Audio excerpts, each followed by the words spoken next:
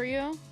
Busy weekend. Busy. You had, I want to say collectively between Thursday and Friday, 48 hours consecutively of draft talk. Yeah. Maybe not. Maybe not up to 48 hours, but it probably felt like it. What was your most shocking moment? They actually made a pick at 18. They traded up on day 2. Most shocking moment was when my daughter's team lost in the finals yesterday. Oh. But she balled out. Okay. I see you, Jada. Oh, but good. draft, most shocking moment was probably Milroe. I mean, because we talked about them possibly drafting a quarterback, and you know, we threw it out there and said maybe later we'll see what happens, and everything surrounding the quarterback position in the draft, right? You throw Shedeur in there, so you throw in Milroe being drafted before Shedeur, and then to the Seahawks, and you go back and you look at how in 2012 or whatever, Flynn was here, and then they draft Russell Wilson, and he goes on to be the guy. And you start looking at the comparisons. Like Sam Darnold had one good year, and he's here. Then they draft a quarterback. What are they thinking at that quarterback position? It's exactly what we discussed, though. It's, okay, Sam, you go ahead and do your thing and prove it for a year. But let's go get an insurance policy and make sure that there's a young talent you can develop. And then you look at Kubiak. Kubiak has used a gadget type of player before and Taysom Hill over there with the New Orleans Saints. Yep. So it all makes sense. It was surprising, but it still made a lot of sense. I agree with you. That one was the most shocking to me. It was the most fun pick. I texted the group, oh my God, when it happened. It also felt good because earlier in the day, we'd seen Logan Gilbert pulled from a game, and I just thought today is such a bummer. And like selfishly as a host, you kind of try to anticipate like, how will this change my coverage? A team struggling isn't good for coverage. It kind of sucks. And then, you start realizing, oh, wait a minute, we got a brand new quarterback to talk about here in Seattle. Thank you, Lord. Just from selfish reasons, it's really exciting. But he's also a fun kid. We'll play you some of his sound, talk about that fit here in Seattle for Jalen coming up at 10:30. Let's take a step back and just look at the Seahawks 2025 draft class. John Schneider on why he's so excited about it. Yeah, historic was a little aggressive last night. Yeah, I was like, slow down, Sheriff. But no, I don't know. It's just this really cool, like these guys and the work that everybody did, and I don't know, like it's just like it was a cohesive process. Like we worked our tails off, and it may have a little bit to do with second year with with a new with our the defensive staff, Mike, his group, and then an offensive staff that has been through different draft processes, whether it be Denver, Minnesota, or New Orleans. All right, I'm going to pair it up with this one. John was asked, hey, what does this class have in common? What do you see as common attributes? Smart, tough, reliable, swaggy, athletic, speed. I mean, the GPS, we added a 275-pound fullback that runs 19 miles an hour. That's pretty cool, It's a lot of, what does Pat say? A lot of momentum heading downhill. Or it's got some. Pat Ward, shout out, Pat. A lot of momentum in this draft class. Bump, the reason I played those two cuts is to start us off here talking about how a lot of fans feel, which is like John, really, really excited about this class. And two, how you and I might feel, which is this class is it's a class of athletes in a draft of athletes. A class of, say it again? It's like a draft class. Like Seattle took freaky athletic guys from a draft class of athletic guys. Like, I always think it sounds redundant to say that a college athlete who's about to be drafted into the pros, oh, he's so athletic. But in this case, it kind of made sense. Like, you got guys that had crazy athletic scores, crazy combine numbers, were standing out, at Senior Bowl practices or, with 40-yard dashes, whatever it was. It felt like a common thread was you leaned into that athleticism. Yeah. All these guys are athletic, right? But I get what you're saying. It wasn't a class where there were 15 just dogs. It was a class where there are a lot of just really good football players. And they did do that. The one I picked that excited me, not the most, but that got me going was Elijah Arroyo, because I didn't know much about him before they drafted him. Obviously, I watched some of the film and looked at his numbers or whatnot, but then once they drafted him, I go back and I watched some game film, some legit game film. I watched like a game and a half of him, and the way he moves his body is the new age tight end. It's his athleticism is fun to see because he's a big boy, and the way he sets up his blocks when he has a football in his hand, the way he sticks his right foot in the ground and breaks out a 45-degree angle. This is what the new tight ends are supposed to look like. So that one got me going. I mean, there are a lot of picks. You look at the first 4 picks in general, we're all hyped about it because they did exactly what we thought they were supposed to do. You go ahead and get your guard. Let's not complicate this thing. Zabel, got you. You go ahead and get Nick, who you and I wanted a lot out of South Carolina, the safety. We can see him in his defense. You move him around. And then the tight end spot, because we're trying to figure out exactly what this group is going to look like, because we know that Kubiak loves to use the tight end. So right now you have A.J. Barn over there as well. You have Noah Fant. You have this young man in Arroyo. And they're just 3 different type of tight ends, but the same at the same time, because they all can run with the football in their hand, and they're all good pass catchers and route runners. Who's going to be the one just to get dirty, though? And Arroyo is not known to be that just nasty blocker. He can block. Who's going to be that guy in this group? So that's just an interesting group because of the way that I think and I know that Kubiak is going to use them. And then you sprinkle in some Jalen Milroe, and you're like, okay, you got the most athletic quarterback in the draft. What are you going to do with Jalen? Because there's no way we're not going to see him at all this year. He's too much of a specimen to not put him out on the football field and have him tote the rock and see what he can do. So, yeah, and honestly, and as I go down the list, I think Ricky White is a better receiver than Torrey Horton, who they got out of Colorado State. I'm watching the film on that guy, and Torrey's good. He had a knee surgery last year, missed a whole bunch of time, back-to-back 1,000-yard seasons before that. But Ricky White, 7th-round pick. 7th-round pick. The way that he moves with the ball in his hand, the way he runs his routes, it's fun. So the fact that I'm looking at the 238th pick, and I'm saying I like him better than the 166th pick, this lets you know how deep this draft was when it comes to athleticism that you're talking about, and just how I felt like they did their thing. They covered a bunch of stuff. Bump, this is awkward because Torrey Horton is joining us in 10 minutes. Really? No. Oh, did I miss that? No, That's jacked up. We all will get a chance to, as shows. He's good, though. Torrey's good. Torrey's good. Torrey's all love, baby. No, I'm just kidding. And let's bring Torrey in here. He's in studio. Torrey coming in right now. So if you were to ask a GM to, like, grade his draft, he'd probably hate doing that because he'd be like, well, why don't you ask me in 3 years what my draft looks like? But you're not a GM, I'm sorry to say. I think you'd be a great one. But you are a radio host, so I am going to ask you to grade it now. If you were to give a way too early grade for this draft class without seeing them hit the field, it would be? It would be a B+. Okay. B+ because tough professor Michael Bumpus. Yeah, I'm a little tough. And maybe if you meet me after class and talk to me, I might push it up to an A. You know what I'm saying? You got to put in some work on the whiteboard. Work. Exactly. Yeah. But B+ because I feel like they covered everything. You got offensive linemen. You got a D tackle. You got a wideout. You got a tight end. You got a running back. Everything that you need. The only spot that I felt like they could have addressed, but going into this draft, we hear a lot of the experts say wasn't deep in this department, was the linebackers, because we know that they're thin. But we also felt that, especially after doing the show with Brock this past week, there were about 1 or 2 guys at that linebacker spot that GMs felt were starters in this league right now. So you're going to find a veteran and bring him in to kind of get some depth there. But no, I'd give him a B+, man. I still want to see what this looks like. I can't wait to go to rookie minicamp and just get eyes on these guys and just to see how they move and how they present themselves. But no, it's a B+. A B+ ain't bad. Like I said, you come talk to me after class and we might bump that up to an A. I would probably give them an A-. Again, knowing nothing, but only if you were to have me, Stacy Ross, construct my draft and the pieces I would want this team to come away with, there would be a lot of overlap. I really wanted to have them at a tight end and like an impactful tight end. And they did that with Elijah Arroyo, who can be a really electric pass catcher, right? I know that some people look and they go, I want Zach Miller, but like, I don't know, Zach Miller, a wonderful tight end in 2012 and 13. Maybe I want an Elijah Arroyo in 2025's NFL. Like, it's just, I'm okay with a tight end whose lead quality isn't that he's the best blocker on the planet. Jimmy Graham was before his time. No, I wanted, obviously, offensive line help. That was their first pick.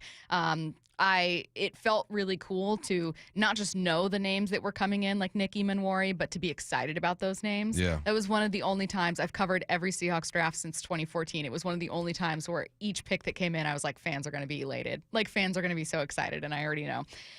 So, yeah, I'd give them an A-.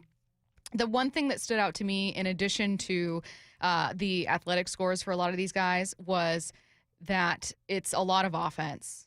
A lot of offense. Of 11 drafted players, Bump, just 2 of them, Eamon Worry, and then your defensive lineman Riley Mills, taken with your 5th-round pick. Only those 2 guys are on defense. What did you make of the heavy focus on offense? John Schneider said it wasn't intentional. It's just how it happened. But how do you feel about a class that's really going to add to one side of the ball? I think that side of the ball needed the most help. That's why you went and got your quarterback. You got a couple receivers as well. You needed offensive line help. You addressed that, and we felt like they were going to grab a running back as well because that's just what they do. Now you got 5 of them things over there. No, it makes sense. Even if John says it wasn't intentional, this is the way it happened, this is the way I expected it to go down because the defense was the more solid unit when it comes to the Seahawks last year. Surprised they didn't get a defensive back because of how thin they are over there. Reek Woolen and Josh Jobe and Spoon right now are the front runners, obviously, and I think it'll remain that way. Jobe will probably have to compete for his spot a bit more. They're going to bring somebody in. Other than that, I think they were fine, man. I was surprised, not surprised, but understand why they didn't go linebacker, but I thought for sure they would get a defensive back. But look, the offense needed help. You needed help on every single level, and every position on offense got addressed either during the draft or during the offseason. Yeah, I agree with you. It's like it was good news for someone like Reek Woolen coming out of this class going like, great, there's not someone competing with me immediately. And then on the flip side, for Noah Fant, for Ken Walker and Kenny McIntosh and like all these guys that are kind of now looking at crowded tight end rooms or crowded running back rooms, you're suddenly going, man, I need to step it up. Yeah. I need to figure this out. I mean, we were talking about on Thursday, ironically, leading into day 2 of the draft when they would end up taking a tight end, Noah Fant's cap hit and just kind of the decision this team might have to make with a few of these guys. And I know that there are people that saw a running back being taken late or a tight end taken relatively early and thought, but why?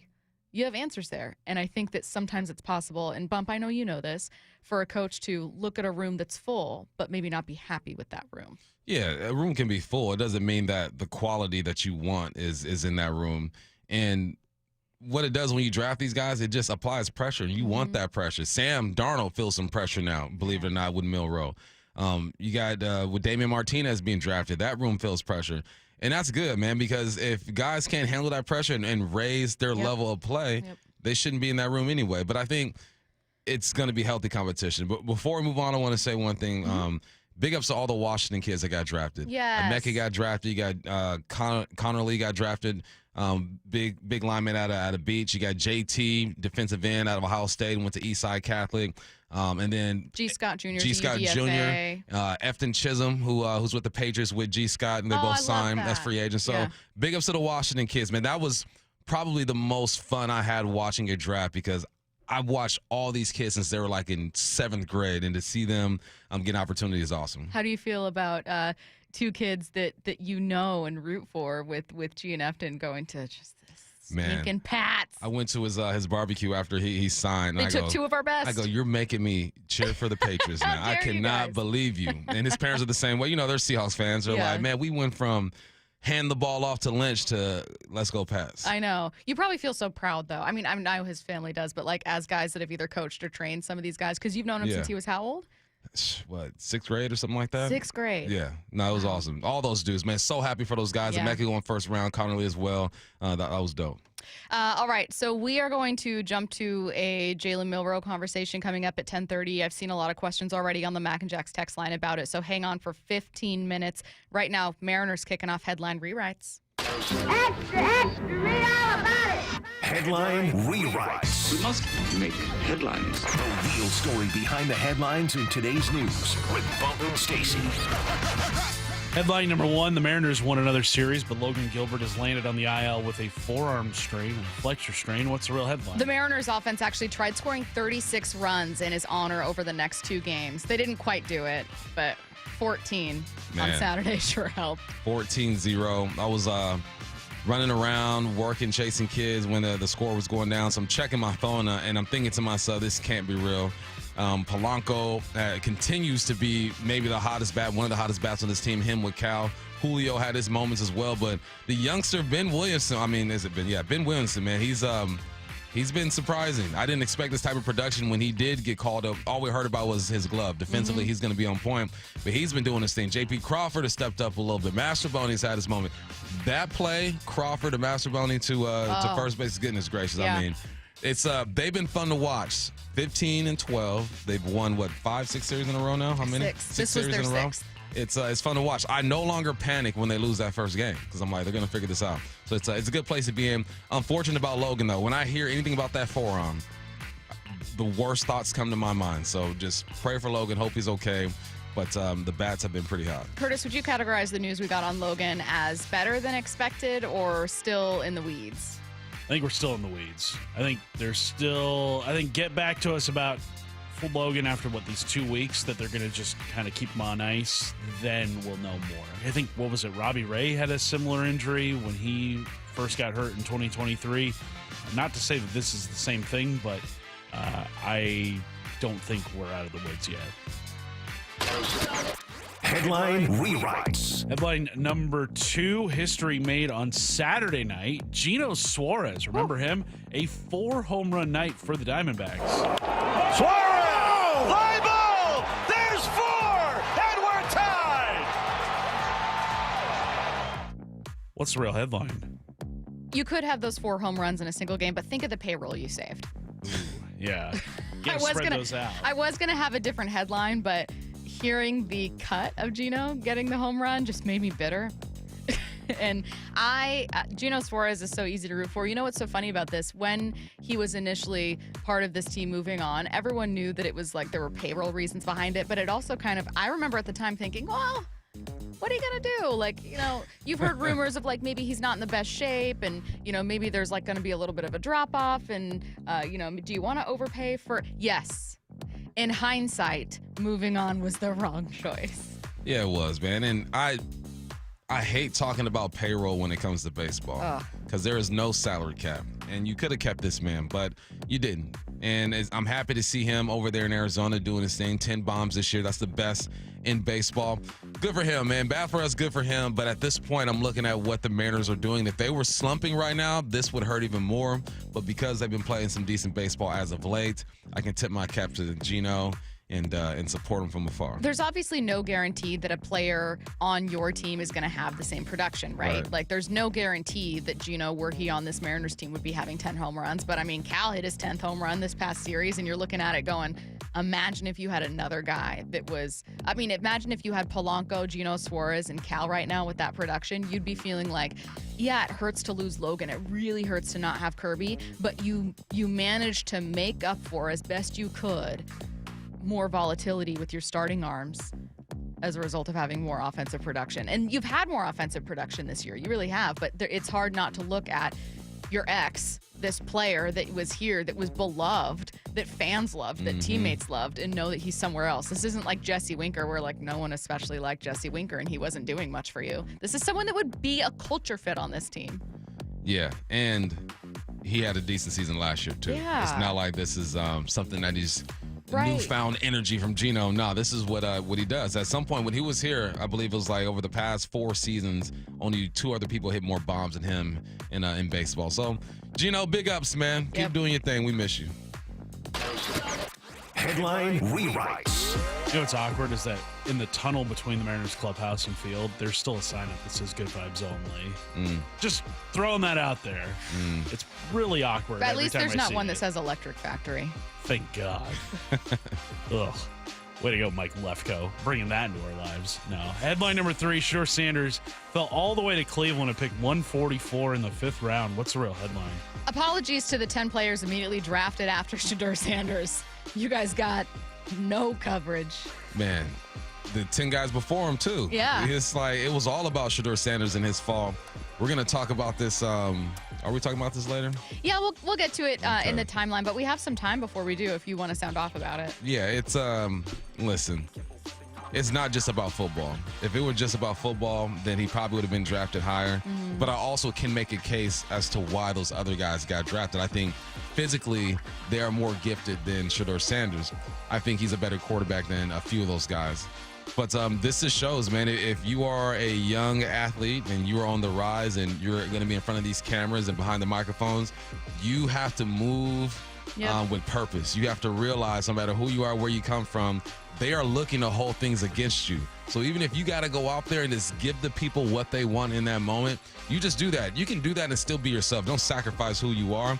But I think Shedeur learned a tough lesson. But it seems like he's taking it well. If he were, like I said, coming out the mud, from the gutter, didn't have anything, maybe this hurts a bit more, but he's already rich. He got money. He just wants an opportunity. So I can appreciate the way that he's handling it, but I guarantee you if he can go back and do this again, he might say and do some things a bit different. The Shedeur discourse became very, very interesting over the weekend. I'm not like his biggest fan. I'm kind of indifferent on him. Yeah. Like I would believe that he is probably a little entitled, a little spoiled. But let me tell you guys what, I've covered NFL football as a reporter for 10 years. There are a lot of players you don't think about that are also entitled and spoiled. Football can be a very expensive hobby, and there are a lot of people, particularly quarterbacks, whose parents have invested a lot of time and money into making sure they succeed. So he is not the only Nepo baby.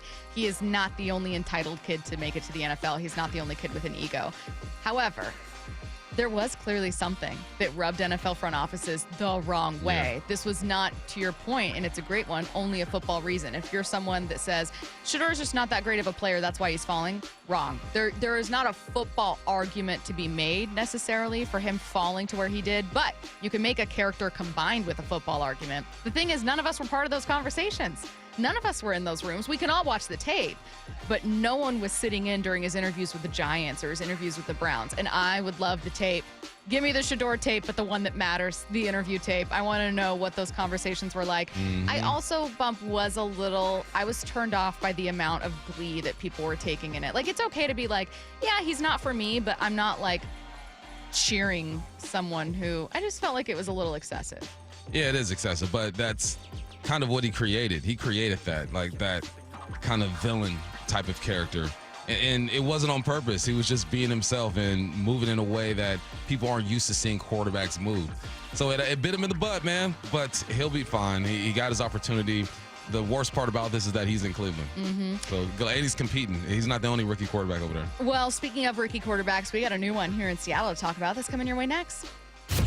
Blue 88 on Brock and Salk. Will Sam Howell play for the Seahawks in 2025? If I had to bet today, like crystal ball, no. I think he gets moved. Every day at 7:45. Sam is trying to see, can I still be a starter in this league? And I bet you once that Drew Lock deal gets done, it wouldn't surprise me at all if Sam's people reached out to John and the personnel department and said, hey, find a better spot for him. Blue 88, answering 3 football questions as only Brock Heward can. Well, I'm here with my good buddy, Dr. Dan Nelson from Eastside Pain and Regenerative Medicine. And you've heard from Dr. Dan's patients over the years how a simple stem cell procedure has successfully conquered their pain. Well, folks, now it's my turn. After years of dealing with knee pain from all the football abuse, I can say my knee pain now is almost 100% gone. How'd you do it, Dr. Dan? Well, Brock, personally, I'm very happy that you did so well. And your story is like so many of our other patients who come in, former athletes and non-athletes as well, who have come in with chronic knee pain, and they are looking for alternatives besides knee replacement surgery. And we're happy to provide this service. It's been truly a game changer for so many folks. It's just been a pleasure to be part of this. Consider Dr. Nelson, the only doctor with over 30 years of experience in pain medicine techniques, including stem cell therapy. I was in and out with a couple of follow-ups. It's a non-surgical solution to pain using your own stem cells. Consider stem cell therapy with Dr. Daniel Nelson, MD at 425-823-4000 or visit danielnelsonmd.com. That's danielnelsonmd.com. Right now, have beautiful, ultra-efficient, clean technology windows installed and pay $0 down, 0 interest, and 0 payments for 18 months. Only from Lake Washington Windows and Doors. And they'll even pay your sales tax. Visit lakewashingtonwindows.com. The Oki Golf Platinum Players Card is the best value in golf, with 7 prepaid rounds, discounted guest passes, and green fees. And now through April 30th, Oki Golf is offering 1 free bonus round with purchase of the Platinum Players Card. Visit okigolf.com today to secure yours. Hey, Mike Salk here with special guest Ryan Roland Smith. And we love having Hyphen on the show to talk a little baseball. But today, talking about something a bit more personal, yet really exciting. Hyphen, share all the good news. Thanks, Mike. Look, I've been hearing for about 2 years now how you did the Eastside Weight Loss Clinic plan and how you lost a ton of weight. I decided to see what the program was all about, and I'm so glad I did. So far, I've lost 30 pounds in just 60 days, and my only regret is not starting sooner. Well, I'm happy for you. What's been the best part of the program so far? Honestly, how simple it's been. There's no crazy exercises, no counting calories or scary shots or injections, no side effects or any of that stuff. I feel healthier, I'm sleeping better, I'm eating delicious meals, and the accountability plus communication from the Eastside Weight Loss Clinic team has made it fun. Man, that is awesome, buddy. Would you recommend it? Yes. To anyone listening, I was in your shoes. Just schedule a 15-minute consult at Eastside Weight Loss Clinic. It's all you have to do to start. Dr. Ryan Coogan, D.C. Results may vary. Attention! If you owe money to the IRS, this is an urgent message. The IRS is cracking down by sending out collection letters, garnishing paychecks, seizing bank accounts, and putting liens on homes and businesses. They call it enforced compliance, and you better watch out because penalties and interest on unpaid taxes compound daily, making it even harder to get out of debt. Don't let tax debt destroy your life. You need to call Optima Tax Relief, America's #1 tax resolution firm. They're experts in taxpayer assistance programs that can save you thousands if you qualify. A+ rated by the Better Business Bureau, Optima's resolved over $1 billion of tax debt for their clients. Let them fight on your behalf, helping to put your tax problems to rest. Call the tax professionals at Optima now for a free consultation. Call 800-783-8055. 800-783-8055. 800-783-8055. Optima Tax Relief. Some restrictions apply. For complete details, please visit OptimaTaxRelief.com. Heading outdoors or on the water this weekend? Check in with Joey and Nelly on the Outdoor Line from 6 to 8 a.m. every Saturday on Seattle Sports and the Seattle Sports app. This might be the most surprising statistic I've shared in decades of doing local news. More than 75% of commuters will be involved in a car accident at some point. JP Pendergast of Pendergast Law with more. What makes it more surprising? The average person will be involved in 3 to 4 collisions in their lifetime. With accidents unbelievably prevalent, what are some safety tips if it happens to you? Safety first. Secondary collisions are not uncommon while awaiting help. Turn on those hazards and remain in a safe place. If a bystander witnessed the accident, capture their information and encourage them to remain at the scene. Seek medical attention immediately if needed, as delaying can be a costly mistake. Lastly, remember that statements made to police and insurance adjusters can affect your case. Collisions are more common than we'd like to think. If you find yourself in one, follow these helpful tips and then call my friends at Pendergast Law. If you or a loved one's injured in a car accident, call Pendergast Law. We can help. PendergastLaw.com. For many of us, it's happening. Your hair is thinning, crown disappearing. Hair loss for me was like identity theft. The solution? The simple one-day treatment that worked for me from Advanced Hair. And I'm just one of tens of thousands. Advanced Hair was recently crowned the winner of the 425 Business of the Year again. Advanced Hair begins regrowing your own natural hair the very next day, and it's guaranteed to grow for life. We've all seen the pills and lotions, those monthly subscriptions. They help retain what you have, but if you're like me, you want more. You wanted your own natural hair in specific areas permanently. From Advanced Hair's groundbreaking technology to world-class Dr. Perungo, it's not maybe your hair will grow, it's guaranteed that your new hair will grow. For your free consultation, $250 off, 250 free hair grafts, call 425-449-8185. That's 425-449-8185 or advancedhair.com. From the Quantum Fiber Studio, you're listening to Bumpin' Stacy. Weekdays 10 to 2. On Seattle Sports and 97.3 FM HD2.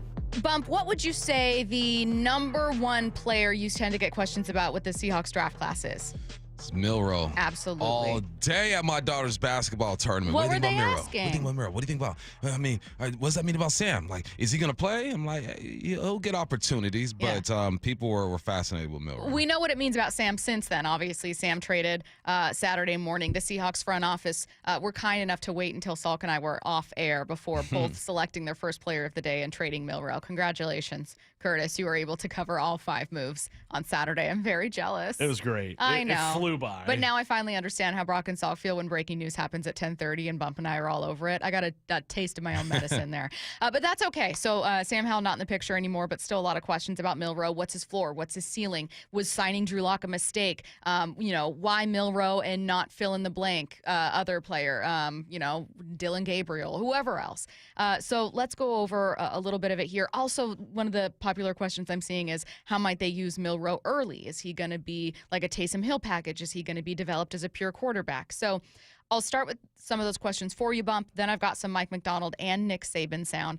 And then we're going to move on at 10:45 to draft superlatives. First, I'll throw you some of the questions that we do get a lot from people. All right. What do you think the Seahawks saw in Milroe? What's the ceiling look like? They saw the most athletic quarterback in this draft. And you can look at his numbers in 2024 and question it, right? 16 touchdowns, 11 interceptions, but he did have 20 rushing touchdowns. Mm-hmm. They saw a dynamic football player. I saw this young man throw a football from one hash to the other sideline, 50 to 55 yards down the field. He makes the spectacular play. There's some things he needs to work on his touch and get a little bit better. Obviously, Alabama wasn't the team that we've seen over the past few years, so the talent around him has to be up to par. And granted, Alabama's still a good program. They just weren't the guys that we're used to seeing. I saw a guy who could turn a 3-yard gain into a 30, 35-yard game. I saw one of the strongest quarterbacks that I've seen just physically, and a guy who is just a pure athlete who can throw the football. So I saw a project, though, and it's going to take some development, but isn't that why you have coaches to help develop? I think Curtis and I were talking about this off air one day, and it's like, I hate the excuse that these guys aren't being developed. Mm-hmm. Okay, then, coach them up, then you develop them. All right, you can't draft a guy or bring a guy on your team and then complain about how they're not being developed. That's part of your job. Now, the NFL is a business, and when I was in the NFL, the coaches hardly did any development. They just expect you to know exactly what to do, and a lot of players are like that. But when you have a guy like Milroe, who is probably the best athlete on your team, you take your time with that, and you show him how to be a quarterback. You help him develop, especially at the quarterback position, the hardest position in the game. A lot of guys just don't hit the scene and are spectacular, but I think they saw a project, and I thought they saw an athlete that just couldn't pass up. Speaking of development, Mike McDonald asked about Milroe's development and then the current quarterback outlook. At this point, if he mentions Sam Howell, this is obviously from Friday's press conference. Yeah, we don't use patience a lot around here. It's, but there's always going to be an urgency in how we're developing our players and how we're training them, and Jalen's going to be right there with everybody else. But Sam's going to take by far and away over 90% of our snaps this year, and however Jalen deserves and earns the right to go out there, then we'll do that. If it's going to help the team, it's best for us to move the ball and give these defensive coordinators some headaches, which is, I'm really happy it's not going to be us. So that's awesome. And I don't want to put a timetable on it, but it's not an immediate need for him to go out there and be taking a bunch of snaps for us initially. So again, I know that people kind of see the drafting of Milroe. They see Sam Darnold added in free agency, and they think, wow, it's Russell Wilson, Matt Flynn all over again. However, I would argue that Sam Darnold has shown more than Matt Flynn did, and this team has more faith in what he can do. And also, Milroe might be a more unfinished product than was Russell Wilson coming out of college. So I can see the comparison. I see why it's there. Yeah. I would hold up kind of like a stop sign, a yield sign even, a slow down sign. A yield sign is good. A yield, you know what I mean? Just hang on. It could happen, but hang on. Because in football, we look for comparisons all the time. So I get why people are going back in history and say, well, this is what happened back in the day. Let's see if this is the same situation. Probably not the same situation, but we shall see. I want to answer a question from the 509. They said, poor accuracy, which may be number one skill. Can this be taught? And I think accuracy can be taught if some of the problems are fixable, like arm slot, your base, the way you're driving the football, anticipation. There are some things that can help you be more accurate if you understand what you're looking at and just your base. A lot of the times when quarterbacks aren't accurate, their base is all jacked up, arm angle and all that good stuff. So it can be taught. A lot of it is skill, but I've seen quarterbacks get better at accuracy. One popular question I was seeing from people was saying, well, hey, will he be brought in to be used like a Taysom Hill kind of package? Mike McDonald asked about that. I don't think it's fair to say Taysom Hill. I mean, Taysom's such a great player, and the way they used him was more of like a tight end fullback hybrid role with sometimes taking snaps. Jalen's a quarterback through and through. He's going to be trained to play quarterback for us, and when he's in there, he's going to be playing quarterback. So, but the athleticism is going to come to life, when he's on the field, and that's how he's going to help us. What do you think Mike McDonald's saying here? Because he almost says both. Like, he kind of says, no, Jalen's a quarterback. We're not bringing him here to just have a Taysom Hill package. We're bringing him here to develop. But then he's also admitting he can run the ball, though, and we might find some fun things to do. Yeah, he's just saying that the offense will remain the same but look different with him in there. It's like, asking him to drop back into in the pocket and read and throw the ball down the field 15, 20 yards his first time out. It's not realistic, right, because of just what he brings to the table. You ask Sam Darnold to do that. You're not going to ask Sam Darnold to read the defensive end if he crashes, hold on to the football, and run if he stays, hand the football off. No. But you're going to ask Milroe to do that just because he's a different type of player. I'm not going to ask JSN to line up outside 80% of the time and beat the guy one-on-one over the top. No, I'm going to have MVS do that because that's what he does. So all he's saying is that, look, the offense is the offense, but there's a chapter in the offense that might be unlocked as soon as Milroe gets in because of his physical capabilities, which is what you do with everyone on the football field. You got 4 different running backs now, 4 different running backs, and none of them are the same when it comes to their style. Mm-hmm. You have 3 different tight ends. 2 of them are similar when it comes to Fant and Arroyo, but you call plays according to your personnel. That's essentially what he's saying. One question that I kept seeing, and it wasn't altogether common. Most people were pretty excited about Milroe, but the one that I saw was really from a place of caution. And it was just a couple people, but they were saying, was this a wasted pick? Are you wasting a pick if you're using it, particularly, day 2? This is not like a 7th rounder, but a 3rd round pick. If you're using it on a guy that's not going to start for you and may never. I'd say that when you're drafting quarterbacks, you have to change the way that you view that. I think that because of the way the NFL is being played today, because of the way that the quarterback position has evolved, you give yourself multiple opportunities to either have an insurance policy or have packages to where, you just use his capabilities. Like Travis Hunter, for example, right? I think he's going to start as a cornerback and be sprinkled in at receiver. Why? Just because of what he can do. There's some guys who are just better at certain things than other guys. If he does not become a starter, does not mean he can't contribute to this football team, though.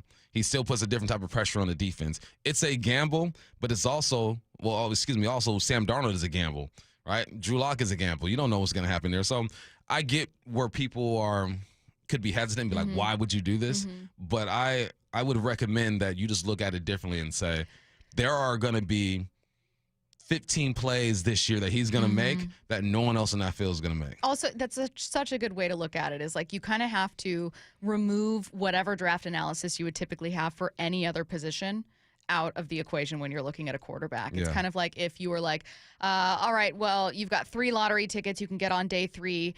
Each of them are $5 except for this one's 15. Well, why is that one 15? Well, your odds of winning aren't great, but if you do, it's $1 billion. Mm-hmm.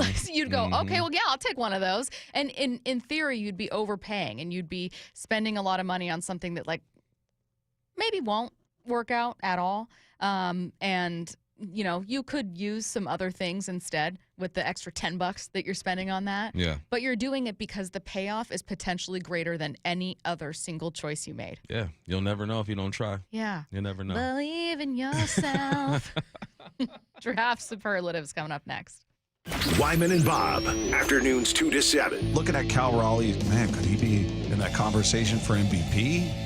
He deserves the praise. He's been phenomenal. The question, can Cal keep this up? I mean, probably not. I'd feel so much better about this team if Julio went on not some kind of a tear like Cal, but just get back in there. Dave Wyman and Bob Stelton, afternoons 2 to 7 on Seattle Sports, the app, YouTube, and your smart speaker. Hey, what's up? It's Michael Bumpus here for Silver Reef Casino. This is what I want you to do. If you're bored, you're at home, hop on I-5, go north, and get off on exit 260. That's where Silver Reef Casino is. When you get there, check out their deluxe king rooms. There's Wi-Fi. They got tablets in there. It's all hooked up. It's a great vibe. When you're done, you're all settled in. Go downstairs and get something to eat. They got a great steakhouse in the new cantina. If you want some Mexican food, they got other restaurants there as well. When you're done there, go to Porter's Bay Sports Bar and check out the TVs, the screens. The service is great. The people are good as well. And if the weather's good, go play some golf, man. Loomis Trails Golf is beautiful. You can hit the range. You can go to their clubhouse. They got something to do for everyone at Silver Reef Casino. So if you're feeling FOMO, don't trip. I got you covered. Visit silverreefcasino.com. You book your stay today. I-5, go north, exit 260. This is Secret Clinical dominating extra stinky stress sweat. And this is regular deodorant. Secret Clinical in a heat wave. Oh, what a beautiful day. This is regular deodorant. Ugh, I can't. Secret Clinical with workout sweat. Let's run another marathon. And regular deodorant. How much more? Secret is the GOAT because nothing fights sweat better. Stay fresher under pressure. This is the story of the one who, as a maintenance specialist for a historic high-rise, knows that vintage charm historically needs constant attention. Which is why when it's time to upgrade turn-of-the-century mechanicals, they turn to Grainger.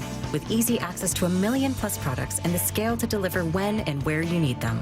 The right tools and supplies are never far away. So the one can keep that vintage building running like new. Call, click Grainger.com, or just stop by. Grainger, for the ones who get it done. This is Secret Clinical dominating extra stinky stress sweat. And this is regular deodorant. Secret Clinical in a heat wave. Oh, what a beautiful day. This is regular deodorant. Ugh, I can't. Secret Clinical with workout sweat. Let's run another marathon. And regular deodorant. How much more? Secret is the GOAT because nothing fights sweat better. Stay fresher under pressure. This is the story of the one.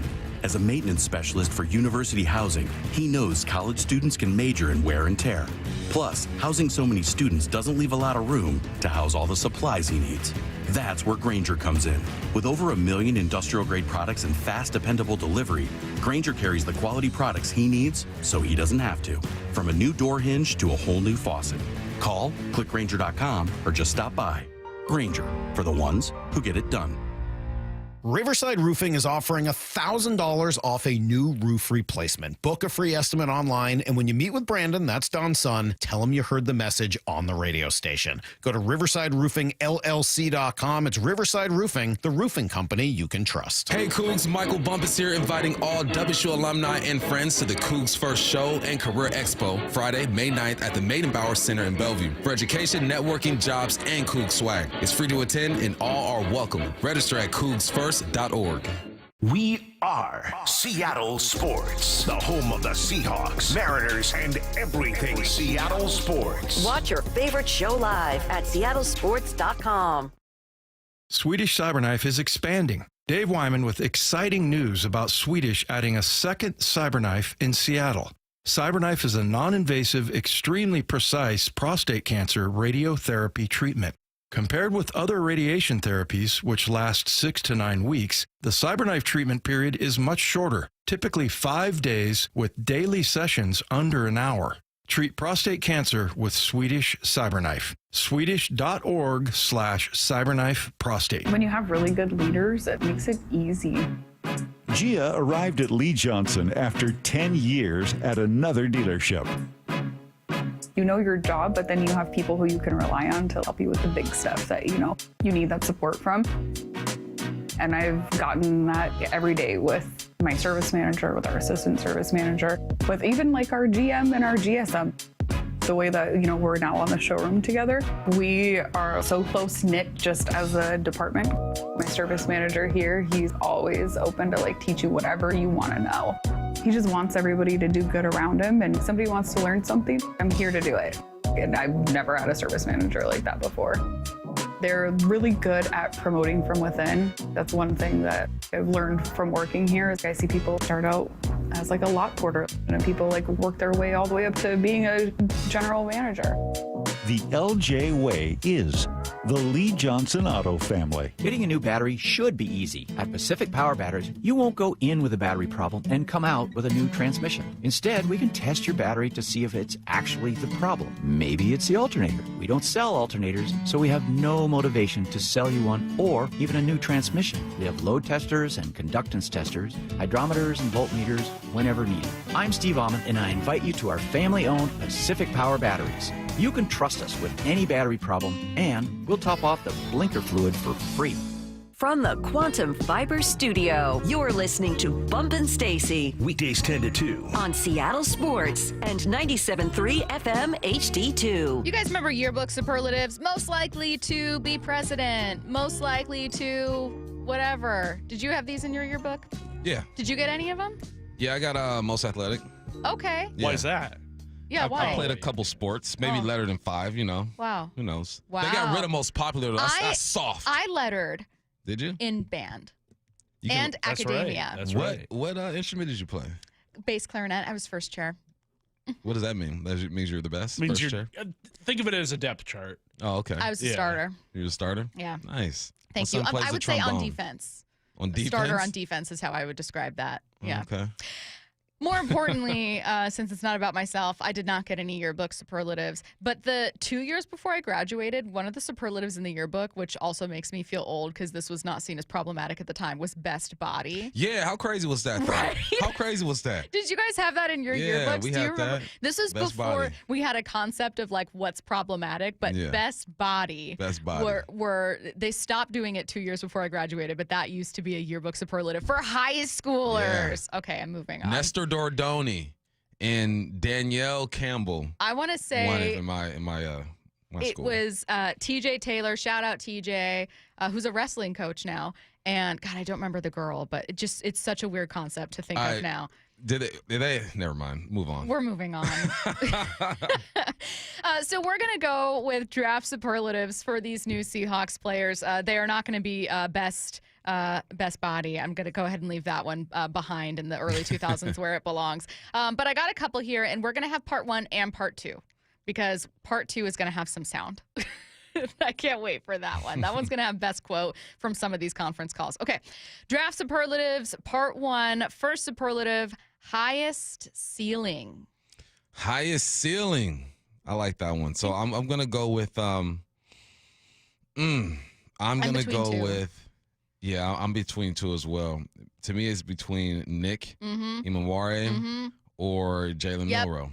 Yeah, because just physically, I mean, it starts there. Personnel is everything. And in football, if you are a big human being, you're big, fast, and strong, no matter what skill you possess or don't possess, you have more of an opportunity to have success because football is a physical game.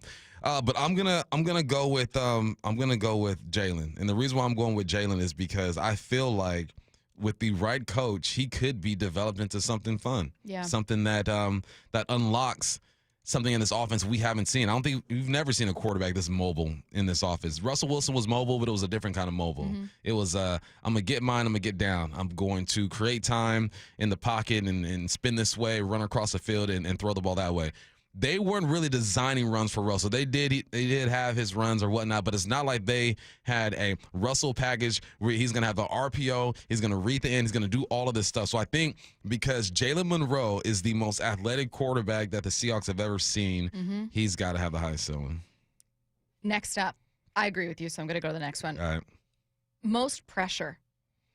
Most pressure. I think you could argue Jalen, but I think there's another. I'll take Jalen off the table for this one. Nah, it's Gray Zabel. I think so too. It's Gray Zabel because we know the struggles this offensive line has had. I've never seen so many people excited for a guard to be drafted. Never. Truly cheering. Like, for real. Like, Shout out to the big guys. You saw Brock almost passed out during our coverage. He lost Brock it. is yelling and screaming. My phone's getting blown up. I told you I was at my daughter's basketball tournament this weekend. People are asking about Gray Zabel. Like, we're talking linemen here. Yes, I was hosting with that casino event with 2 defensive guys, Lofa and Cliff, and both of them were like, yeah, 2 defensive guys. Yeah. I saw Lofa on Saturday love at the golf Lofa. course. Yeah. Yeah. Lofa's good peeps. But yeah, it's the most pressure is him because he's the starter right now. He could go into camp and disappoint and have false starts and not be assignment friendly, he's still going to run out there and be the starter on day one. Mm-hmm. He's under the most pressure. Biggest question mark, we might have different answers. Biggest question mark, like, why did you draft this person? You could look at it a couple ways. So I'll give my answer. All right. And your answer might even be the same player, but for a different reason. So my answer for biggest question mark was tight end Elijah Arroyo. Mm-hmm. And I said biggest question mark because he's the first player that they got that had a very obvious injury history. Mm-hmm. And we just not only watched the Seahawks pass on a very obvious need and a very obvious free agent signing, Will Fries, because they just do not blank with injury red flags. But this has also been something that's taken guys completely off their boards. So having a tight end go where he did, some people didn't like it, I didn't mind it, but a tight end going where he did with an injury history is what made him my biggest question mark.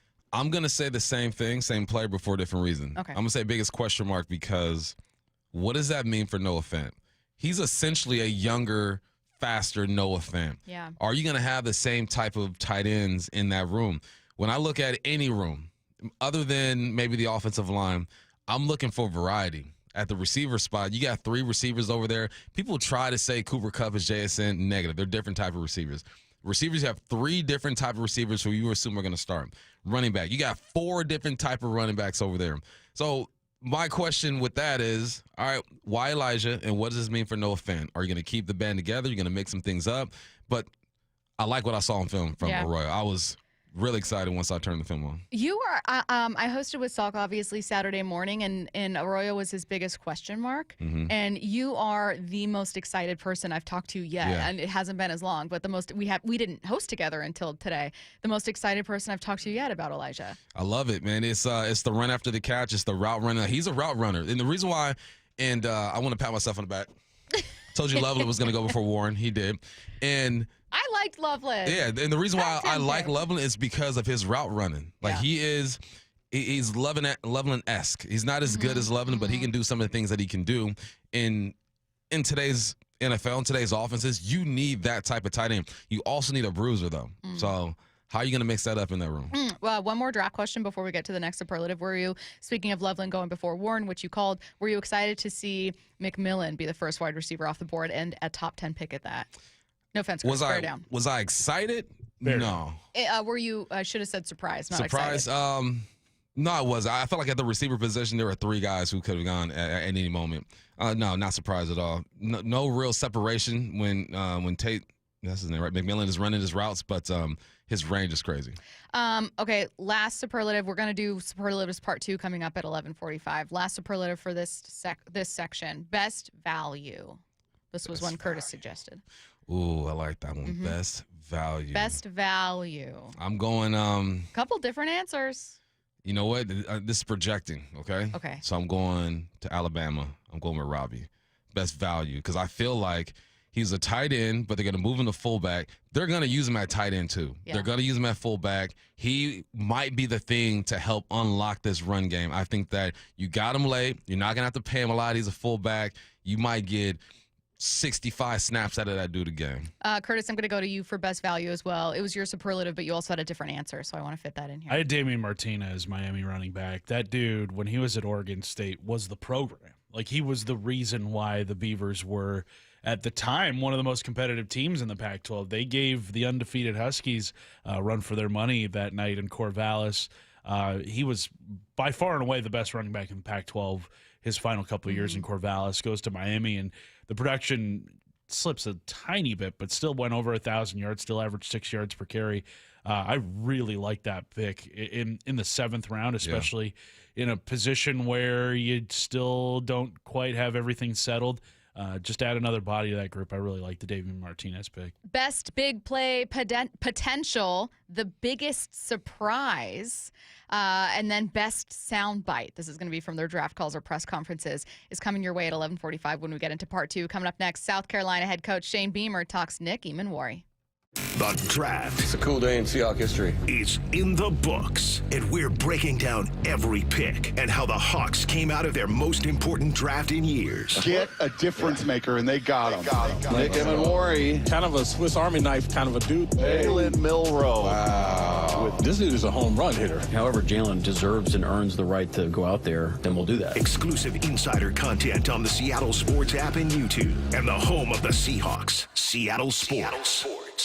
Hey, Brock Hewitt here for my friends at PCF Group, or People Come First Construction Group, and that's exactly what they did when we made the call a couple years ago. We wanted to redo our outdoor space, wanted to add a deck, an outdoor living, a television, and a kitchen. And PCF Group, wow, they more than delivered. And if you're interested in building a stunning outdoor area like we did, I cannot recommend them enough. Reach out before the good weather arrives, and their schedule, well, it's going to fill up. So whether you're looking for a complete outdoor living space or a very specific project like an underdeck ceiling, deck, patio cover, railings, PCF has you covered. Design now and pay later. In fact, get 12 months, no interest and no payments, and up to $6,000 off and a $1,000 Amazon gift card. Request a complimentary design and estimate consultation at 425-629-8476 or project ideas. Explore photos at pcfgroup.com. That's 425-629-8476. You're losing your hair and you simply need a solution that works. You want the best. Modern technology, top-rated physicians, something that's guaranteed to work. Guys, you need world-class Dr. Perungo and his team at Advanced Hair. Advanced Hair has completely redefined hair restoration. From the experience itself to their unmatched results. Receding hairline, bald spot, thinning hair, maybe all three like I had. Get your hair back with Advanced Hair's simple one-day treatment that begins to regrow your own natural hair the very next day. Advanced Hair has changed tens of thousands of lives, including mine. And get this, Advanced Hair is once again the winner of the 425 Business of the Year. For your free consultation, call 425-449-8185. Right now, you'll get $250 off and 250 free hair grafts. Refine your hairline with the team that redefined hair restoration. That's 425-449-8185. Or for the before and afters, visit advancedhair.com. Hey guys, did you know that half of men over age 50 have erectile dysfunction on some level? Whether you have mild, moderate, or severe ED, West Coast Men's Health can help. We don't prescribe pills and hope they work. Instead, we treat the root cause of the problem with acoustic wave therapy, which breaks down plaque, unclogs arteries, and restores blood flow. We have treated thousands of men across our 11 locations nationwide and have established ourselves as a leader in the industry. So whether you have ED, Peyronie's disease, or suffer from chronic pain, such as neuropathy, carpal tunnel, or Dupuytren's contracture, West Coast Men's Health can help. No pills, no shots, no surgery, just results. With clinics in Redmond and Tacoma, call West Coast Men's Health at 206-519-6541. That's 206-519-6541. 206-519-6541. Online at westcoastmenshealth.com. Have you considered surgery or even joint replacement? Hey, it's Dave Wyman, and before you make that decision, see Dr. Mark Wagner, MD, at Seattle Sports and Regenerative Medicine. Why? Because he gives it to you straight. Dr. Wagner said my right knee needs replacement, and I appreciate his honesty and expertise. My left knee is fine right now, but the minute it isn't, I'm heading to Dr. Wagner for his expert opinion. I want to avoid another surgery, and I've heard so many patients rave about results from their 90-minute outpatient stem cell procedure with Dr. Wagner. He's a board-certified Seattle physician with over 30 years of experience and has performed more than 20,000 stem cell procedures using a person's own stem cells to regenerate cartilage in their own joints. People with severe osteoarthritis, even bone on bone, are back doing what they enjoy without pain and without surgery. Whether it's a shoulder, hip, elbow, ankle, wrist, or knee, before choosing surgery, see Dr. Mark Wagner first. Go to drmarkwagnermd.com. I'm still going for it, even with higher stroke risk from atrial fibrillation and a regular heartbeat not caused by a heart valve problem. Over a 3-year study, Eliquis apixaban tablets reduce stroke risk better than warfarin, and over 97% of Eliquis patients did not experience a stroke. A first stroke occurred in 2.9% of warfarin patients versus 2.3% of Eliquis patients. Don't stop taking prescription Eliquis without asking your doctor. It may increase your stroke risk. Eliquis can cause serious and, in rare cases, increases fatal bleeding. Don't take Eliquis if you have an artificial heart valve, abnormal bleeding, or antiphospholipid syndrome. While taking, you may bruise more easily or take longer for bleeding to stop. A spinal injection while on Eliquis increases risk of blood clots, which may cause paralysis, the inability to move. Get medical help right away for unexpected bleeding, unusual bruising, or tingling, numbness, or muscle weakness. Medications such as aspirin products, NSAIDs, SSRIs, SNRIs, and blood thinners may increase bleeding risk. Tell your doctor about all planned medical or dental procedures. Learn more at Eliquis.com or call 1-855-ELIQUIS. This is Seattle Sports. Streaming through the Seattle Sports app. KIRO AM Seattle. KIRO FM HD2 Tacoma. Home of the Seahawks, Mariners, and everything Seattle sports.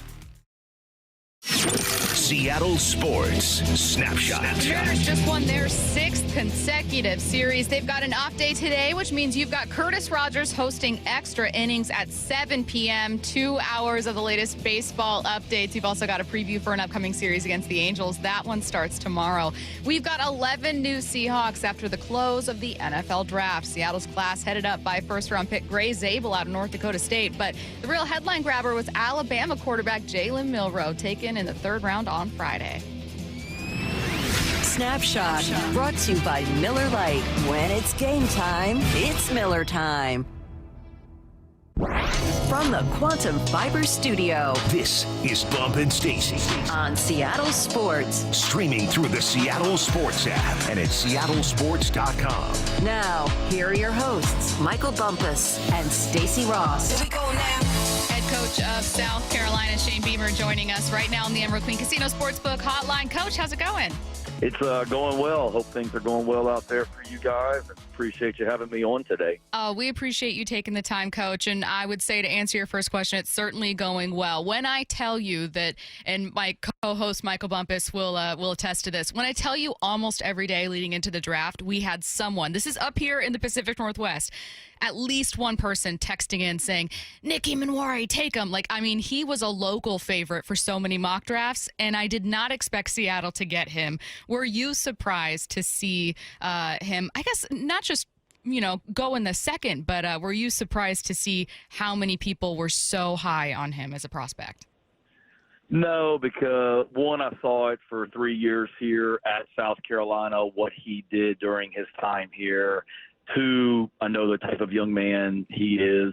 And then 3, once he went to the combine and did what he did in Indianapolis, everything really took off. But based on the number of calls I was receiving from NFL teams leading up to the draft about Nick, it wasn't going to surprise me anywhere that he went, but really excited for him to end up out there and somewhere that I know he's excited about also. Hey, Coach, I would assume, I coach at the high school level, not on your level, but one of the things I love about it is just watching how these young men develop as football players and as men. What was he like when you first got him in, and how has he grown over the past 3 years? Yeah, he's still young in so many ways, and that's what's great about Nick is his upside. He's only been in college for 3 years and then declared early for the draft, but he's a guy, he's from – right here in Columbia, South Carolina. He went to high school about 20 minutes from our football stadium. And first time we ever really saw him was in summer camp going into his senior year, where high school teams and middle school kids will come to camp and work and learn. And we saw him in camp. He's a guy that, like a lot of kids in this year's draft, they were, right in the middle of COVID. So COVID was his sophomore year, I guess, and then his senior year would have been 2021. So he probably got overlooked in some ways in the recruiting process because coaches weren't going out on the road recruiting because of COVID and everything being shut down. So we really first laid eyes on him in the summer before his senior year. He came to our camp, and he was just absolutely freakish from an athletic standpoint, and we weren't really sure what he was going to play. Linebacker, defensive back. We just knew he was something, and we needed to get him in our program. And he's a guy that by game 2, he was starting for us in his career, and then just continued to get better overall as a player with all aspects of playing defensive back. What's he like as a person? Very engaging. He's got a great personality. Academic family. His dad's a professor at South Carolina State University. right down the road here in South Carolina. And Nick's a guy. He's always got a smile on his face, and he's very, very engaging and full of energy for sure. And that's how he plays on the field, and that's how he is off the field also. Hey, Coach, how do you think his game translates to the NFL? I think very well. You know, he's got such a skill set because of his size and athleticism. He really can do so much. And from a coverage standpoint, from a whether it be playing man coverage, whether it be playing in a deep zone, whether it be being up near the line of scrimmage and being able to come on pressures and affect the quarterback. Whatever it might be, he's a physical guy that has tons of range. And I think, from knowing what Seattle does defensively and their background in that system, I think they like guys that are, multifaceted and can do a lot in that system. And there's a lot of places to me that you can put Nick in an NFL system, but especially with what Seattle does defensively, that he's going to thrive. Coach, I'm sure NFL front offices, and for that matter, coaches, right? I'm sure that this is a trait you'd be interested in with a player, are always curious to hear if there's a moment of adversity that a player experienced and to see how he responded, because you want to know, like, what makes up a man and what makes up a player. Is there something along Nick's path with South Carolina where maybe as a team or as a player there was a moment that was just tough and you were able to watch and see how he responded? Yeah, I would say two things come to mind. One would be his very first game as a college football player. So this is the opening game of the 2022 season. And we go into that game. We're playing Georgia State. We've got two senior starters at safety, two guys that have played a lot of football. That we went into that game thinking that Nick might play, 10 plays maybe in that game, but he was a true freshman in his first college game playing behind a couple seniors, and one of those seniors got hurt on literally like the first drive of the game, and Nick is in the game as a true freshman, and it was a close game for us that night, and he came in there and just thrived, started the next week, and started every game since then. So that's one. It wasn't so much adversity as it was getting thrown into a tough situation, and the moment wasn't too big for him, and he dominated it. And then I would say this season, early on, we had some back-and-forth games, and just the plays that he made when we needed him to make them. Week 2, we went to Kentucky, and that was a huge game for us early in the season. He had a interception return for a touchdown in that game. And then we had a couple tough losses, and we went out to Norman, Oklahoma, after we had just lost a heartbreaker to Alabama the week before. We needed a win, and in the first quarter, he just single-handedly took that game over. He had an interception, I think, on the very first play of the game, and then later in the same quarter, he had a interception return for a touchdown. And when we needed him, and we needed a win badly, he stepped up and made two huge plays against Oklahoma. So that's just kind of what comes to mind. We were dealing with some adversity as a team, and he thrived. And then in his very first game, he got thrown into a tough situation and thrived.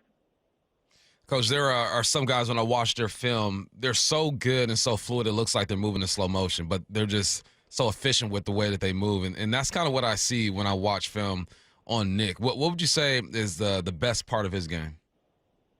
Yeah, I would say that. I think best part is, one, from an intangible standpoint, he's extremely competitive. No matter what it is, on the field or off the field, he loves to compete, and that shows with the way that he plays the game. And then I just think just the overall, size and athleticism. It's hard to find guys that are as big as he is, that run as well as he is, that can jump as high as he does. I mean, what he did at the Combine in Indianapolis was in a lot of ways has never been done before, and that's a testament to his athleticism. And to me, that's the best part of his game, to go along with the competitive spirit that he has. The best part about him being in Seattle is he's already got the job. So nothing we talk about is going to keep the Seahawks from taking him. They are sold on this kid. But, Coach, is there a part to his game where you'd like to see him maybe take a step forward once he gets to the pros? I mean, now his head coach is a former defensive coordinator, right? He's in a great team for a defensive guy. Yeah, absolutely. He's coming into a great situation because of the scheme they play and the background with the coaching staff there. There's no question about it. I think for him it's just experience. I mean, we're not talking about a guy that redshirted and played 4 years of college football after that. Mm-hmm. We're talking about a guy that's literally only been in college for 3 seasons. And he's been through a lot in those 3 seasons, and each year has grown. But I think the biggest thing for him is just to continue to make strides that come with the experience, and now he's getting the ability to, or getting the opportunity to do it at the highest level. Hey, Coach, tell me about your program. You know, we don't obviously cover South Carolina a lot. Being on the West Coast, I work for CW and ESPN, so we dab here and there with South Carolina. What is it about your program that helps create or help mentor guys like Nick? Yeah, pride ourselves on being able to develop guys, whether it be, Nicky Manwari, who was the first guy drafted for us. That's a young man out of high school that really the only other scholarship offer he had was Wake Forest, and then he came here and developed. Or you talk about the second guy that got picked for us was Demetrius Knight. He was the linebacker that transferred here from Charlotte and spent 1 season in our program and went from not being on really any draft boards to being a second-round pick. So I think just a place that we do a great job of developing our guys. It's a highly competitive program. We're all about competition in this program, and guys that, love football and love to compete, they're going to thrive in this program, and that's what Nick is and a lot of the other guys that have had success being drafted and going on to the next level. Hey, Coach, I'm going to stick with Bump's line of questioning just about you and South Carolina's program itself. We have talked so much, obviously, about the changing landscape in college football.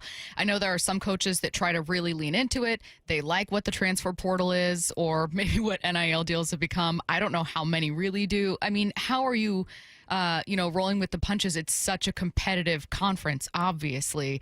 There's opportunity, but I can't imagine. I cannot imagine what coaching in this environment would be like. What's your experience been? Yeah, it's certainly it's different. There's no question about it. Every year is truly starting over, and whereas the Seahawks, they have their guys under contract, and however many years after that they've become free agents. Well, the way it is in college football right now, our players are free agents twice a year, and once after the season and one basically right now. So it's a challenge, but again, it goes back to bringing great people into your program, the people that, are good people first and foremost, high character guys, no different than NFL teams and what they're looking for, guys that love football and love to compete. But it's definitely a changing landscape, and all of us as coaches, whether it be myself or Jed Fish out there in Seattle with Washington, we're all going through this for the very first time, and we're all kind of learning as we go. But I've found this: just surround yourself with people you enjoy being around that are about the right stuff, and the rest takes care of itself. Does that kind of change your off-season program? Do you add a special, check in with our top 15 players to see if they're happy here at South Carolina, which is crazy to me, Coach. I'm old school, right? I graduated in 2008, and when I was in college, I played for Washington State. I knew I was there for 4 years. The communication with the coaches were different during the offseason. How was your communication changed with some of your top guys? Honestly, it really hasn't. That's what our culture is. To me, you better be engaged with guys, and you better be engaged, and you better be building relationships with your players every single day. And that's something that I've always been as a coach, whether it be as an assistant coach or a head coach since I came back to Carolina, certainly doing that. I think the one thing that's changed is more just overall as a team, because you have so many new players on your team. We have roughly 100 players on our team right now, a little bit more, and a third of our team is literally brand new every single season.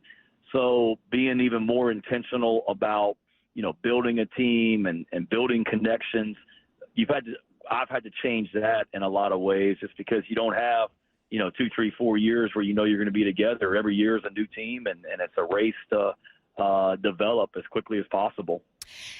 Gonna get back to Nick to just a second here, Coach. He was mocked as high as the first round. I'd seen him mocked at 18 to Seattle. I'd seen him mocked a little bit earlier, so I am sure that you got many calls from teams, and I'm sure there's not a lot you can tell us about them.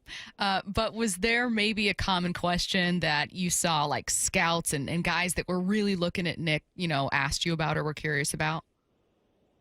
No, not really. I think when teams called, and you're right, there's a bunch of them that called, and I had another team that did not draft him.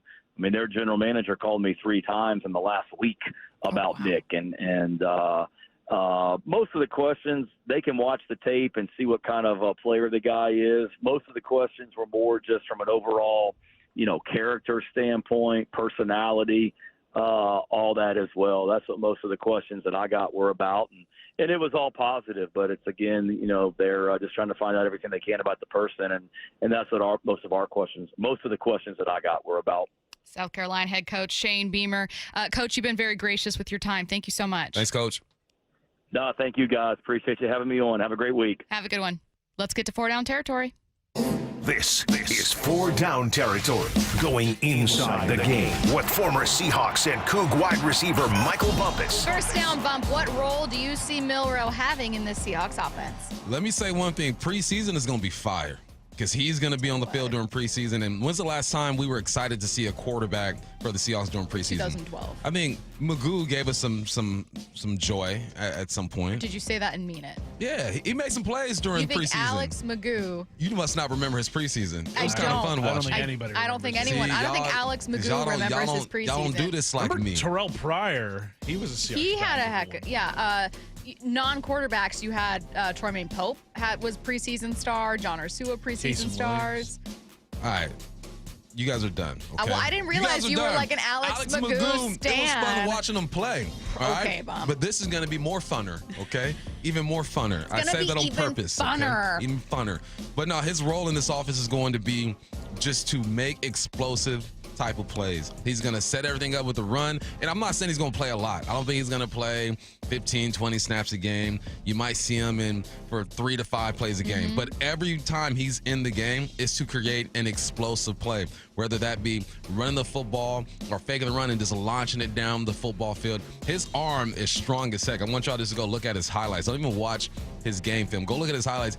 He has a strong arm. So his role is going to make every defender have to hold everyone accountable. I was talking to Dave Wyman this past weekend or on Friday, and he says a guy like Milroe makes the defense have to account for 11 and not for 10 because now the quarterback is in play.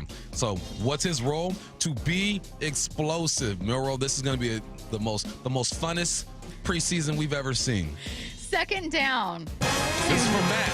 Matt wrote this one. Let's go, Matt. A question for number 1 Alex Magoo fan, Michael Bumpus. Which draft pick sparked the most joy? Beautiful question, Matt.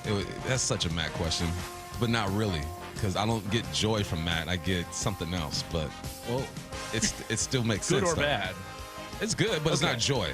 Yeah. No, definitely not. I wouldn't. If I describe Matt, I'm like, oh, he's joyful. I wouldn't describe him like that. I think your guys' best friendship is a beautiful thing that I like to watch evolve. Thank you. And so my best friend wrote this one. What draft pick sparked the most joy? It was Imamwari, because we've been talking about this dude for a long time. And when you talk about players and you get out of like the first 10 picks, the chances of your team actually taking the guy that you're talking about is slim, right? But that happened twice. We talked about Gray Zabel and we talked about Imamwari, and the reason why this one brings me the most joy is because I think it allows Mike McDonald to call a game the way he wants to call it. We saw the way they used 3 safeties.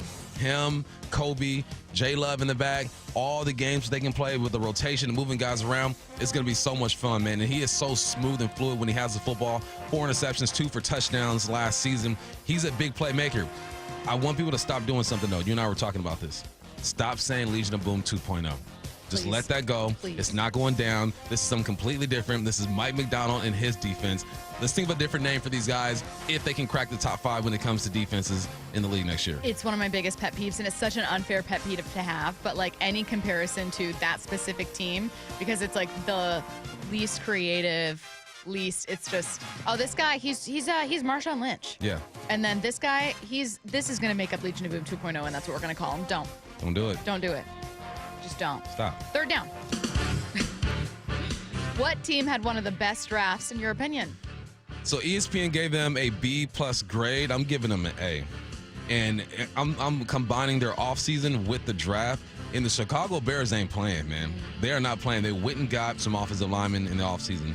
Then they draft Loveland out of Michigan, tight end. Then they draft Luther Burden, who is the most run-after-the-catch receiver in this draft. They went and got another old tackle. They went and got a late old tackle in the 6th round, pick 195. It's just the way they are moving. If I'm Caleb Williams, I'm sitting there just nodding my head and saying, thank you. I appreciate you. Because they're making sure he's going to have every opportunity to be the guy that we think that he can be. I think he's going to have one of the best seasons out of the second-year quarterbacks. Jaden, we got to see if he can bounce back and show us he can do it again. Bo Nix got these guys to the playoffs. J.J. McCarthy's going to get some love. Michael Penix is going to get his start this year. But if I'm Caleb, I'm feeling really good about what the Bears have been able to do. Great draft, great offseason. Chicago, you're in a tough division, so they needed to put this together.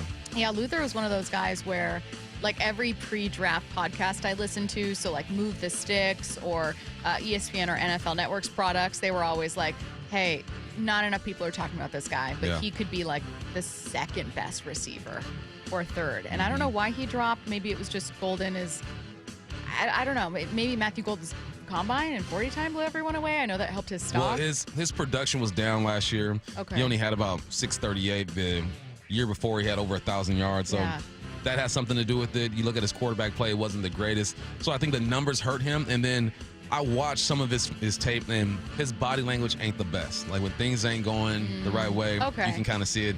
So, but they got one in Luther, man. And that's such a mature name, Luther. It really is. Like you should have a singing career. You should. With that name. Maybe Vandross. 4th down. Anything stand out from our conversation with Coach Shane Beamer? Yeah, I thought it was interesting talking about, he was talking about how every year you have a new team. And I couldn't imagine, right? I've coached high school football, and we see what's coming in middle school when those guys are in 8th grade into 9th grade, and we know what the future's going to look like unless guys transfer out, which doesn't happen a lot in high school football. But could you imagine? He said a third of the team is new every single year.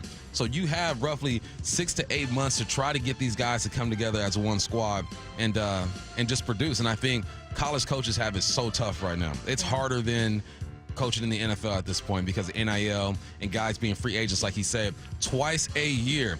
College coaches need to get paid more because the stress that they're going through, it's ridiculous. So I thought that was interesting, man, is that a third of the team every single year is brand new, and he's got to find a way to get these guys to come together for a football season. I thought it was also interesting for us to get a chance to talk to an SEC coach. I know that granted, South Carolina, it's not Bama, and that's not to insult Coach Beamer. It is to say that, like, there's still a level of people that are dealing with some less stress, right? But we've had so many of our conversations with maybe folks from Wazoo, obviously Washington, which might be a destination for some people, but had a ton, basically all of its football team enter the transfer portal, lost its head coach. We've kind of seen the people that are getting left behind, the schools getting left behind, and it was interesting to talk to someone that we would typically point to and go, well, an SEC school, you just get who you want, and have him say, this is so hard.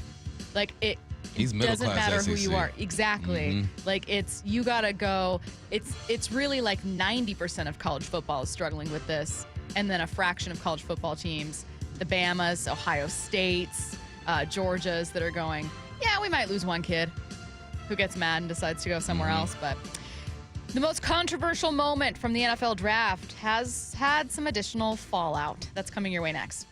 The draft. It's a cool day in Seahawks history. Is in the books, and we're breaking down every pick and how the Hawks came out of their most important draft in years. Get a difference maker, and they got him. Nick Emmanwori. Kind of a Swiss Army knife kind of a dude. Jalen Milroe. Wow. This dude is a home run hitter. However, Jalen deserves and earns the right to go out there, then we'll do that. Exclusive insider content on the Seattle Sports app and YouTube, and the home of the Seahawks, Seattle Sports. For many of us, it's happening. Your hair is thinning, crown disappearing. Hair loss for me was like identity theft. The solution? The simple one-day treatment that worked for me from Advanced Hair. And I'm just one of tens of thousands. Advanced Hair was recently crowned the winner of the 425 Business of the Year again. Advanced Hair begins regrowing your own natural hair the very next day, and it's guaranteed to grow for life. We've all seen the pills and lotions, those monthly subscriptions. They help retain what you have, but if you're like me, you want more. You wanted your own natural hair in specific areas permanently. From Advanced Hair's groundbreaking technology to world-class Dr. Perungo, it's not maybe your hair will grow, it's guaranteed that your new hair will grow. For your free consultation, $250 off, 250 free hair grafts, call 425-449-8185. That's 425-449-8185 or advancedhair.com. Attention! If you owe money to the IRS, this is an urgent message. The IRS is cracking down by sending out collection letters, garnishing paychecks, seizing bank accounts, and putting liens on homes and businesses. They call it enforced compliance, and you better watch out because penalties and interest on unpaid taxes compound daily, making it even harder to get out of debt. Don't let tax debt destroy your life. You need to call Optima Tax Relief, America's #1 tax resolution firm. They're experts in taxpayer assistance programs that can save you thousands if you qualify. A+ rated by the Better Business Bureau, Optima's resolved over $1 billion of tax debt for their clients. Let them fight on your behalf, helping to put your tax problems to rest. Call the tax professionals at Optima now for a free consultation. Call 800-783-8055. 800-783-8055. 800-783-8055. Optima Tax Relief. Some restrictions apply. For complete details, please visit OptimaTaxRelief.com. Well, here in our region, it's really common for homes to have damaged insulation or even no insulation at all in their crawl space or attic. Well, in the winter, that'll make your home cold and drafty. And in the summer months, it can turn your home into an oven. It's Mike Salk here, and utility companies have special incentives right now to help with the cost of having your home properly insulated, including a once-in-a-lifetime rebate from Puget Sound Energy. So if you're a PSE customer and your home was built before 1990, you could qualify to receive a rebate on up to 95% of the cost to properly insulate your crawl space and attic. Yes, they will cover up to 95% of the cost. And if you're anything like me, you love the idea of somebody else paying to improve your home, add value to it, and save you money along the way. How good does that sound? Don't wait. Call Crawl Pros to learn what's going on behind that crawl space and attic hatch for free, and then what energy rebates you're eligible for. If you're worried about critters, mold, water damage, insulation issues, or anything else related to your crawl space or attic, schedule a free corner-to-corner inspection at crawlpros.com. It's time for a girls' night out back. Australia's Thunder from Down Under Temptation Tour is hitting Galaxy at Muckleshoot, June 5th through 7th. Tight abs, ripped bodies, and moves so hot you'll need a cold shower after.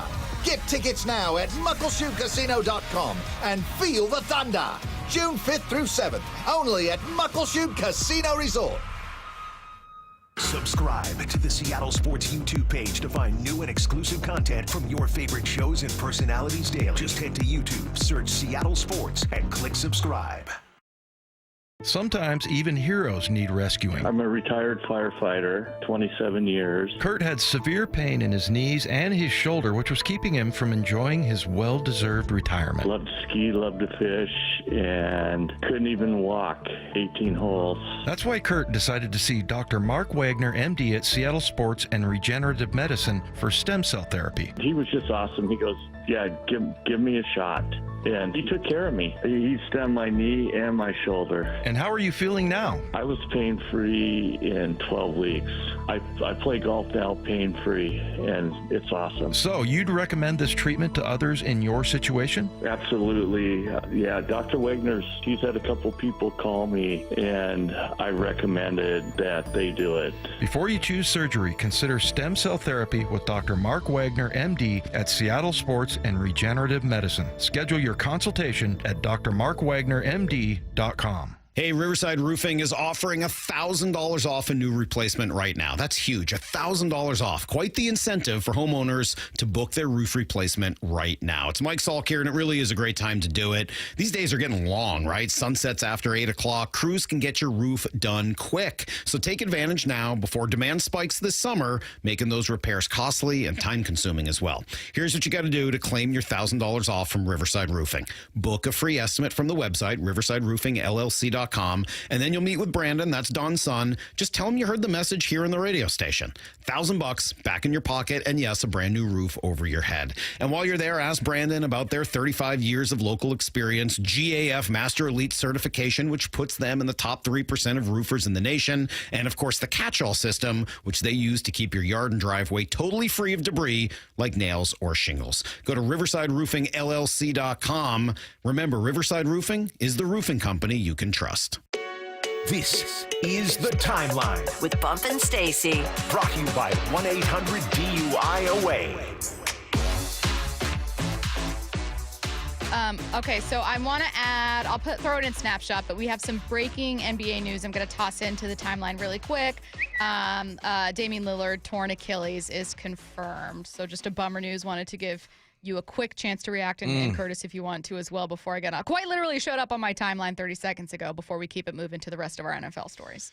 This is horrible because Giannis is already hinting that he would be interested in going elsewhere after this season. They've lost 3 games to the Pacers. Dame's been on the sideline talking crap to Halliburton, and he gets back in the game, doesn't perform well his first time around, and then this happens, man. It's the championship window is closing, but closing on Dame, because Dame has not won a championship. I hope he gets one before it's all said and done, but it's over for the Bucks. Again, Bucks star Dame Lillard been diagnosed with a torn left Achilles tendon. That from ESPN, breaking just minutes ago. Came across my timeline. Wanted to make sure you guys got those updates. Middle of the playoffs right now, obviously. So keep an eye moving forward on. You think they're just done? It's a wrap. It's a wrap. Okay. All right. Let's get back to the story that I initially teased, the most controversial moment from the NFL draft. Now, the moment itself, or I should say the theme itself, there was no name you heard more this weekend during the draft than who, Bump? Shedeur Sanders. There was no name you heard more coverage of than Shedeur Sanders. It makes him a very polarizing figure. Some people were feeling bad for him for falling. Other people were taking a lot of joy in the fact that they felt that he was getting, in their minds, humbled. Some people just didn't care at all, and they were like, talk more about Cam Ward. He was #1 overall. Talk more about, the first-round picks. Like, it feels like the Shedeur Sanders show. So when there was a prank call to Shedeur Sanders' phone, there were some people that felt like, well, what's the big deal? Who cares? This guy, like this, it shouldn't even be about him. And there were other people that had an issue with it. What happened deserves some additional context. Shedeur Sanders did not give his number to, or I should say, the number that Shedeur gave to NFL teams was a number purchased specifically for this process. So this is a number that only NFL teams had. So when it came in, and there was a video posted to X.com that a pair of Ole Miss students were making these prank calls to maybe to Tyler Warren. It was them. We don't know who it was to Tyler Warren, but also to Shedeur Sanders. At that point, telling him, like, hey, you're going to get drafted. Just kidding. You're going to have to wait longer. It was mean. Like, it was just a lame prank call. It was of note, not just because Shedeur was already the top story, but because no one should have had that number. So that's in part, not just Shedeur, but that's in part why it was a story. So the Falcons then announced that the number came from them. The son of Falcons defensive coordinator Jeff Ulbrich, Jax, was the one who, along with a friend, prank called Shedeur and then allegedly called Penn State's Tyler Warren during the draft. Ultimately, Jax, the son, apologized. He issued an apology on Instagram, but Stephen A. Smith had some thoughts this morning. It's not criminal, but it's unethical, it's classless, it's amoral to some degree, and I'd like to see the face of that kid, because sometimes you need to be embarrassed. That's what needs to happen to you. Now, in my opinion, this kid, I sincerely hope, to Jeff Ulbrich, I sincerely hope he whipped his kid's ass. That's an ass whipping. That is a required ass whipping. Why? Because he could have cost him a job. So your dad is a defensive coordinator for the Atlanta Falcons. You go into his laptop computer and find a number for Shedeur Sanders. You prank call him. First of all, it was cruel and it was classless to Shedeur. It jeopardized your dad. What if the Atlanta Falcons didn't believe it was your dad, that it was just you?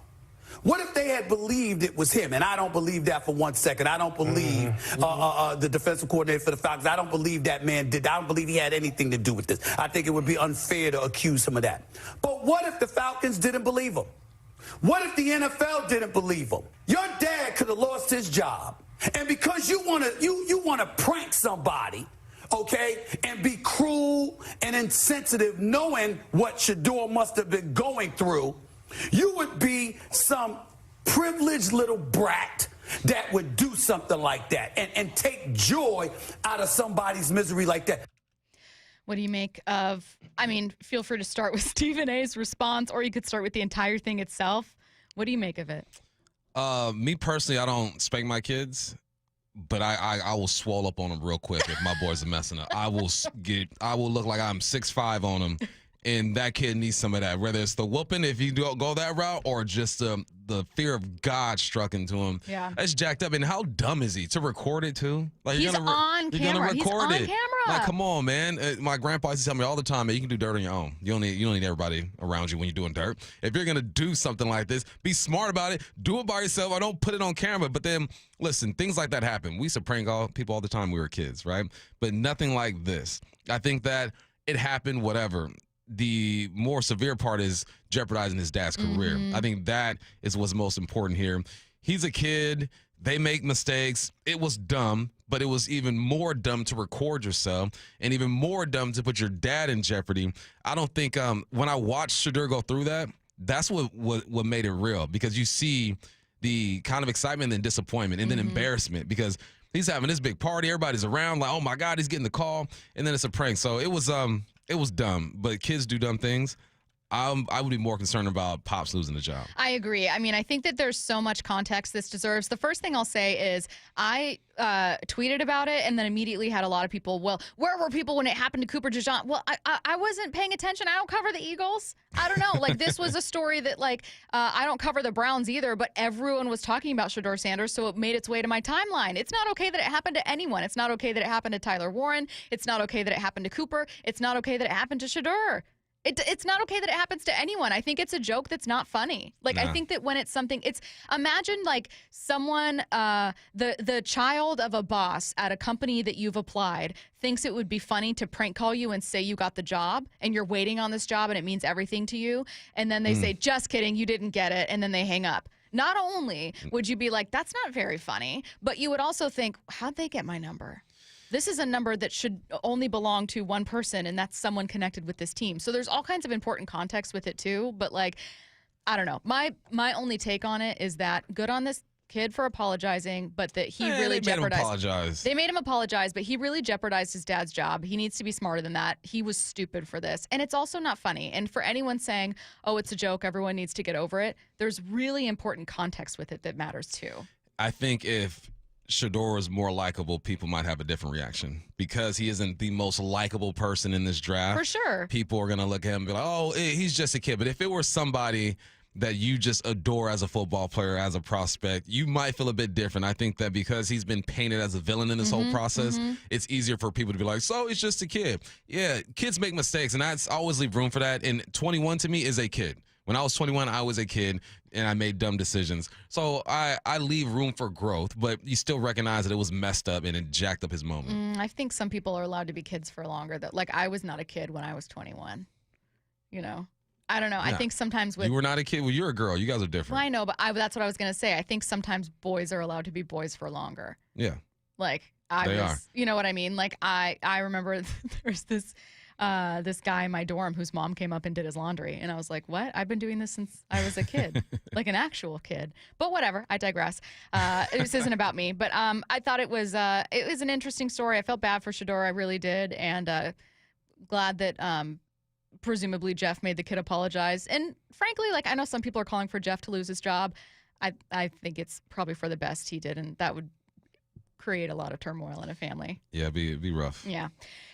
Bill Belichick gave a weird interview with CBS's Sunday Morning, and the moment everyone's been talking about is what happened like 5.5 minutes in, which is when his 24-year-old girlfriend stepped in to stop the question about how they met. Oh, wait. Hang on. I have it here. Everybody in the world seems to be following this relationship. They've got an opinion about your private life. It's got nothing to do with them, but they're invested in it. How do you deal with that? Never been too worried about what everybody else thinks. Just try to do what I feel like is best for me and what's right. How did you guys meet? Not talking about this. No? No. It's a topic neither one of them is comfortable commenting on, though Hudson has recently posted about it on Instagram. Okay, but I do kind of want to know how they met. Here's the thing. Make something up. Because that right there is just going to make people dig deeper and pry and really try to figure something out. It could be something simple, man. We met on social media. Boom, it's over with. But because you're sitting there looking like a little brat, we're not talking about it. You see her face, too. Like, it was scrunched up. She was giving the evil eye. Just make something up. Because now we're going to dig, and we're going to find out how you met. Respectfully to Jordan and to anyone in this situation, you guys are famous. Yeah. You know what I mean? And frankly, like, I'm a normal person. And if someone asked, like, oh, how did you meet your significant other? Or if I was, like, you know, if you were just asking, like, how are you meeting anyone? That's a normal question people get all the time. All the time. All the time. So, anyways, more draft superlatives coming away. As a reminder, we're opening up phone lines at noon. You have 20 minutes to think of your answer to this question, and it's super easy. Which Seahawks draft pick are you most excited about? That's coming up at noon. The draft. It's a cool day in Seahawks history. Is in the books, and we're breaking down every pick and how the Hawks came out of their most important draft in years. Get a difference maker, and they got him. Nick Emmanwori. Kind of a Swiss Army knife kind of a dude. Jalen Milroe. Wow. This dude is a home run hitter. However, Jalen deserves and earns the right to go out there, then we'll do that. Exclusive insider content on the Seattle Sports app and YouTube, and the home of the Seahawks, Seattle Sports.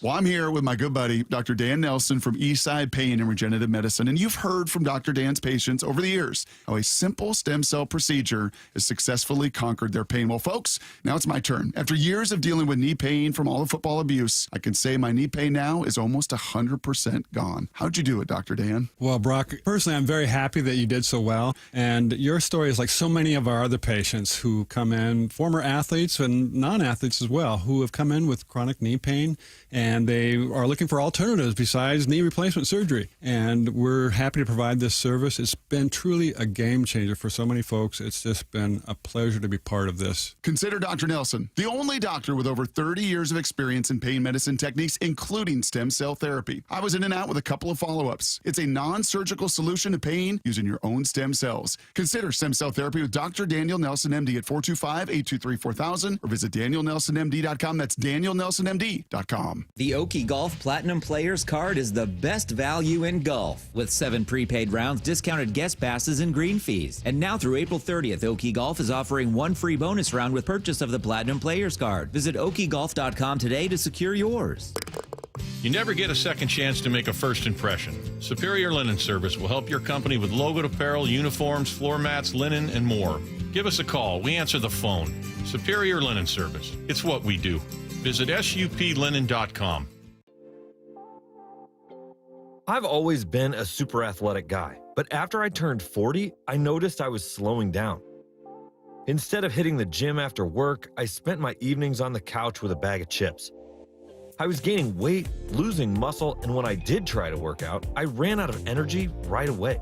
One of my buddies suggested I book a free testosterone check at Revive Health, and that's when I learned that low T doesn't just impact how guys perform in the bedroom. I worked with a provider to create my custom treatment plan, and today I'm feeling stronger than ever. Last week, I even set a new PR at the gym. My only regret is not reaching out sooner. If you're ready to book your free T-check, visit ReviveMen'sHealth.com or call 206-529-1111. Again, that's 206-529-1111. Need a new roof but not in the budget? A new roof doesn't have to break the bank. Justin Shirley, CEO of State Roofing and Exteriors here. Right now, State Roofing and Exteriors is offering 0 down, 0 payments, and 0 interest for up to 24 months. That's 2 years with no payments while getting the protection your home deserves. But this offer won't last forever. Call 866-ROOF-ROOF or visit stateroofing.com today to get on our summer schedule now.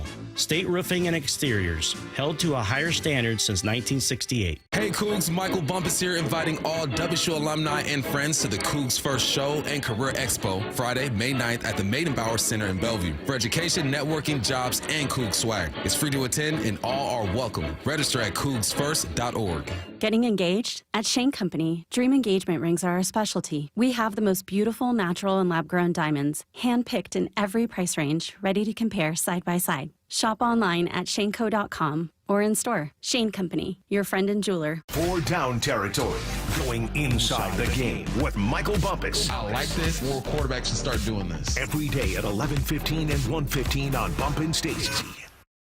Everyone wants to get the best deal they can when they buy a car. But what about when you want to sell your car? Of course, you want to get the most money possible. But how do you get the most you can without trying to sell it yourself? Well, that's where my friends at Wayscar Ford in Auburn step in. Not only will they buy your car today, but that's just the beginning. Once they resell your old car, they send you another check for 50% of the profit of the sale of your old car. They've already given back over $750,000 to their customers. Mark, GM of Wayscar Ford, joins me, and it's such a great offer. But to clear up any confusion, is this like a consignment, and how can you offer this? It's not a consignment, Stacy. A consignment, the dealer that's trying to sell your car hasn't paid you yet. We pay you right up front. No more insurance, no more maintenance. All that's gone. After that's done, we pay you half the profit. It's that simple. There's no magic to this. All the money we're saving by not buying at auctions, the shipping fees and the travel, we're giving it back to you. That's how it works. So get the most money possible at Wayscar Ford Isuzu in Auburn and let them do the work. Wesley Financial Group is not a law firm. Are you a victim of the timeshare trap and think there's no way out? I'm Chuck McDowell, founder of Wesley Financial Group, the original timeshare cancellation expert. And I'm here to tell you that there is a way out. All you need to do is give my office a call. I will send you a timeshare exit information kit absolutely free, explaining how the timeshare industry works and your options for cancellation. Call Wesley now for your free info kit. 800-371-0505. 800-371-0505. This is the story of the one. As a maintenance specialist for university housing, he knows college students can major in wear and tear. Plus, housing so many students doesn't leave a lot of room to house all the supplies he needs. That's where Grainger comes in.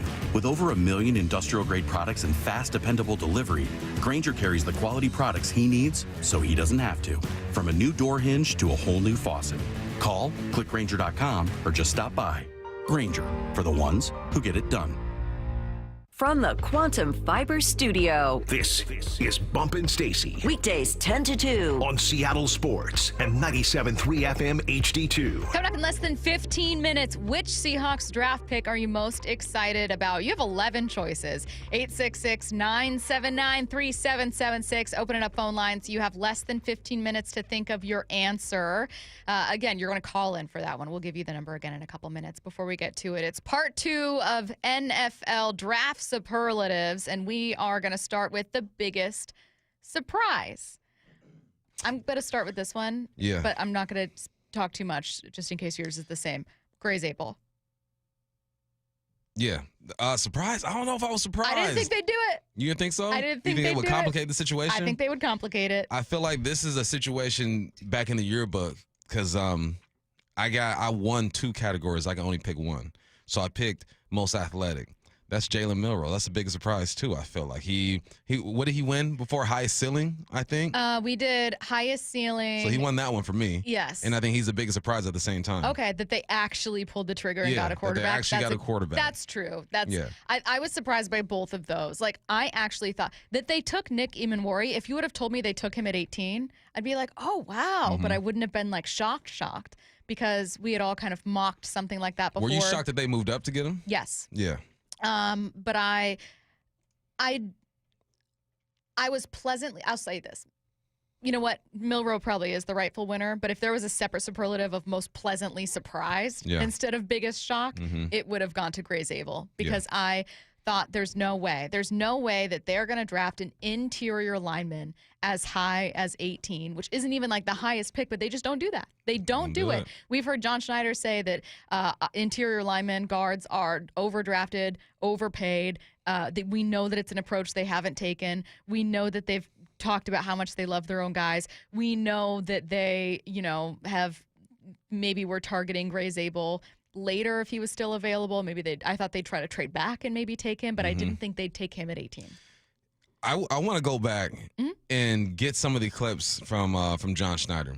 He fed us a whole bunch of you know what, and he's supposed to do that, right? He had us going everywhere with his comments, and it made for great content. But I'd love to go back and kind of compare what he said to what actually went down. Oh, let's do that we'll do that at a show later this week, being like, here's what he said Tuesday and what we thought that might mean, and here's what ended up happening. Okay, so biggest surprise, I went with them actually taking a lineman with their first pick, and you went with them actually pulling the trigger on a quarterback.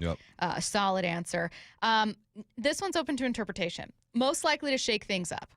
It could be that you think he's most likely to have a big year as a rookie, or it could mean he forces a veteran out of the picture. He's going to come in and he's going to shake things up in some way. Damian Martinez. Oh, that's such a good answer. I think that, listen, when I watch the film of Martinez, he does something that K9 kind of struggles with, and that is being patient and letting the bigs get on bodies. You got to allow those bigs to work the double team, get to the linebacker, or block down on the one tag, pull the guard, kick out the end. There's a design to stuff. And my note on Damian Martinez was Le'Veon Bell. Not as patient as Le'Veon. Le'Veon would just stand there and wait for things to happen. But he gets the rock and he's patient. He kind of like skips to the line of scrimmage, allows things to develop. Then, boom, he hits it. If he can do that, he's going to put pressure on everyone in that room. I think Charbonnet is going to be fine. Everything K9 could be fine, and McIntosh. But you didn't just add an average running back to that room. I'm surprised he slipped all the way to seventh round, actually. Damian Martinez, back-to-back 1,000-yard seasons, one at Oregon State, one in Miami. He could shake some stuff up. I'm going to have Elijah Arroyo. It's actually a similar reason that you gave a little earlier when you talked about what it could mean for Noah Fant. I interpreted it as that, like shaking things up in that not just what does it mean for Noah Fant, but we've all been looking for that big X receiver, and, is it going to be MVS? What if Elijah, I wouldn't count on a rookie ever finishing with more than a veteran, but what if Elijah has a bigger year than we anticipate? And he ends up, I would argue that of the first 4 selections, people were least excited about him. Yeah, I can understand that, but I'm telling you, man, I think you're the only one I've met who's really high on him, and you get full bragging rights. I think physically he's better than AJ.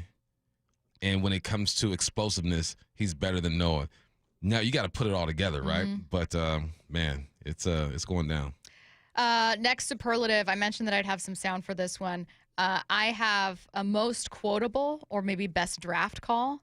One of my favorite draft calls, I liked Oots, and I liked Damian's and Ricky White's, but I chose Ricky White's to include here. It's not where you started, it's where you finished, brother, right?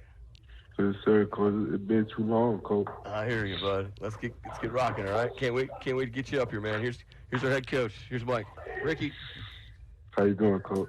Sure, you tell me. I'm doing great. Coach, I appreciate you for everything, Coach. Yeah, heck yeah. I'm saying you earned Coach, this, I'm and saying you earn chill every day right when you now, get here, Coach. okay?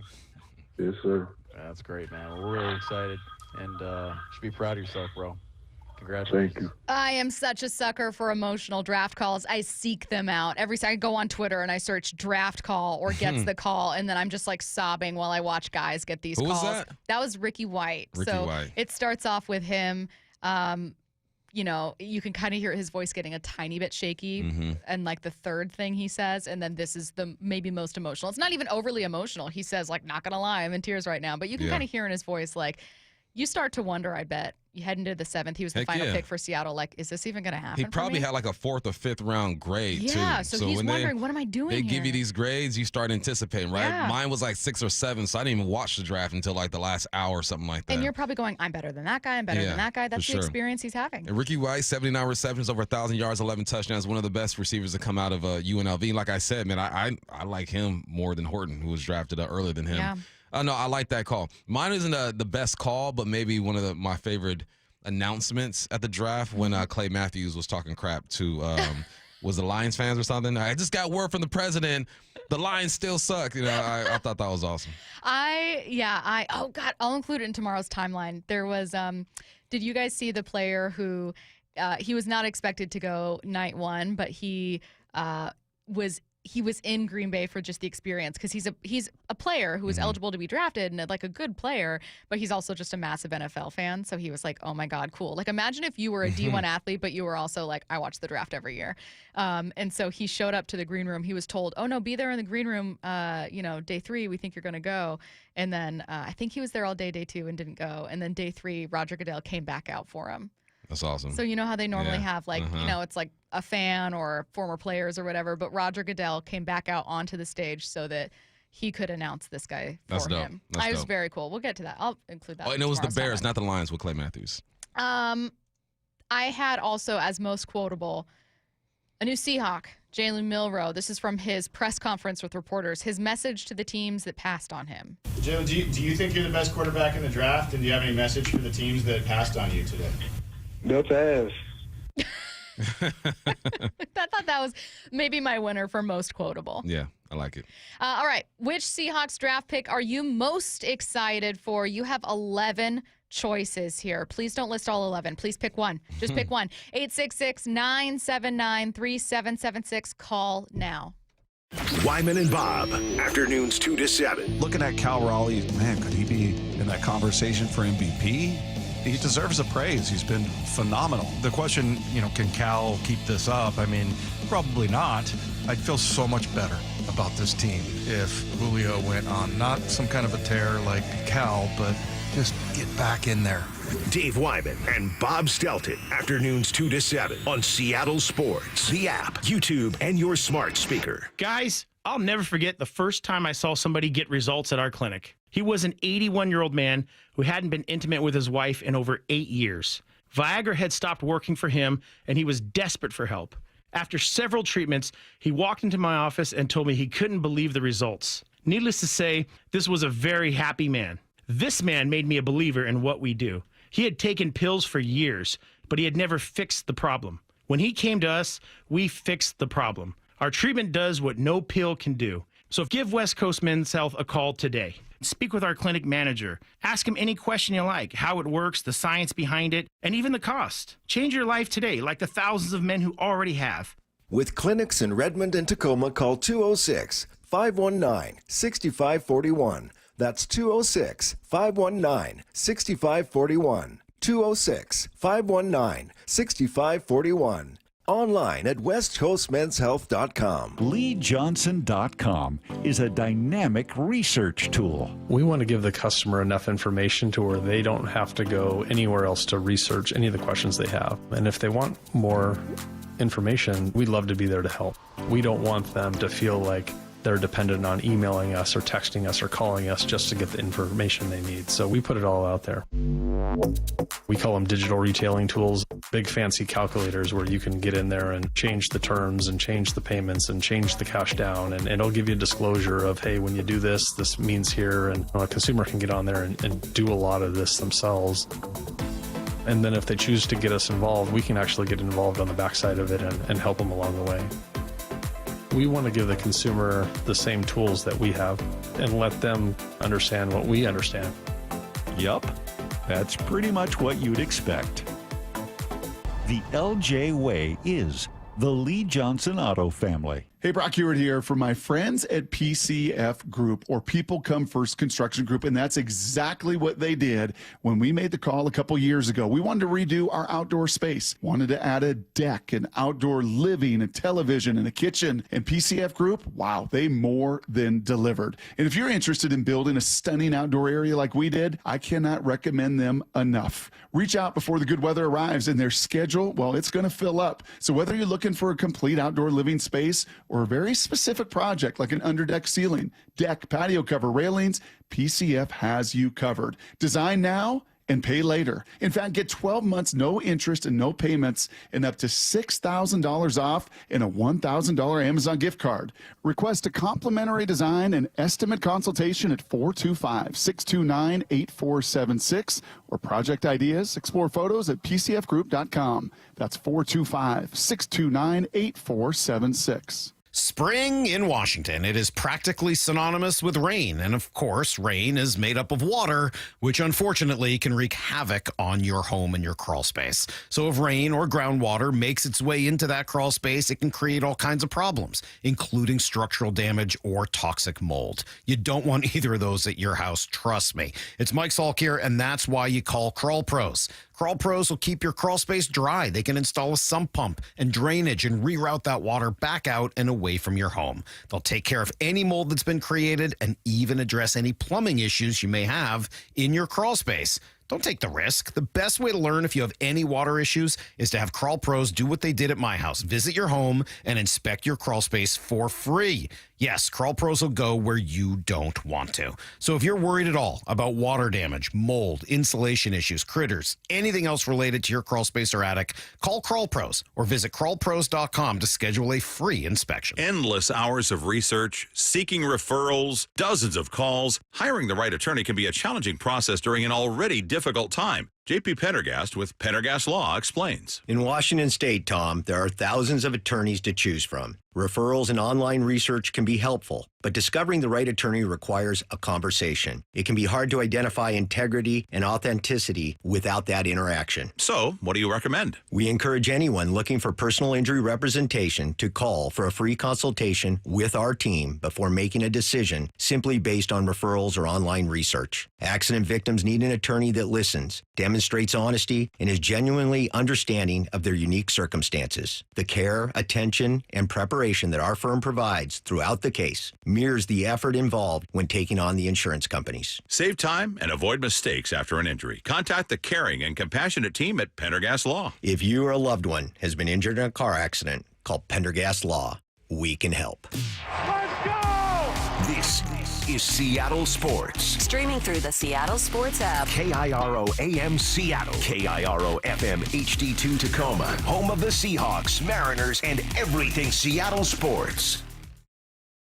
Seattle Sports Snapshot.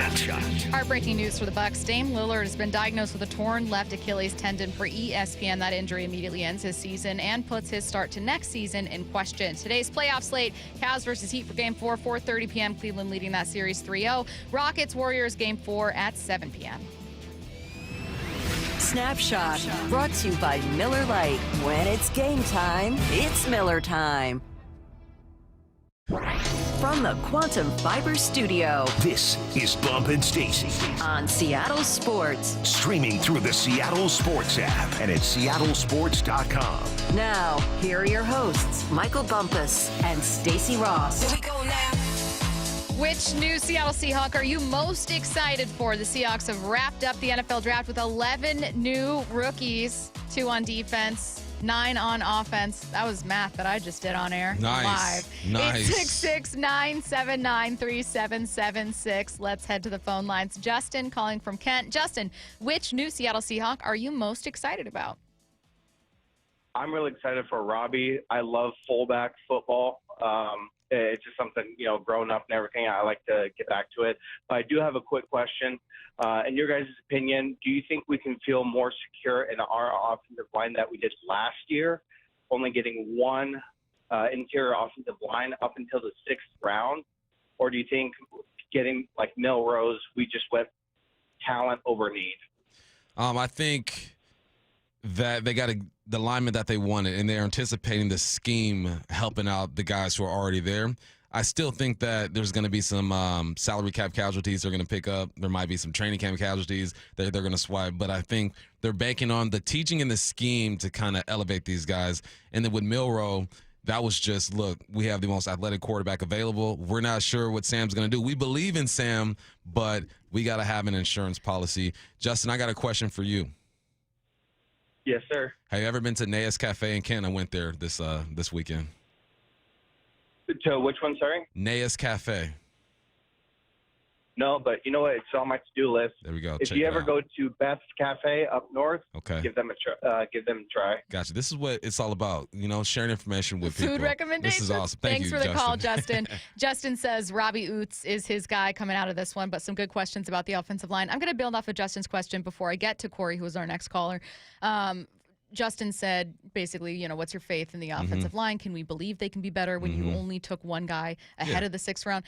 Do you think that this team is looking a lot at Christian Haynes then and saying, we think he's got way more untapped potential? Because when we were talking to them last year, they said he isn't like physically mature yet. Yeah, he didn't have the strength. Yeah, and when I hosted the Rookie Spotlight show last year, I'm looking at Haynes, and he's big, obviously bigger than me. I'm not big. But you can still see like the youthfulness in his face and his body. He didn't have that grown man type of look to him. So I think, and I think with this scheme, that's going to help them out tremendously.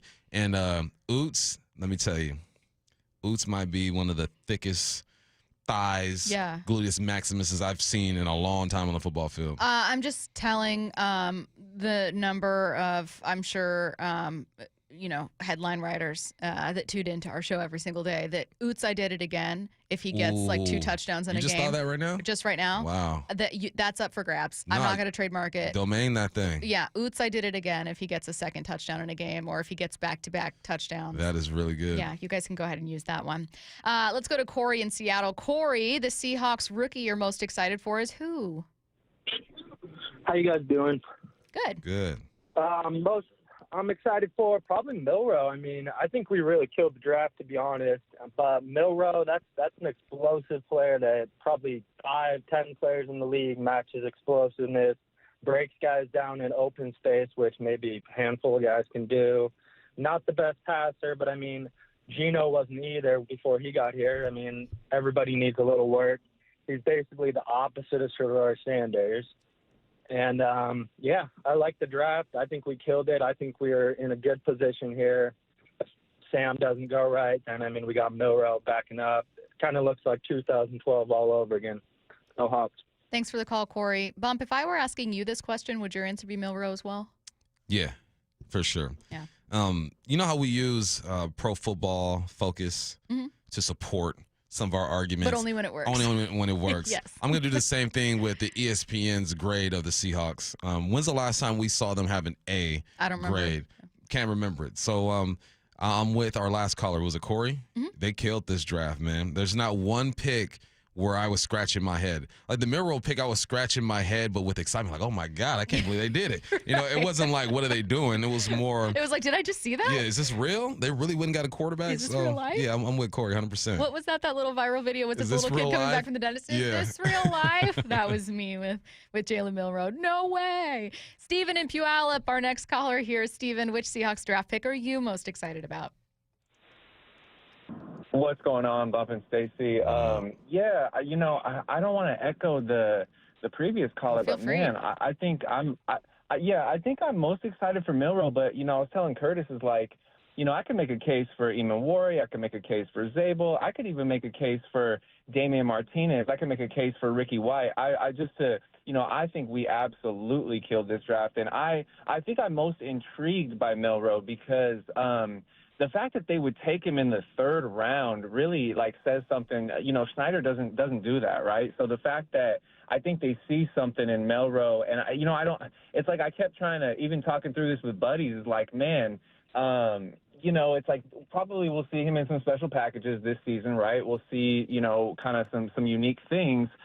But I just don't think they would spend a 3rd round draft pick on him if they don't think he could potentially be the guy in the future. You know what I mean? So it really is, reminiscent of 2012 when they took Russ. Now I don't think Milroe is going to go out there and beat out Darnold for the job, of course, but man, it just adds a layer of security if Darnold doesn't work out. But I'm really curious to see, do they think this is the long-term answer? Because if you run back the tape, and obviously a lot of the tape, you're looking at, like I'm talking about the highlight reel tapes and everything. It's like, he's not a terrible passer, right? He might not be the most accurate, but he made some really big plays for Alabama down the stretch last year. Thanks for the call, Steven. What do you make of Steven's last point about, look, people say he's this horrible passer, but if you look down the stretch for Bama. I was my comments almost exactly when evaluating Milroe is that if you just look at numbers, and you can't ignore numbers, right? You look at the 16 touchdowns with 11, 10 interceptions, and you're a bit concerned the completion rate. But you watch the film, you see the potential. In the year prior to that, he had himself a good year too. There are some things he needs to work on, but too much of a talent for these guys to pass up. Do you think they've got Taysom Hill packages in the works? I think I'm going to go off of what John said. It's like it's hard to compare him to Taysom Hill because Taysom Hill was like a running back, quarterback, tight end. He's just a quarterback. A quarterback who can run. So there will be some similar things, but we're not going to see him like with his hand in the dirt or anything like that. 866-979-3776. We've got some open lines. Call now. Which Seahawk draft pick are you most excited about? That's your question. Don't be afraid to repeat. We just had back-to-back callers with Milroe. It's totally fine. Let's go to Scott in Redmond. Scott, which Seahawks draft pick are you most excited about? Well, like the former callers that you've had, God, we could go everywhere, but I'm intrigued about Nick from South Carolina. I can't pronounce his last name. It's okay. I don't want to embarrass myself online, but no, I think he's a plug-and-play player, and right now, McDonald is doing what Baltimore is. We're going to win on defense.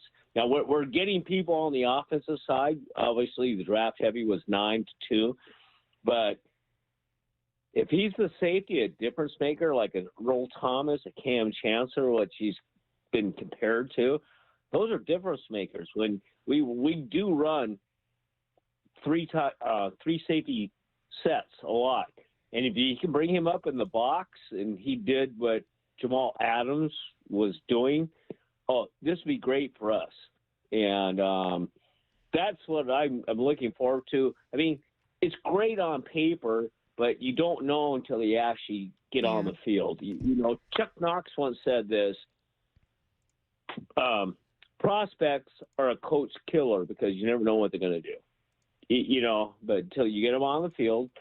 And I like that. I mean, I love what the Seahawks did in the draft. I love the quarterback. Everybody's talked about him. And hopefully we sit him down. Aaron Rodgers sat behind Brett Favre. Patrick Mahomes sat behind Alex English. These guys sat down and learned something. There's a reason for that, and they're Hall of Fame quarterbacks. Steve Young sat behind Joe Montana. So anyway, no, this is a good thing, I believe, for Seattle. Yeah. Thank you for the call, Scott. I'm gonna use some of Scott's earlier questions about Nick. For Nick's last name, pretend there's two E's in front of it. I'm still figuring out if it's Wari or Wari, Eamon Wari, but it's E, like pretend there are two E's there, and then it'll make it a little easier. He mentioned, with Eamon Wari, like how he might be used. I saw the description of him as he's like that true five-tool safety. Like he's not just rangy. He's not just a guy you can play in the box. He's a little more versatile. Is that how you see him? What do you see when you look at the tape? Yeah, that's it. Whatever you need him to do. He's the hybrid type of player. Line him up in the box. You can blitz him off the edge like you did Jamal. You can have him over the top in a single high, two high. He can come down and cover tight ends. He does everything you want on the football field. It's crazy because the more I talk about safeties, the more I see them as the tight ends of the defense. Like they do just about everything. They can line up anywhere. Matchups are great. That's exactly what Eamon Wari is. I know that the phrase is Swiss Army knife, but I always say jackknife on accident. He's like the jackknife. And it's like, no, that's just someone who's just in half, like a semi-trailer jackknife. He's like the jackknife. He's the jackknife. He's not. No one is. No one says that. Corey in Covington. Corey, which Seahawks draft pick are you most excited about? Oh, Corey? Corey, do we have you there? All right, we lost Corey. I think I heard a kid in the background. Yeah. Maybe Corey's got family. You got some discipline issues. Corey, you might need to call back. All right, let's go to Brent in Bremerton. Brent, which Seahawks draft pick are you most excited about? Damian Martinez. And hey, could I get a shout out to G. Scott Jr.? I know he's not on our team, For sure. But him getting picked up. And there was a lot of father-son stuff going on this year, and I just thought that was great to see as well. So, but I have a real quick. I was in a movie, and this song came up, You can edit me out, I guess. Mexican Americans don't usually get drafted unless their name is Damian Martinez. Wait, is that a song you just invented? Americans don't. We can't usually edit get- you out, Brent. You're live. You got to tell us where this is coming from. I was in Still Smoking when he was announced, and that was the song that was being sung by Cheech. Okay.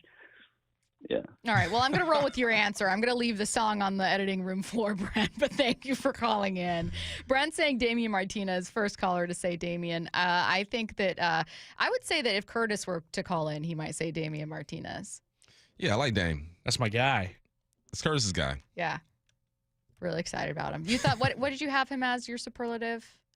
Best steal. Best, I biggest think so. steal, Seventh yeah. round? Mm-hmm. Yeah, that's a good value. I felt like him and Torrey were two that people thought like slipped under the radar. Torrey for injury reasons that should have, could have gone much higher. So I don't know what Brent's talking about. I did that. What is that? No clue. Okay, because I did that thing where, like, you know, when someone says something and you're like, oh, yeah, for sure. Yeah, but then I realized I didn't know what Brent was saying. Me either. Brent, I'm sorry. I lied to your face. I have no idea what you're talking about. Which Seahawks draft pick are you most excited for? 866-979-3776. Don't be afraid to repeat if you got a couple names and you want to sound off about guys that have already been said. Let's go to Robert in Issaquah. Robert, which Seahawks draft pick are you most excited about? Everyone has been talking about that QB coming in, and that dude's a work in progress. What I'm most excited about is Gary Zabel. He was on my board if we didn't get Will Campbell. Gray Zabel, I'm sorry. It's okay, Robert. And, you know, he was on my board if we didn't get Will Campbell. That kind of hurt. But Gray Zabel is going to be awesome on our team because he is someone that you can plug in. Kenneth Walker is going to love that. Our running backs are going to love this. I think that was the key, you know, for this coming season. The QB is a work in progress, and the other guys, you know, great. But that's what it was the people's draft. I think they heard us, and we were begging all the time for an offensive line. We got it. Let's go. Robert, Thank you for taking my call. before you hang up, which one, Curtis or Matt, did they make you promise not to say man muncher again? Which one did it? Oh, it was myself. I told him. I told him I wouldn't say that because I heard you guys off the line like, what? Matt was disturbed by it, so Matt's probably annoyed that I'm even bringing it up. Sorry. There are so many other callers on the line. I'm so sorry, Robert. We've got other people to get to. Thank you, Robert. Robert says it's obviously Gary/Gray Zabel because, you know, while everyone else is really fun, like Milroe might be really fun and exciting, but he's not going to be your starter week one. Gray might. Might. Should. He is. He gonna play. He is. Snap He one. is. I actually used his analysis during the draft show too. Wyman and I. His description. Did you say, no, you didn't. We did. Did you? Uh-huh. Just say man muncher? Oh my God. Matt hates it. Matt's so upset. Robert, you've changed this show forever. Let's go to Scott in Port Angeles. Scott, thanks for hanging on. The next couple callers I feel like have been hanging on for a while, you guys. I appreciate it. Which Seahawks draft pick are you most excited about? I'm Troy Horton. I met him at the airport, and the day he did his 30 interview, he didn't have to talk jack to us. And I spent 10 minutes talking with him. He had a Seahawk emblem from the locker and everything like that. Super guy. So then I went and spent time looking at his play. Catches with his hands, punt return, catches with his hands, return 2, 20 yards per catch. The guy's great. I think the Seahawks hit him. No one talked about him. You guys didn't talk about him. Brock and Soft didn't talk about him. No one talked about him. He needs to be talked about. He's here now. Let's talk about him. Wait, Scott, don't hang up. How'd you know? Did you just recognize him and go up and say, like, how'd that conversation with Torrey at the airport start? First of all, his knees were above his chest because his feet are so small. He's tall. And then he had, when you go to an interview with the Seahawks, they give you a sign on a locker, right? Bump. And so he had that in his bag and some other Seahawk paraphernalia. And I said, hey, did you just go for the interview? And he said, yeah. And then we proceeded. I looked him up on the phone, and I kept talking at him and stuff. He's cool family. Sister's a professional volleyball player, and you're somewhere else. And he's just a great dude. Didn't have to talk to me. Oh, Scott, thanks for sharing the story, man. We appreciate it. Our reporter in the field, Scott in Port Angeles. Thank you, Scott. Torrey Horton, they really added a ton of potential weapons to offense. It's going to be a lot of competition in that running back room and that wide receiver room. Yeah, and good competition, man, because you still got Bobo. You still got Drake Young over there. Cody White is still on the roster as well. Typically, when you go into these off-season stuff, right, OTAs, rookie camps, and then training camp, the wideout groups and the O-line groups are the biggest groups on the team, obviously because there's 4 or 5 guys out there at a time. So, yeah, it's going to be a good competition. Mo in Alaska, which Seahawks draft pick are you most excited about? I am totally excited about Gray Zabel, and I'll give you a reason why. It's they had him call out one of the draft picks, right? I guess of Richmond or something, and he had told him, he's like, "Man, I'm excited for you. He's like, come to Seattle, let's get things done." So when he gets to Seattle, I think they're going to solidify the line. He's going to gel with our veterans, and even maybe a couple of the guys from last year that need improvement. They might catch on to what he's got, and I think our line is going to be solid. Thanks for the call, Mo. I'm okay. I'm going to combine our next couple callers because they all have the same guy, but I'm going to let them all sound off just in a row, and then we'll talk Gray Zabel. Tim in Chicago, Seahawks draft pick you're most excited for? Yeah, hey guys. Yeah, you already guessed it. Forecasted it. Number 1, Gray Zabel. Yes, Gray Zabel himself, great player, and but in a great personality. He seems like a hilarious dude and a dude that you could probably kind of hang out with. All of that is true, but for me, it's I started thinking about it, and it kind of seems like a philosophy change. So who is Gray Zabel? Well, he represents a position of need, and he made sense, and he was who maybe the experts forecasted. Well, that's who Seahawks drafted, and in the previous years they did not do that. So it was almost because, well, hey, you know what? If people think we're going to zig, well, that is why we're going to zag. Well, who was that? Well, for right now, this year, it was John Schneider and Mike McDonald who drafted somebody that was a position of need, and experts forecasted him for that. Well, in the years past, it was John Schneider and Pete Carroll. And coming to find out, it almost seems like Pete Carroll had some power over John Schneider, and it was almost as if like it was Pete Carroll who was wanting to zag only because other people were thinking that they were going to zig, and it'd be like, okay, fine. So it's almost as if Pete Carroll was with Seahawks this year. They may have drafted an offensive lineman with their pick, number 18 in the first round, maybe. But it probably would have been an offensive lineman that nobody would have ever heard about, or we could have gotten in the 3rd or 4th round.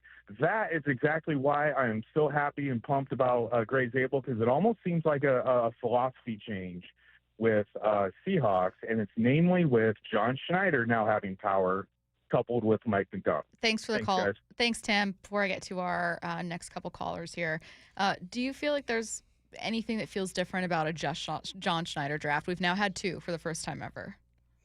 Or no? It's okay if the answer's no. No, this feels like the best one. I mean, obviously there's 2, only 2 to pull from. Yeah. It feels like I haven't had this feeling about the drafts or the draft picks in a few years. Like this is, I think, has the potential to be his best draft class ever as a GM. Different about this one? You hopefully solidified the offensive line. Mm-hmm.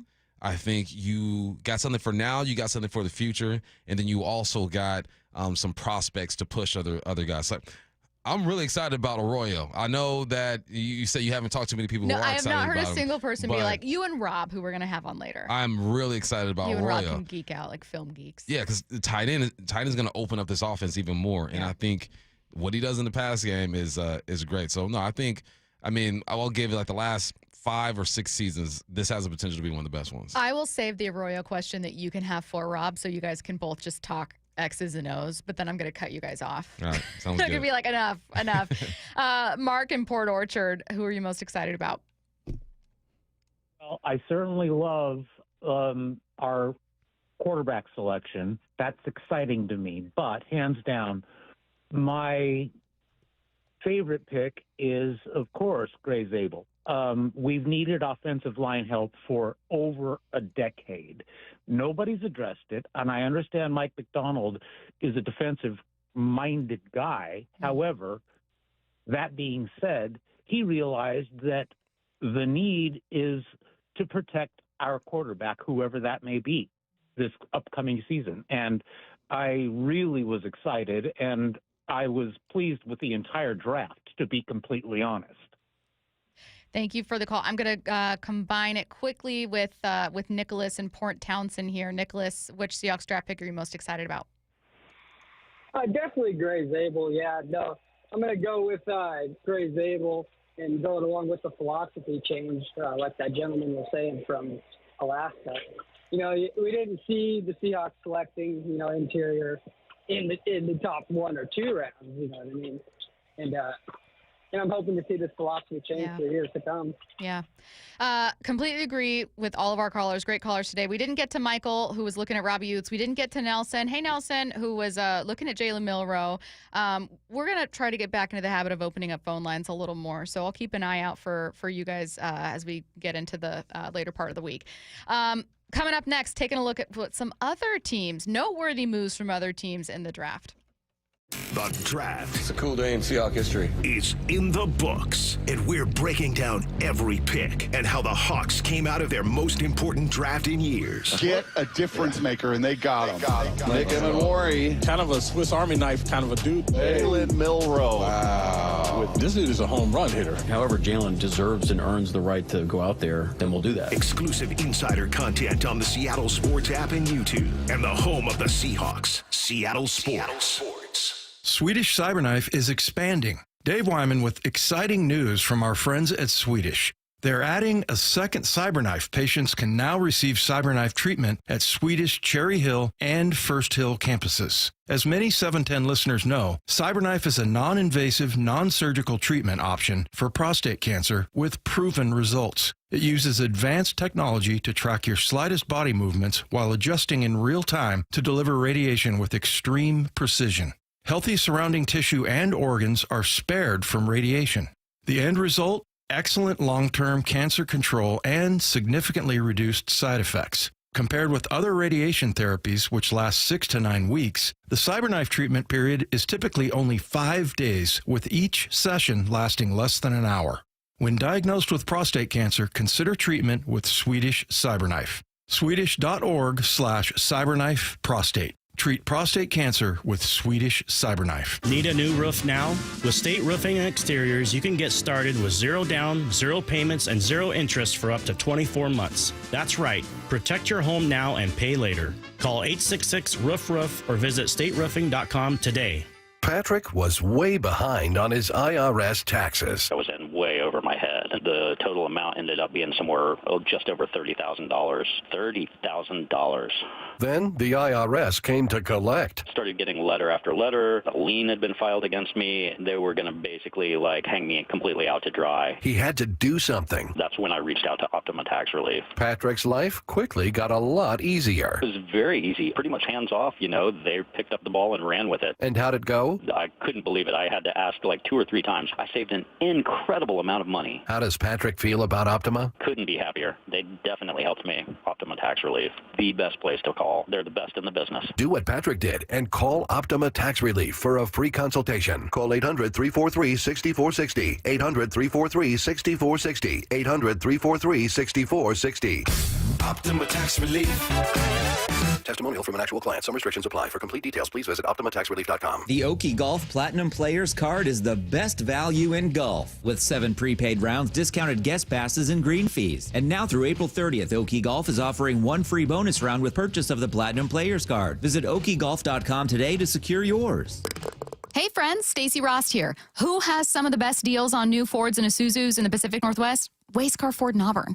Who has a large selection of the highest quality used vehicles in the Pacific Northwest? That would also be Wayscar Ford in Auburn. And what dealership promises no games, no gimmicks, and never any pressure to purchase? Yes, that is correct. It's Wayscar Ford in Auburn still. Who's the only Ford dealer in all of Washington to offer a 5-day or 500-mile, no questions asked, 100% money-back return policy? Wayscar Ford in Auburn. They offer free lifetime powertrain warranty on virtually all of their new Fords. Who's the only dealer that will purchase your used car, pay you right up front, and then once they resell your old car, return 50% of the profit to you? Only Wayscar Ford in Auburn. They've given over $750,000 back to customers who have sold them their cars. And finally, what dealership has been family-owned and operated in Auburn for over 103 years? You guessed it, Wayscar Ford in Auburn. Visit them at wayscarford.com. We are Seattle Sports, the home of the Seahawks, Mariners, and everything Seattle sports. Watch your favorite show live at seattlesports.com. Look, I never thought I'd get into skydiving, but here I am, a hot dog about to fall from heaven at T-Mobile Park. Here I go! And just like that, I'm soaring above a sea of fans and foam fingers. Watch out, Section 115, I'm coming in hot! Yes! Hot dog! Nice, you got me. And now I'm smack dab in the middle of it all. Peanut vendors slinging snacks with precision, kids next to me smiling ear to ear, and the crowd roaring as Julio steps up to the plate. This place really is baseball heaven. Home run, Julio! Mariners baseball. Trident's up. I'm a hot dog. The Mariners homestand continues this week with 2 value games against the Angels. Go to mariners.com/value to snag $10 tickets for tomorrow at 6:40 and Wednesday at 1:10. Plus, check out the complete value game schedule, including all 3 Randy Arozarena bobblehead giveaway games, May 27th through 29th. Hey, it's Dr. Coogan with Eastside Weight Loss Clinic. Spring is here, and I know you want to look and feel your best as you head into this new season. Are you tired of the roller coaster of losing weight just to see it all come back again? Maybe you've heard about the new drugs but are concerned with the possible side effects, or you're taking weight loss drugs but also want to learn how to change your lifestyle for long-lasting results. We can help you. We have a team of health coaches that can support you every step of the way. Schedule your free 15-minute, no-pressure phone consultation online at eastsideweightlossclinic.com. Hey, it's Mike Salk here with Ryan Roland Smith. Thanks, Mike. I've been hearing for about 2 years now how you did the Eastside Weight Loss Clinic plan, and you lost a ton of weight.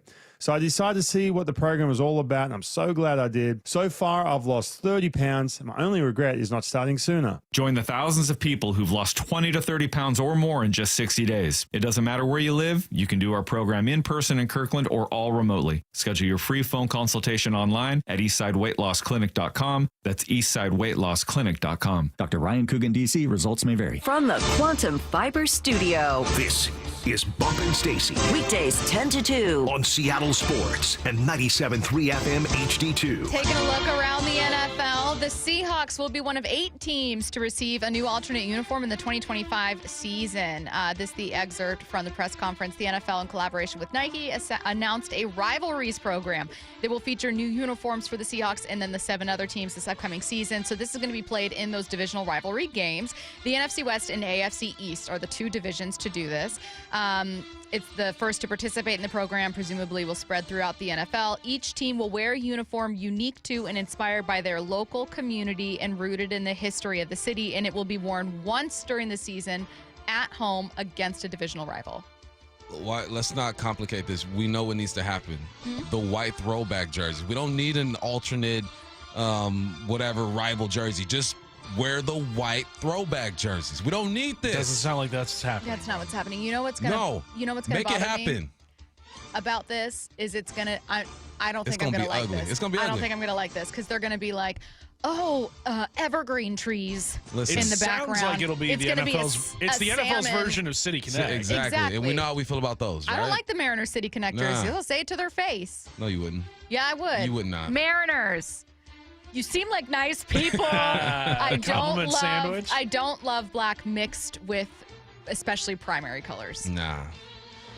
just the white throwbacks will be fine. Just do that. It's not going to be that bump. It's going to not. have a I know salmon. it's not, but it's going to you have know, a salmon. It's going to have a Pike Place It's logo. going to be green. It's going to have like raindrops on it. It's going to look like an Oregon Ducks jersey is what it's going to look like. Don't you dare. I hate to say it, but you bet not. No, there's not going to be Nike. any yellow. Disgusting yellow. Probably not yellow, but there's going to probably be like some sort of raindrop pattern. Because, you know, I don't know if you guys have heard, but it rains here. Neither of you said It's not drop even top. It's not even the rainiest. I was upset. What? I said neither of you said drop top, and I was really upset about that. You left me failed you. hanging. Sorry. That's an okay. old reference. I know. Well, I'm old. Not old enough to get Cheech and Chong, though. I had a bunch of people being like, it's a reference. I was like, I don't know. I mean, I know who they are, but that's before our time. I don't anticipate loving this jersey, but we shall see. Again, it's going to be worn during a divisional game. Also, speaking of during a divisional home game, we're going to know when that is on May 12th, right? 14th. May 14th is when the May actual... 12th is Willa's birthday. Happy early birthday, Willa. May 14th is when we finally my figure out son's the birthday. Seahawks schedule. Which one? May 14th, Michael. Happy early birthday, Michael. We're not even there yet. Okay, we're jumping the gun, you guys. We're not even to May. Well, you start throwing out dates to dads. Tomorrow's my you know? mom's birthday. Yeah, that's true. We're Then you like, guys are like, that was back in '92 when I did. You know, we just go back in memory. are you sure you guys just aren't trying to? I know my kids' birthdays, if anyone's wondering. Someone said maybe a Bumpus era jersey. I don't think it's going to be something we've seen. I sure Don't- hope it's don't not bring those those back. jerseys. No. Yeah, those are bad. The white ones are fine, but the Bump? Yeah.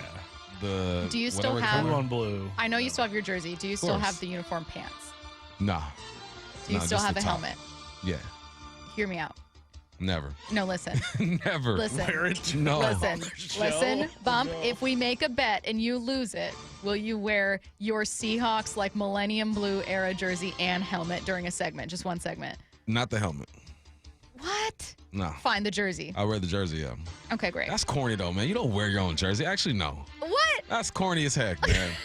I ain't wearing my jersey. That thing is in the frame. I got two other ones for my kids. Nah. Okay, moving on. Someone actually texted us about this earlier. We already had it on the show, but they were like, did you hear this? And I forgot to respond and say, just you wait. Bills GM Brandon Beane had a bone to pick with Buffalo's WGR 550 because of their critiques of his team's wide receiver group. I was just listening to the last few minutes of your show before I came on, waiting on here. All right. Sounds like 2018 all over with you guys. Well, how so? Well, you guys were bitching in 2018 about Josh Allen. You guys wanted Josh Rosen, and now you guys are bitching that we don't have a receiver. I don't get it. Like, we just scored. Hold on, let me talk. We just scored 30 points in a row for 8 straight games. A year ago, I get you guys asking why we didn't have receivers, but I don't understand it now. You just saw us lead the league in points when you add all the postseason. No one scored more points than the Buffalo Bills, including the Super Bowl champions. So you just saw us do it without Stephon Diggs, same group. How is this group not better than last year's group? Like, our job is to score points and win games. Where do we need to get better? Defense. We did that. So I get it. You got to have a show and you got to have something to bitch about. But bitching about wide receiver is one of the dumbest arguments I've heard. Ooh, some spicy takes from Brandon Beane. Chill out, homie. It's a talk show. I mean, he came with some facts, though. 30 points, 8 straight games. Yeah. I feel you. But you don't have Amari Cooper. You have Keon Coleman over there. The other receiver dipped. I forgot his name. Anyway, yeah, you need some receivers over there. And it's a talk show, so they're going to talk about what they feel the roster needs. Gabe Davis. Gabe Davis is gone. Gabe Davis, yeah. Right? Who's Khalil Shakir? He's still there. He's signing an extension. Yeah. It is an interesting group, Keon though. Coleman, yeah. Yeah, but it's an interesting group, though, because it's like, I think that he mentioned it, they set a record for like most guys with a touchdown reception, but like you also wouldn't be wrong for, as these hosts aren't, for saying, I would have loved to see more added. Yeah. It's just an opinion. It's an opinion. Brandon. Get out your feelings. He must not have liked the draft and is just projecting. Abdul Carter was asked Lawrence Taylor if he could wear number 56, which I'm just going to pause and say, the boldness on this kid. My brother in Christ. Let me just call up LT. Come on, man. He might, though. Michael Irvin lets the ballers wear 88. He did not. LT did not. He was reportedly turned down by the Hall of Famer. His number 11 he wore in college with Penn State is also retired by the Giants, so you got to find a new number. You want to hear something? You tell me this is shady. Okay. All right. So at Culver City High School, they retired my number 5. Okay. One of my teammates son wears number 5, and he asked if his son could wear number 5, and I said no. That's not shady. I said no. Mm-mm. I'm like, I worked hard to have that thing up there. Yeah. I felt bad though. The thing is, when you get to this level, like let's say that Abdul Carter, I think it was bold of him to ask one of the best football players of all time. But let's say, come on, man. Let's say that he, and he just wanted to do that as both a nod to LT, but also as a way to say, I'm gonna make history. But let's say that he had number 11 and he had worn number 11 since he was a little kid, and he wanted to wear number 11 and asked the Giants if he could wear it, and they were like, no. Like you can kind of get when someone's worn that whole number. All due respect to your friend. How long has his kid been wearing 5? 10 years? 5 years? Oh, 3? maybe. I don't know. No way. I don't know. He's Since 16. 5, okay. Like, that's not the same. And listen, I don't know LT personally, but from what I get from him, I wouldn't ask him for anything. Because he seems like he'd be like, heck no. Yeah, LT said no. I think I don't have the quote in front of me, and I don't know how they got it, if it was in an interview or if he tweeted about it, but he basically was like, absolutely not. Get your own number and make history. Yeah. You know, which is an LT type answer Yeah. that I'd expect, which is no, you can't wear my number. tripping, man. You've done nothing, Brooke. I didn't get to tell you about the casino event, but I asked Cliff Averill a question that I thought you would appreciate his answer to, because it was a very football player answer. It was like, in what ways can the Seahawks become closer to a Super Bowl team this weekend? And Cliff was like, respectfully, I don't even call a rookie by his name for year one. Facts. So why would I be looking at this draft class and go, what are these guys going to do? That's probably how, if you're Lawrence Taylor, you're like, respect to Abdul Carter, you've not played a snap. Lawrence I'm a Hall Taylor's of like, Famer. I'm arguably the best football player of all time. And you've not done anything. Not a team. Yeah. Anyways, the Commanders in Washington, D.C. have agreed to a deal to build a new $4 billion stadium at the site of RFK Stadium, where the team played from 1961 to 96. So we're going to have a brand new stadium to set our eyes on and all the audacious things they're going to build for it. About time. Get it done. That stadium is cursed. Just bad. All right. We are going to have it's a very Seahawks heavy show. I'm sorry. I know that there's some Mariners stuff to come. The Mariners have an off day, by the way, extra innings at 7 p.m. But we've got Who's so hosting much. that? Would be Curtis Rogers. Okay. That's right. Well, Curtis Rogers hosting extra innings from 7 to 9. Rob Staton of Seahawks Draft Blog is going to join us at 1. I think he feels the same way you do about Elijah Arroyo. And I'm curious to hear you guys both talk about him, because he was the one that I think I was like, I know the least about. And I'm curious as to why you guys were both so high on him. So before we get to that, Jalen Milroe was one of the most popular answers that we had from listeners when we asked which player are you most excited for from this class. How high is his ceiling? That's next. Wyman and Bob, afternoons 2 to 7. Looking at Cal Raleigh, man, could he be in that conversation for MVP? He deserves a praise. He's been phenomenal. The question, can Cal keep this up? I mean, probably not. I'd feel so much better about this team if Julio went on not some kind of a tear like Cal, but just get back in there. Dave Wyman and Bob Stelton, afternoons 2 to 7 on Seattle Sports, the app, YouTube, and your smart speaker. Yeah, I have a ton of really memorable customers. One of my favorite customers I've ever had, he came in and had a really bad experience with several different dealerships. He just lost his husband. His husband left him with a truck, and he was like, I don't need a truck. Like, this is so impractical for me. And it was a really emotional decision for him, because it was one of the last things that he had, obviously husbands. We were like, it's no problem. Like, we're going to help you. And we did the process the same way that we always do the process. And we helped him trade in his truck for a beautiful new Rogue. And that was really cool. And he bought his second car from us, and I'm sure when he needs a third car, he'll come back and buy his third car from Nissan too. Afterwards, to thank us, he sent us this beautiful basket of like candies and fruits and stuff. Making a great day for the people around you is making a great day for yourself. The LJ way is the Lee Johnson Auto family. Hey, Brock Hewitt here for my friends at PCF Group, or People Come First Construction Group, and that's exactly what they did when we made the call a couple years ago. We wanted to redo our outdoor space, wanted to add a deck, an outdoor living, a television, and a kitchen. And PCF Group, wow, they more than delivered. And if you're interested in building a stunning outdoor area like we did, I cannot recommend them enough. Reach out before the good weather arrives, and their schedule, well, it's going to fill up. So whether you're looking for a complete outdoor living space or a very specific project like an underdeck ceiling, deck, patio cover, railings, PCF has you covered. Design now and pay later. In fact, get 12 months, no interest and no payments, and up to $6,000 off and a $1,000 Amazon gift card. Request a complimentary design and estimate consultation at 425-629-8476 or project ideas. Explore photos at pcfgroup.com. That's 425-629-8476. You're losing your hair and you simply need a solution that works. You want the best. Modern technology, top-rated physicians, something that's guaranteed to work. Guys, you need world-class Dr. Perungo and his team at Advanced Hair. Advanced Hair has completely redefined hair restoration. From the experience itself to their unmatched results. Receding hairline, bald spot, thinning hair, maybe all three like I had. Get your hair back with Advanced Hair's simple one-day treatment that begins to regrow your own natural hair the very next day. Advanced Hair has changed tens of thousands of lives, including mine. And get this, Advanced Hair is once again the winner of the 425 Business of the Year. For your free consultation, call 425-449-8185. Right now, you'll get $250 off and 250 free hair grafts.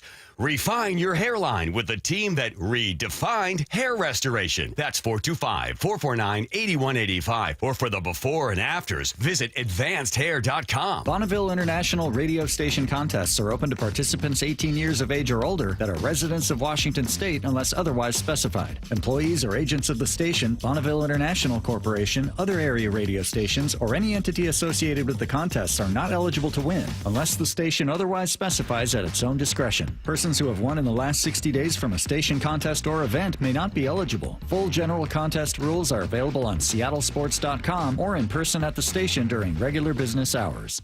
Subscribe to the Seattle Sports YouTube page to find new and exclusive content from your favorite shows and personalities daily. Just head to YouTube, search Seattle Sports, and click subscribe.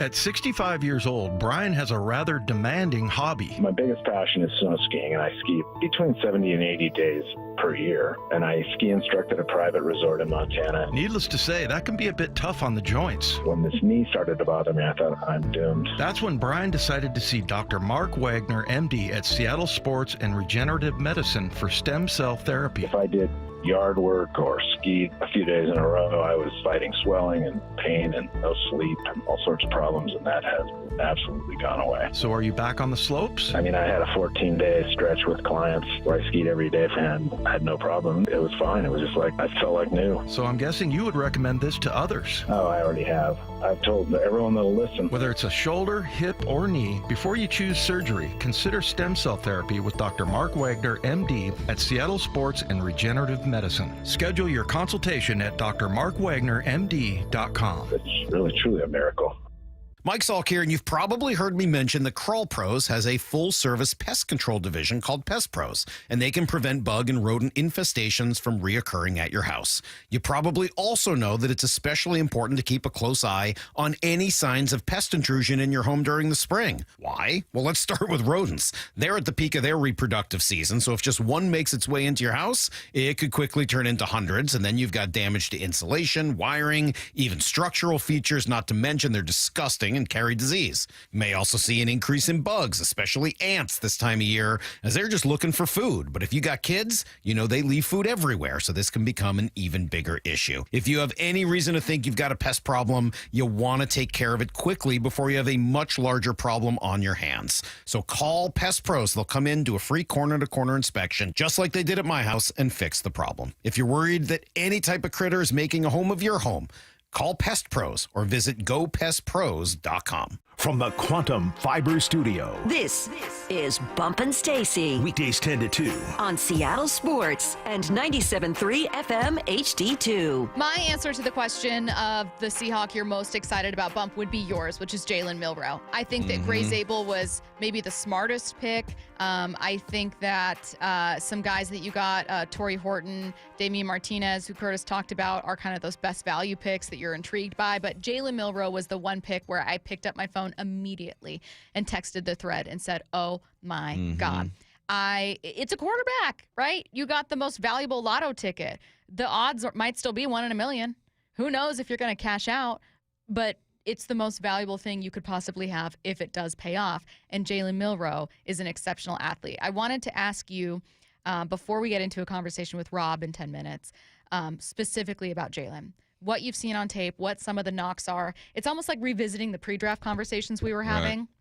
Right. You had mentioned last week and the week before, if Jalen's there late, take him. Why not, right? But you didn't want to take him earlier than about when the Seahawks did. What were some of those, I don't want to call red flags, but questions, concerns? Questions and concerns, accuracy, and I think someone on the text lines brought that up and said, what about his accuracy, right? He doesn't seem like the most accurate quarterback, and there are things you can do to kind of help that. So accuracy is one. And the touch football, one where you got to drop it over the linebacker in between the safety to a tight end going across the field or something like that. Sometimes when guys are super athletic, they take a bit more chances too because they feel like, man, I can throw this fastball into that small window and we'll be fine. Processing, he seems to be okay, but it's those would be my concerns. And then just him knowing exactly when to run and when to hold on to the football and buy himself more time. Because sometimes athletic quarterbacks, it's not there, they are gone. Like I'm out of here, which can be fine sometimes. But also there are times where if you just extend the play a little bit, that receiver will be open. And learning how and when to take the big hit. Sometimes you got to lower your pads, get that first down. Other times, just get out of bounds, slide, protect yourself. All right, let's talk about the ceiling now. Let's have the fun part of the conversation. I think a lot of the reason that people feel so excited about Milroe are things like a pre-draft analysis saying he is an even better runner than Lamar. The disrespect towards Lamar is real. However, I think that there is a real feeling there of a rare type of athleticism, right? Oh, yeah. I mean, I think he's clocked to be the fastest quarterback in the world, Craig, right? And his running ability is great, but it's different from Lamar.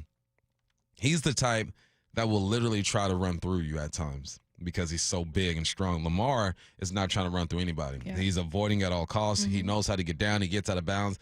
I'm sure it's happened in the NFL before, but I've not seen Lamar just take a big hit to where I'm concerned about him. Other quarterbacks, we've seen that. That is the most exciting part of his game is because he can run. And the evolution of the quarterback position is that everyone's going to have to be able to run to some extent. Like Sam Darnold's a dying breed in this league. And they don't have to be a Milroe or Jalen Hurts or Lamar Jackson or Josh Allen. You just got to be able to buy yourself some time. And that's the fun part and the scary part at the same time. Because that's why mobile quarterbacks were really sought after because GMs and coaches are thinking, well, they're just eventually going to get hurt. Man, we see quarterbacks stand in the pocket and get hurt all the time. It's part of football. You're going to get hurt at some point. It's just how it is. So it's that will open up a different chapter. I've said it before in this offense when it comes to Kubiak. Okay, be very honest about Milroe right here. Jalen Milroe has drawn comparisons both to former Bama recruit Jalen Hurts and also to Lamar Jackson. Jalen Hurts is a Super Bowl winning quarterback, a good quarterback, mobile, dynamic, but Lamar is one of the best quarterbacks in the league, one of the best quarterbacks we've seen. So good that you could make a case of being the best quarterback in the NFL. Right now, that crown goes to Patrick Mahomes. People would throw in Josh Allen. People love Burrow. Herbert is up there top 5 despite not winning, but he's got all the tools. But like Lamar's part of that group. That's a different group. Which one feels like it's Jalen Milroe's ceiling? You know what I mean? Are we talking about a guy that can be really solid as long as you have a great team, or a guy that no, he can be real? No, you got to start solid with a great team. Okay. I mean, he was at Bama, so he's surrounded by talent. The last few years or last year wasn't as deep as we're used to seeing Bama. But no, at this point, he has to be surrounded by talent. Most quarterbacks do, but I would lean more towards the Jalen Hurts, let's surround him with talent type of situation. So, like, if you're John Schneider, you're drafting Milroe not thinking necessarily I'm going to find, like, I don't think they drafted Russell Wilson thinking we're going to find a face of the franchise for 10 years. No. I think they thought we might have, like, a dynamic weapon. Mm-hmm. Do you think that's the approach with Milroe here? Yeah, I think it's a weapon that can be polished and be sharpened up. Like, you can add some things. All my guys who like building weapons and stuff, you know how it is, man. I gotta Your guys that like building weapons? building like firearms. They're like What? They're intense with it. They build it and they start adding stuff to it. That's how I see Milroe. It's like he's the standard firearm that you have, and then you start adding all this stuff to him. I'm sure someone on the text line is one of those guys. Definitely is one of those guys. I don't even have to look at the text line to know someone's one of those guys. Someone said, why aren't they comparing him to Cam Newton? Not as big, and Cam wasn't necessarily fast. I mean, he was fast, but this is a different type of fast. We're talking about Milroe. I think mobile quarterbacks in general get pulled into the same group, even though, like, I think back to 2012 when we were having conversations, we about Cap, Russ, RG3, and they were three of them different types of passers and different types of mobile quarterbacks. But they all got pulled together, but I don't think they necessarily should have been.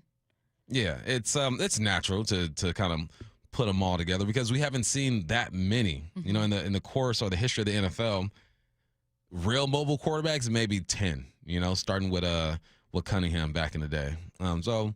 Yeah, it's because you haven't seen a lot of it, so naturally you want to compare to everyone else. It's almost like every small wide receiver in the slot is it's Wes Welker, it's Julian Edelman. You know, it's like, all right, they look the same, but they're necessarily not the same. Every white tight end, which is most tight ends, he could be Gronk. Yeah, exactly. You never know. It's just what we do naturally because we try to find comparisons, and it's not a bad thing. So before you go, oh, white guys always talking about race, it's not a bad thing. That's just naturally what we do. So yeah, I think people do it naturally. Someone said, you're not going to put a ceiling on a player no matter how low they're drafted. For sure, like philosophically. You don't want to do that. But the reason I'm asking Bump this question, 206, is because I think that what makes the selection of Milroe so intriguing is wondering how high that ceiling is. And that's just something that I'm not putting a ceiling on Milroe. Milroe doesn't care what I think about him. Milroe isn't listening to me right now. I mean, I hope he has 5 stars. Leave a review. But like he doesn't care what I or what any random media person thinks of his ceiling. But the reason the conversation is fun is because if, Bump, your answer was, oh, I think his ceiling is top 5 passer in the league, that's a fun idea. That's a fun thing to think about. Yeah. When's the last time the Seahawks had that guy? It's been a while. It's been a while, so it just makes Matthew's it playlist. Interesting. Matt, is it? Yeah. Yeah. Oh, yeah, right at the top. Rob Staton joins us next. The draft. It's a cool day in Seahawks history. Is in the books, and we're breaking down every pick and how the Hawks came out of their most important draft in years. Get a difference maker, and they got him. Nick Emenwari, kind of a Swiss Army knife kind of a dude. Jalen Milroe. Wow. This dude is a home run hitter. However, Jalen deserves and earns the right to go out there, then we'll do that. Exclusive insider content on the Seattle Sports app and YouTube, and the home of the Seahawks, Seattle Sports.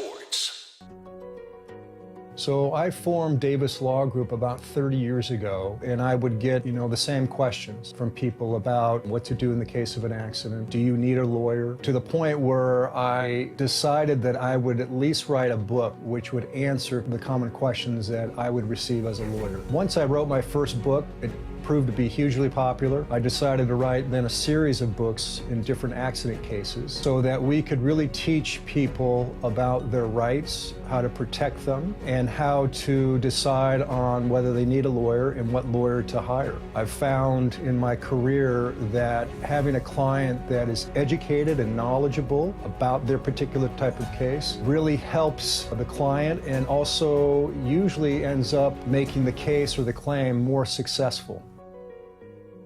To get your free copy of any of my Washington accident books, visit WashingtonAccidentBooks.com. This is Matt Coker from West Coast Men's Health. Has Viagra stopped working for you? Do you hate the side effects? If you've taken Viagra for any length of time, you already know that pills are not the solution to ED. Here at West Coast Men's Health, we have a better approach to ED. Acoustic wave therapy creates blood flow circulation by safely removing the plaque in your arteries and restoring function naturally. No pills, no shots, no surgery. We can also treat Peyronie's disease. Our non-invasive treatment for ED is painless and highly effective.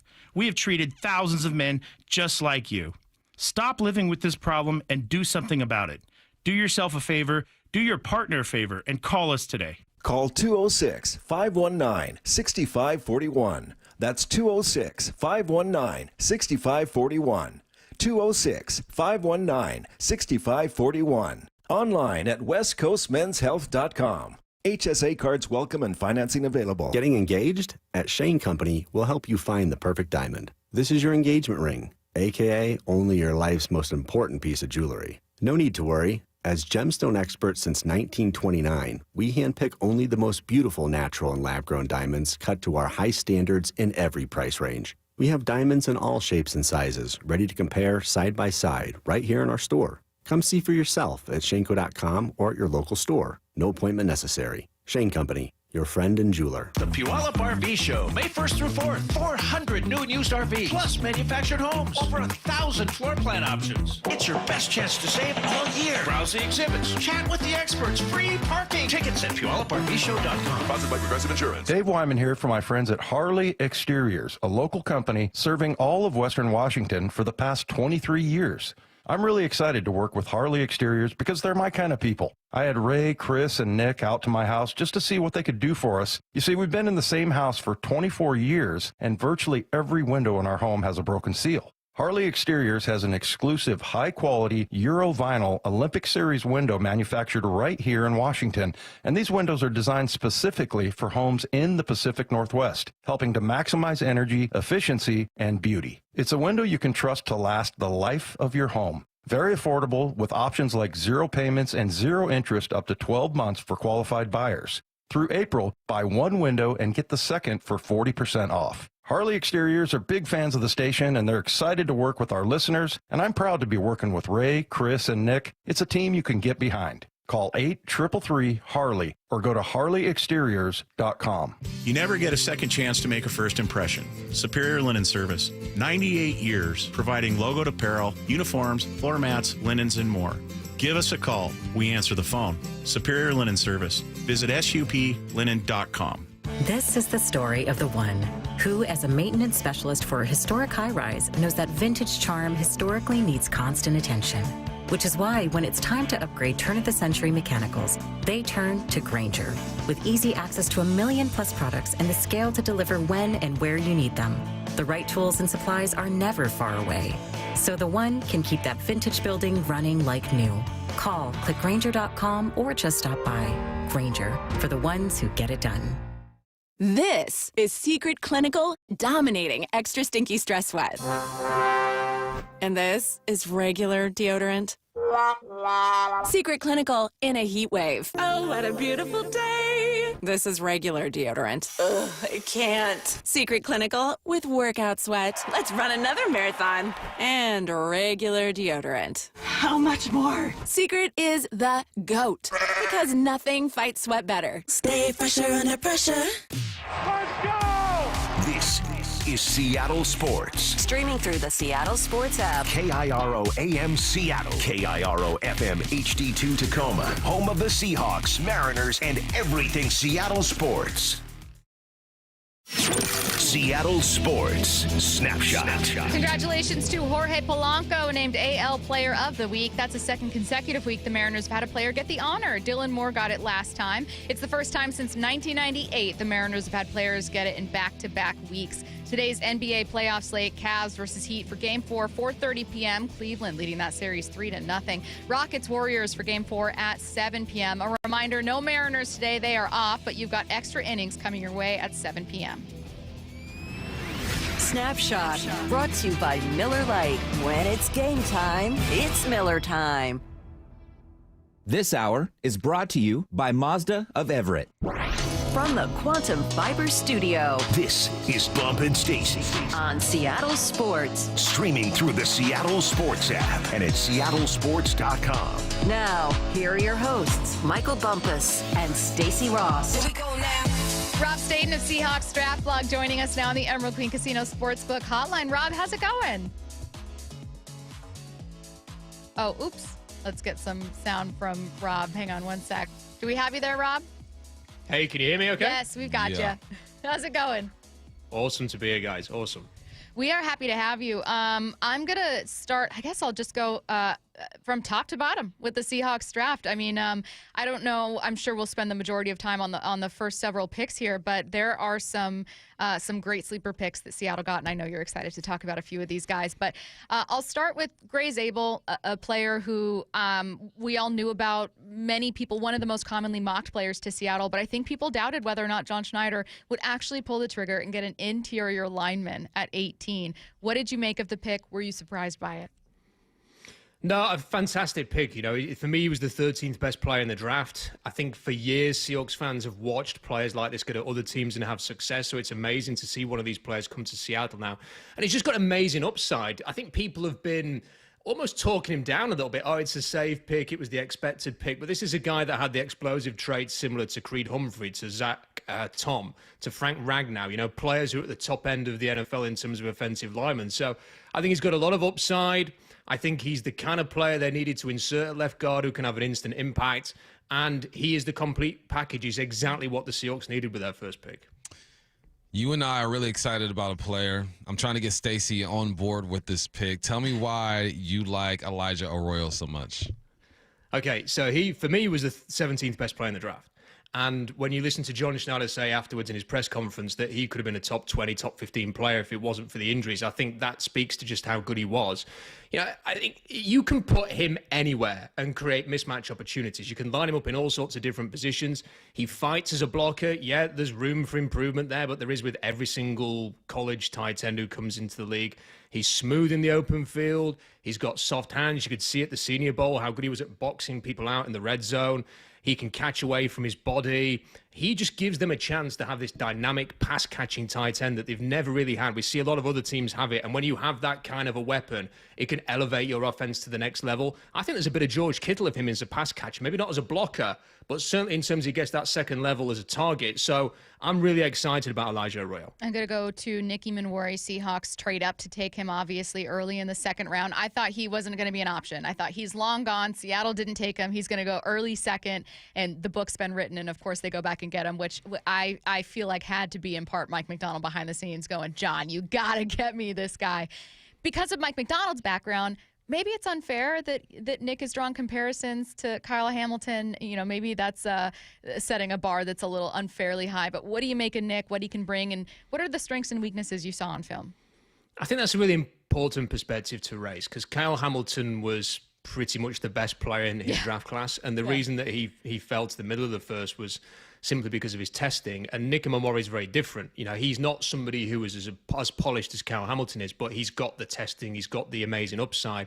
I think he's really good in the open field. That's the thing. When you see a guy with his size, you think, oh, he's going to be playing at the line. He's going to be amazing versus the run. He's going to be hammering people. And that's not really his game. He's sort of better in space. He's got amazing range for his frame. I think it's the versatility that Mike McDonald will love, that you can line him up in all sorts of different positions and confuse opponents. He will enable you to blitz in creative ways. You can have him drop when you think he's going to cut and vice versa. I just think he's the kind of weapon that, as we've learned more about Mike McDonald over the last 12 months, you can just see him perfectly fitting in that defense. You know, they were celebrating in the draft room when they picked him, not surprised. I'm just excited to see what Mike McDonald's got cooked up for this guy. Only 2 defensive players drafted for the Seahawks. And Schneider said, look, it wasn't planned that way. This is kind of just how the cookie crumbled. I understand that as well. But on the other side, I'm thinking, yeah, it probably should be this way because the offense needed more help. What would you say about this, the way the draft went down overall? I think that's the perfect point. You'd look at the defense last year. By the end of the season, it was performing like a top 10 unit in the league. And yes, they needed to add some more, but they brought in DeMarcus Lawrence. They brought back Jaron Reed. Ernest Jones has come in. You know, Nick Manwari will be a huge impact player, you'd imagine, given they traded up for him. So I think it needed to be an offensive offseason by and large. They needed to improve that offensive line. They changed the coaching staff. They've added some talent on that offense. And the other thing I mentioned is, even though the defense didn't get a lot of love, it's not just them and Manwari. You know, Riley Mills, he had the 6th best pass rush win percentage amongst defensive tackles in college football last year. He had the same number of pressures as Mason Graham, who was the 5th overall pick. He led defensive tackles in sacks. For me, he was a 3rd-round player who lasted to the 5th purely because of an injury, which may redshirt him for this season. He has amazing athleticism and upside. So even though they only drafted 2 defensive players, the 2 defensive players could end up being, really good picks for them for the long term. Feel free to mention a name we've discussed already, Rob, or one that we haven't yet. But earlier we were playing some draft superlatives, and one of them was maybe the best value pick, a guy that you were surprised to see the Seahawks find where he was. Maybe he's there for reasons unrelated to his play. Was there someone you felt like this was a value pick, like they really got someone special here for a relatively low price? Yeah, I think for me, Torrey Horton, I had a fringe 2nd, 3rd-round grade on him. He's a clear starter potential at receiver. I had him rated higher than Trey Harris, who went in the 2nd round to the Chargers. He carried Colorado State's offense for a couple of years. They've not had good quarterback play there, but somehow he seemed to just continuously make plays, whether it was competitive catches that he would go up and get those contender grabs, or, burning past people. He showed at the combine that he can run. He wasn't even 100% healthy, and he's running in the 4.4s. So I think if it wasn't for maybe some of those injury things, or maybe the fact that he played for Colorado State rather than one of these high-power offenses in the Big Ten or the SEC, he probably would have gone a lot earlier. So I could not believe that he was there in the 5th round. I think it's a steal. Would not be surprised if he is a starting receiver in a couple of years for the Seahawks. Some fans were a bit concerned that the interior offensive line wasn't addressed enough. I'm fine with it. I think you got Zabel, obviously, and then there are going to be some veterans, whether cap casualties or, training camp type stuff. What do you say to that? Do you think they should have addressed it a bit more, or do you feel like the plan going forward is to pick up some veterans? I think there's a few things here. Like, first of all, Gray Zabel is going to be an instant star, so that's a really good pick right off the bat.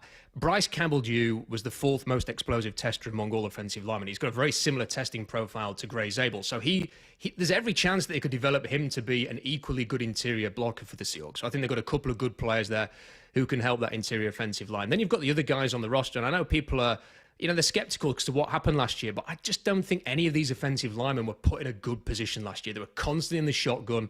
It wasn't conducive to success at quarterback or for those offensive linemen. I think they were put on an island, really, which was not helpful for them. I think this staff have got a clear vision on how they're going to move forwards now. And the likes of Christian Haynes, for example, really fit the zone blocking scheme very, very well. Oliver Timmy's zone blocking grades at Michigan were pretty good. Jalen Sandell has clearly got the body type and the athleticism to play in this system. Even Anthony Bradford was a good zone blocker at LSU. So I think they've got the players there. Now they've just got to put them together within this scheme. It's a young group, so they are going to have some growing pains, you'd imagine, at the start of the season. But I think this could be similar to the defense. I think by the time you get to game 8 and 9, as we saw with the defense last year, I think this offense, and in particular this offensive line, will be coming together.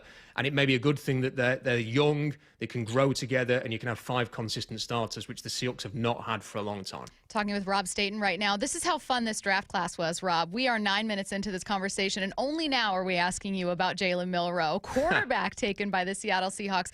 Rob, I'm so curious about your kind of analysis and view of Jalen heading into the draft before knowing he was going to be with Seattle. So I want to hear what you didn't like also and what some of the knocks were, and then how you feel about him now being a Seahawk and the fit there. Well, if you were going to play a game tomorrow for Alabama and Jalen Milroe was the quarterback, you wouldn't put your house on him converting a 3rd and 10, in a big game. That's the thing. And his intermediate and his short-range passing, the accuracy can be quite poor. You see it in the games. You saw it at the Senior Bowl. And that's a problem for him. But the great thing about this pick is you can work on those things behind the scenes. And offsetting, if that is always going to be a bit of an issue for him, you've then got the other side of the coin, which is the great arm. If you go and watch the Wisconsin game, go and watch the Georgia game last season, you can see him making big plays downfield. He's got an accurate downfield throw, cannon of an arm, and then the running ability. He's like a Formula One racing car. When he gets to the edge, his ability to sort of turn up field and dodge defenders is unbelievable. And unlike some of these other running quarterbacks, he's got a running back build. Like, he's got a thick build to him, so he can run through tackles, he can finish runs. Look, nobody's going to look at this and say he's the nailed-on future of the Seattle Seahawks. But when you get to pick 92, why not take a chance on this guy? So they'll work on the flaws. He's got a limitless ceiling, and if it works out, the Seahawks could have a star on their hands. Yeah, that's you said that if it works out, the Seahawks can have a star on their hands. I'm looking at this whole draft and saying, if this works out, I mean, the Hawks could be turning a corner here. And I didn't expect them to have the type of draft that they put together. How much of this do you think is Schneider, McDonald, a combination? Because honestly, this is his second draft to where we can look at John Schneider and say he probably had the most influence on this. But, I mean, there's no way Mike McDonald doesn't have his hands all over this too. Well, absolutely. But I do think John Schneider deserves a lot of praise because the work he's done since January is some of his best work as a GM, in my opinion. You know, you think about the things he's had to do. He's had to change the quarterback, and he did that very efficiently. When other teams like Pittsburgh and the New York Giants have had a lot of trouble doing that, he had to deal with the DK Metcalf situation. He moved on from that very quickly. It didn't drag on into the offseason. He's had to completely change the offensive staff. There was a lot of pressure on him to improve the offensive line. He made that first pick in Gray Zabel. And now he's had a draft that looks like it could be a transformational draft. It looks like the best draft for me since 2012. So there's no guarantee that it's going to work out the same way as it did 13 years ago. But you just look at the class and you think, this is going to give the Seahawks a chance to take the next step. And that's what everybody wants to see now. You know, Seattle's been a decent team for a long time. Can they go on and become a great team now? And I think this draft class will give them the chance to do that. I think the good thing about the coaching staff is you can see their input in the players that they're drafting. The plan is obvious to the fans. When the fans can see what the team's trying to do, it just helps with buy-in. And now everybody can see the kind of team they want to be, the kind of players that are going to help them get there. And I think it's all connecting. You know, the staff, the scouts, I think the fans are buying in. So I think it's a good time to be a Seahawks fan right now. Is it a good time to be certain Seahawks veterans that might be looking over their shoulder in some of these crowded rooms? I know that it's a bad idea to, in general, look for a rookie to make an impact. So maybe someone like Noah Fant isn't necessarily worried. But when you look at the running back room, the tight end room, you know, are there, guards? Shoot, I don't know. Rob, is there a Seahawk player or two where after this draft concluded, you thought, I wonder what this means for him? Well, the obvious one is Noah Fant, because he's, you know, you can save some money there moving on from him. I just wonder, because the cap space they have is quite healthy at the moment, maybe they'll just keep him into training camp, you know, see where Elijah Arroyo is with his health. Maybe they want to keep all of the tight ends and sort of let this play through preseason. And then, yeah, I think there's probably one or two others that are maybe looking at this as well. I think getting Damian Martinez, obviously, into the mix. You just wonder what Kenny McIntosh is thinking here. And, you know, maybe even those two starters who, you know, Ken Walker's coming to the end of his contract. You know, if Martinez has a major impact, does that create situations? But for me, it's just good competition. You know, you want players who are looking over the shoulder. You want players who are motivated, who've got that chip on the shoulder to try and keep a job. And because Seattle's cap situation is so healthy at the moment, they might just keep these guys and let it all play out in camp. And I think that's a healthy thing.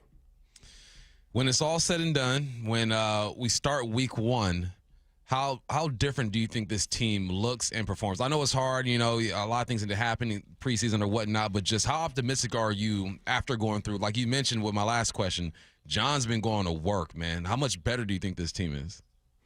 Well, I think that remains to be seen because there's so many changes. The offensive system is going to be completely different, whether that is the zone blocking, whether it is the route concepts that they're going to run with a passing game. Clearly, they're going to use their tight ends a little bit differently. So that's a huge change. You've got a new quarterback. You know, can Sam Darnold do what he did at his best for Minnesota last season is a huge question mark. And fingers crossed he's going to be really good again this year, but we don't know until we see it. I think the thing that gives me the most optimism is with Mike McDonald, you could see the major changes that happened to that defense. We've been waiting years to see the defense take a step forward, and it definitely did last season. And I think with the experienced staff they have on offense, it's not just Clint Kubiak, it's all of the support staff that they put around him. You know, there's some serious NFL experience in there. So I think that offense, even if it maybe even starts a little bit slowly like the defense did last year, I think they're going to get it going. So by the end of next season, I don't think the Seahawks are necessarily going to win the Super Bowl next year, or they're going to be a major contender. But I just wonder, this time next year, we might be sat here thinking, okay, they've had the 2026 draft, and that's the finishing touches to get them towards where they can be a serious contender, and that's where you want to be. So I think this is a major step forward this offseason. I wanted to just put a bow on this conversation by having a very similar step back kind of look at the draft. Earlier, you mentioned this was your favorite draft, maybe the most intriguing draft since 2012. One of the most popular questions that Bump and I both see is drafting with just John versus drafting with John and Pete, and have we got gotten enough of a feeling for what a just John Schneider draft looks like? Sometimes I can't tell if that's a fair question because we don't know how much control John had. Like maybe Pete let John take the reins entirely, and maybe this is just John growing. I have no idea. But do you find yourself wondering, leaving a draft like this, if is there a different version of a John Schneider draft that we're just now starting to see? I kind of wanted to throw that type of question your way because I see it all the time. And Rob, I never know how to answer. Like, I really don't know.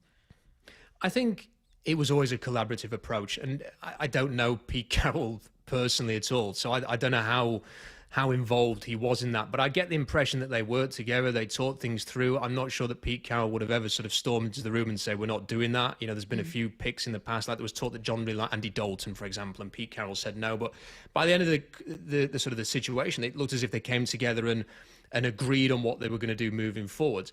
Obviously, it's going to be a little bit different because John's not having to communicate with Pete and they're having to do it as a collaborative approach. But I just think that there was enough of John Schneider in those previous drafts to think, yeah, he's working alone, but I think it's more continuation of the things he did in the past.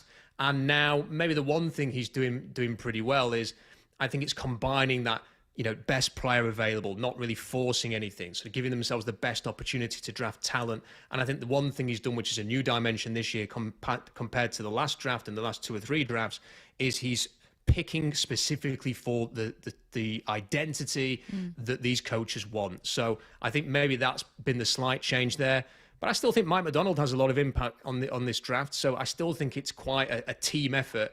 But I think John throughout, going back to 2010, has probably had the biggest say in everything that they do.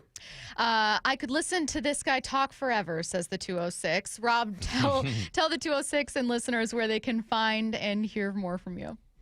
Yeah, SeahawksDraftBlog.com. Loads of stuff on there, focusing on the draft and the aftermath of the draft, and on YouTube, Rob Staton Football as well. Check that out. Subscribe. It'd be much appreciated. He is Rob Staton. Rob, thanks so much for your time. Thanks, Rob. Thanks, guys. All right, let's get to 4 Down territory. This is 4 Down territory, going inside the game with former Seahawks and Coug wide receiver Michael Bumpus. We've talked a lot about Jalen Milroe today. First down, what role do you see the quarterback having in this Seahawks offense? He has to be Mr. Explosive. He's going to get 3 to 5 plays a game. And when he has the football in his hands, his job is to take some chances. And I think that they're going to unlock something in this young man. And the most intriguing part is going to see how he actually develops as a quarterback, right?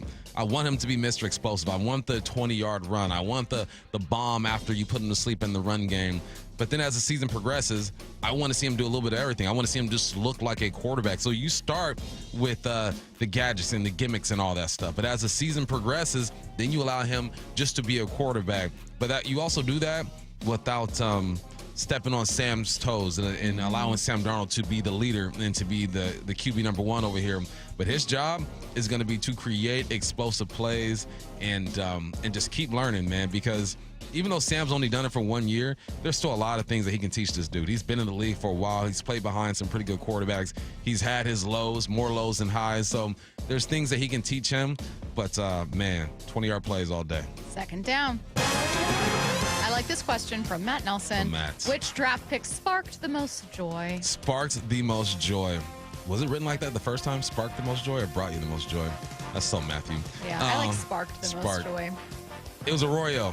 And it was Arroyo because he is the new age tight end. We just talked to Rob, and he said he had him like top 20 players in this draft. If it wasn't for his injury history, tight ends do something special to an offense. Tight ends just unlock things. He has to be a better blocker. He's not a great blocker, but not a bad blocker. But, man, when he down blocks, and the way Miami was using him too, man, start him on the left side of the formation. Play action, he's underneath the formation. Hit him in the flat. He's turning a field. They faked some screens to the wide receiver. He fakes the block. He goes uphill. He is just a mismatch walking all over that football field. I'm really excited about this one. It took me 5 minutes to get really excited because I knew who he was. I watched some of his film, but then I went back and watched it, and I said, okay, Kubiak, let's see what you do with this.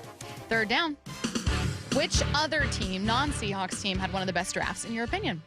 the Chicago Bears, man. And I'm going to combine just their offseason in general. You got some help on that offensive line, and then you go and get yourself a tight end in Loveland, my favorite tight end in this draft. You get Luther Burden, who I feel like is the best run-after-the-catch receiver in this draft. You address the offensive line. You address the defensive line. They did everything they needed to do. And if I am Caleb Williams, I am sitting back, I'm looking at the weapons and the moves that have been made, and I feel secure. I feel like I'm in a great relationship with the Bears because they're doing everything that they can to ensure that he has an opportunity to have just a special year.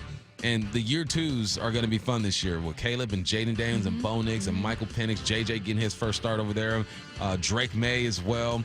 I feel like the league is in such good hands right now with these young quarterbacks, but with Caleb, he was the most sacked quarterback in the game, stood in there, didn't turn the football over a lot. I know Jaden Daniels had the more impressive year when it comes to numbers, but just the way that Caleb handled that situation over there has been awesome to see, and they're actually giving him some help. Bears, you done good. I think you're going to have your first 4,000-yard passer in franchise history. I know no one's really like a diehard Bears fan that's listening right now. I mean, I know Alex Mayer. Maybe if Alex Mayer is listening, he obviously knows a ton about the Bears. But, like, I think because of where Washington was, Jaden got more attention too. But you're right. I remember at the end of last season, I think there was a 4 down that you had where you were like, Caleb is quietly improving. And no one's talking about it because the Bears are out of this race. They're in a division where it's going to be 3 playoff teams. They're not one of them. They're not important. No one's talking about them. The OC's been fired. The head coach has been fired. But you were seeing improvement. Yeah, steady improvement. Yeah. And his attitude, the way he handled it, because that was kind of not a knock, but a concern coming into this year because he's just that new generation quarterback. Yeah. Like, how are they going to handle adversity? He did a great job. 4th down. We were just joined by Rob Staton, Seahawks Draft Blog. Anything stand out from Rob? Has nothing to do with football. Oh. The way he says offensive, the way he said Anthony. He's a great voice. And Martinez instead of Martinez. Oh, yeah, Martinez. yeah. So I remember I went to England when I was 15, and it was the first time I saw a black dude in real life with a British accent, and I just stared at him. I was like, keep talking. Like this. That's the way I felt listening to him right now. Great information. I'm not minimizing the info but he just gave us. But he also does have a great accent. But yeah, Anthony, offensive, Martinez. It's like I could listen to like an audiobook of just him. If he recapped the Seahawks draft for 7 hours, I would just put it on the background. It's like everything he says is fact. He's got that BBC, everything he says is He literally is from BBC. that's an affiliate of his. It was a great listen, and I felt like both he and you are the first 2 takes I've heard about Elijah Arroyo that make me very excited for him. I kind of had no opinion. I thought, okay, great. I'm glad that they added to that tight end room. But outside of like positional need being an underrated area of focus for Seattle, I thought, okay, I don't really know a lot about Elijah. Like, I don't know that I could tell you much more. But both he and you were like, I'm telling you, there's like real potential stay healthy, here. He's going to be a baller. Let's see what's on tonight. What's on tonight with Bump and Stacy, brought to you by Caesars Sportsbook at Muckleshoot. Now, here's what's on tonight. The Mariners, fresh off a 6th consecutive series win, are off today. Little rest for those guys. Extra Innings, hosted by Curtis Rogers, airs from 7 to 9 p.m. You can still get your Mariners fix. Curtis, what do you got? What do you got on tap today for Extra Innings? Mike Lafko coming up at 7:15. Sam Blum of The Athletic previewing the Angels at 8. All right, again, 7 to 9 p.m. on Seattle Sports and the Seattle Sports app. Sticking with the Mariners, Seattle Times' Adam Jude joining us next. Call them butter because they're on a roll. Don't make that face at me, man. I only read what they write. Baseball's hottest team does it again. Win their 6th consecutive series. They are rolling. Next, a quick 2-gamer against the Angels tomorrow night. First pitch at 6:40 with Wyman and Bob taking you up to pregame at 5:30. Don't miss a pitch on Seattle Sports on 710 or the Seattle Sports app. Live MMA takes over Muckleshoot Event Center Saturday, May 24th. Witness the heart-pounding action as the fiercest fighters step into the cage for an unforgettable night of stunning knockouts, merciless submissions, and pure adrenaline. You don't want to miss it. Get your tickets now at MuckleshootCasino.com. Muckleshoot. For many of us, it's happening. Your hair is thinning, crown disappearing. Hair loss for me was like identity theft. The solution? The simple one-day treatment that worked for me from Advanced Hair. And I'm just one of tens of thousands. Advanced Hair was recently crowned the winner of the 425 Business of the Year again. Advanced Hair begins regrowing your own natural hair the very next day, and it's guaranteed to grow for life. We've all seen the pills and lotions, those monthly subscriptions. They help retain what you have, but if you're like me, you want more. You wanted your own natural hair in specific areas permanently. From Advanced Hair's groundbreaking technology to world-class Dr. Perungo, it's not maybe your hair will grow, it's guaranteed that your new hair will grow. For your free consultation, $250 off, 250 free hair grafts, call 425-449-8185. That's 425-449-8185 or advancedhair.com. Attention! If you owe money to the IRS, this is an urgent message. The IRS is cracking down by sending out collection letters, garnishing paychecks, seizing bank accounts, and putting liens on homes and businesses. They call it enforced compliance, and you better watch out because penalties and interest on unpaid taxes compound daily, making it even harder to get out of debt. Don't let tax debt destroy your life. You need to call Optima Tax Relief, America's #1 tax resolution firm. They're experts in taxpayer assistance programs that can save you thousands if you qualify. A+ rated by the Better Business Bureau, Optima's resolved over $1 billion of tax debt for their clients. Let them fight on your behalf, helping to put your tax problems to rest. Call the tax professionals at Optima now for a free consultation. Call 800-343-6460. 800-343-6460. 800-343-6460. Optima Tax Relief. Some restrictions apply. For complete details, please visit OptimaTaxRelief.com. Progressive knows there are some surprisingly expensive things in life, like frames. Because you found a classic 70s concert poster. But when you went to get it framed, you realized the frame will cost about 4 times the amount of the poster. Which is actually absurd because no one will be looking at the frame, and if they are, then you severely overestimated how cool this poster is. But then you remember by switching your home and auto to Progressive, you could save hundreds and put it towards a classic 70s concert poster in an absurdly overpriced frame. Progressive Casualty Insurance Company, affiliates, and other insurers. Not available in all states. This is Secret Clinical dominating extra stinky stress sweat. And this is regular deodorant. Secret Clinical in a heat wave. Oh, what a beautiful day. This is regular deodorant. Ugh, I can't. Secret Clinical with workout sweat. Let's run another marathon. And regular deodorant. How much more? Secret is the GOAT. Because nothing fights sweat better. Stay fresher under pressure. The noon hour of the Bump and Stacy Show is powered every day by the caring and compassionate team at Pendergast Law Personal Injury Lawyers. Go to pendergastlaw.com. Michael Bumpus here, and have you ever thought, I'm not good enough to get a golf handicap, or I don't play enough golf to get one? Maybe you just like to have fun and don't think you need one. Think again. Any golfer, whether they're highly skilled or just starting out, can get a handicap. It can turn any round into a competition, for fun, or for a club trophy. You can get a handicap in 3 easy steps. Sign up for a handicap ID, post your scores, and after 3 18-hole rounds, boom, you got it. To learn more, visit wagolf.org/710. Well, here in our region, it's really common for homes to have damaged insulation or even no insulation at all in their crawl space or attic. Well, in the winter, that'll make your home cold and drafty. And in the summer months, it can turn your home into an oven. It's Mike Salk here, and utility companies have special incentives right now to help with the cost of having your home properly insulated, including a once-in-a-lifetime rebate from Puget Sound Energy. So if you're a PSE customer and your home was built before 1990, you could qualify to receive a rebate on up to 95% of the cost to properly insulate your crawl space and attic. Yes, they will cover up to 95% of the cost. And if you're anything like me, you love the idea of somebody else paying to improve your home,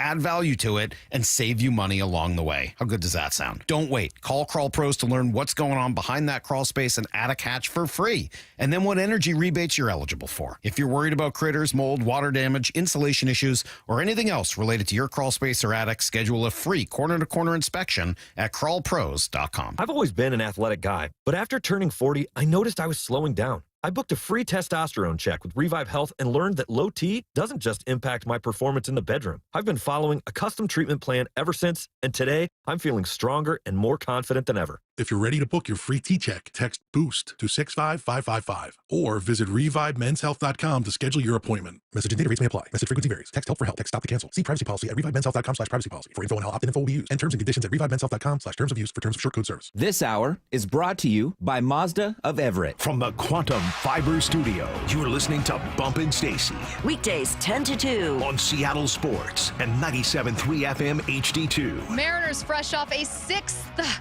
consecutive series win. It's hard to say sixth for me. Sixth. They're off a 5th series win, but then they added another one.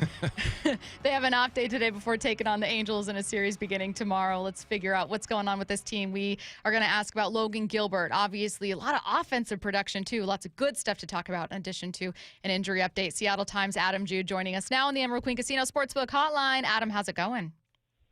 Fantastic. Now you got it in my head. Can I say 6? That is a tricky one. It is. It's tough. It's sneaky tough. I know because I kind of flubbed it earlier in the snapshot, and I thought, wow, I never thought that I couldn't say that word before. Adam, I'm going to start with a Logan question so that we can hopefully end with some more fun questions about the offense. But tell us the latest with Logan, and is there any timeline we're looking at, or worse, any potential surgery? Yeah, all great questions. Still a lot of uncertainty. I think a lot of folks in the Mariners organization had a pretty restless night Friday night after Logan came out, pretty abruptly after 3 innings. Obviously, a lot of questions in that moment and throughout the night and waking up Saturday morning. Logan had an MRI on Saturday, and I think the Mariners got about as encouraging an update as they could have hoped for. Coming out of that, Logan Gilbert has a right elbow flexor strain. It's a grade 1 strain, and so by all accounts, it's a mild strain. That said, we're still talking about a pitching elbow, so who really knows, right? I think, unfortunately, you have to kind of use the phrase a ticking time bomb, and that's not just Logan Gilbert. That's pitching in this era of baseball, right? These guys throw so hard. They throw so many different pitches. They throw with such effort that it does feel like this is bound to happen at some point for every pitcher. That said, Logan Gilbert, we talked to him after his MRI on Saturday, and he said he's optimistic. This is, he said it could have been a lot worse. And so I think he's encouraged. They're shutting him down for 2 weeks. I think they're going to reassess, get some more imaging at that point. I do think part of the encouraging news is that his UCL, the ligament there, is intact. I don't know more details beyond that, but he'll be shut down for 2 weeks. They'll reassess at that point. This could be anything from, a month sort of thing to potentially, again, if things sort of flare up again, could be much longer. But I think for now, at least, the Mariners feel like they've dodged a bullet. A move might have been made already. I haven't kept up with it, but what would be the corresponding move for Logan, and what should be the corresponding move? Yeah, again, at this point, there's just not a whole lot he could do. It's rest and try to recover, right? He'll ice a little bit. I think he'll probably do some, sort of basic exercises or anything, but he's not throwing for a couple weeks, and then we'll see. So the Mariners obviously called up the other Logan Evans, for his major league debut yesterday, and 5 strong innings, 2 runs. About all you can ask for a young kid just drafted 2 years ago in the 12th round. He's quite a story. His rise from relative obscurity to all of a sudden he's a big leaguer, and the Mariners have done it again, right, with their pitching development program, finding this hidden gem, and here we are, and he looks like he's got, as he said, the kitchen sink, right? He's the guy with the good fastball, not necessarily an elite fastball, but he's got a pretty nasty slider, and then 4, 5, 6 other pitches to go with it. It seems like he knows how to compete. It seems like he's got the right mindset, and I think the Mariners are going to give him a pretty good runway here to see what he can do. Logan able to get his first career win in front of his parents, which is very cool, in part because of some early offensive support, right? Some early bombs. How about that? I know, and then the Mariners take this one. Adam, I want to talk about the offense. I think a week ago, if we had you on, I would have just asked about Cal or maybe Jorge Polanco, but if I go up and down the lineup, I can say, I kind of like the ABs for Leo Rivas. I'm kind of liking, you know what I mean? There's just been more production than I was anticipating for an April Mariners team. Does this feel like genuine genuine improvement or just a hot streak? And I'm not asking about whether they can repeat 14 runs. That I will accept as a no.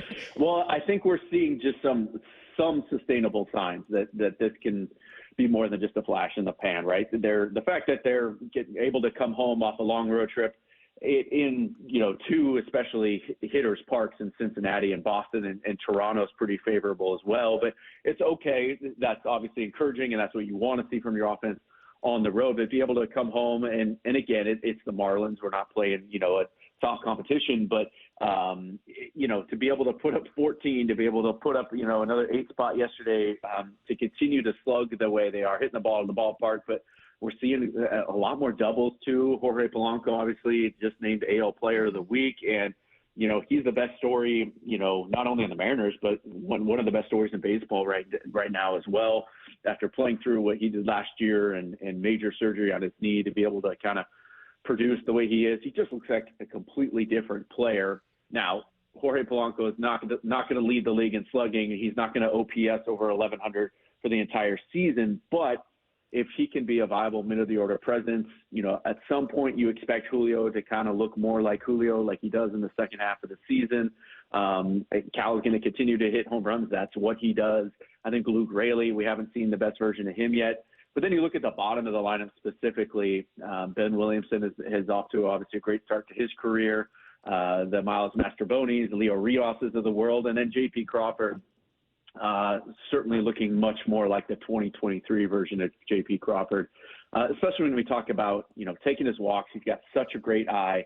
He's got a 400 on base percentage right now. He's, over the last month, really after a rough kind of first week, he's been as productive as any shortstop in baseball right now. And we're talking about a guy hitting in the 9 spot too. So I really feel like, and JP said this too, that JP's just kept it simple, but he just feels free right now. It just feels like he's getting in the batter's box and he's competing. He's not overthinking it. He's not looking for a specific pitch. He's just trying to battle and win each pitch and win each at bat. And I think that, to the larger point of the whole lineup and the whole approach from Dan Wilson and Edgar Martinez and Kevin Seitzer, that's what they're all trying to do. Again, that doesn't mean they're going to stay this hot over the course of a 6-month season, but I think that's the kind of approach that this team needed at this time. And again, obviously the early returns are very, very encouraging for the Mariners. Adam, when do we say they were right? The owners were right. Justin, DePoto. I know it's still early in the game, but when can we sit back and make a real assessment and figure out if these guys have been right or wrong about their approach? Not on April 28th. But it is a good question. We'll see. Again, that's the beauty of baseball, right? You have to do it for 6 months. You have to prove it over the long term. These guys are all in the majors for a reason, because they're really good and they're really talented and they're capable of hot streaks. If we're here on, June 15th, let's say, and the Mariners are still in first place and they're still a top 5 offense in the Major League Baseball, I'm absolutely willing at that point to say, okay, they were right.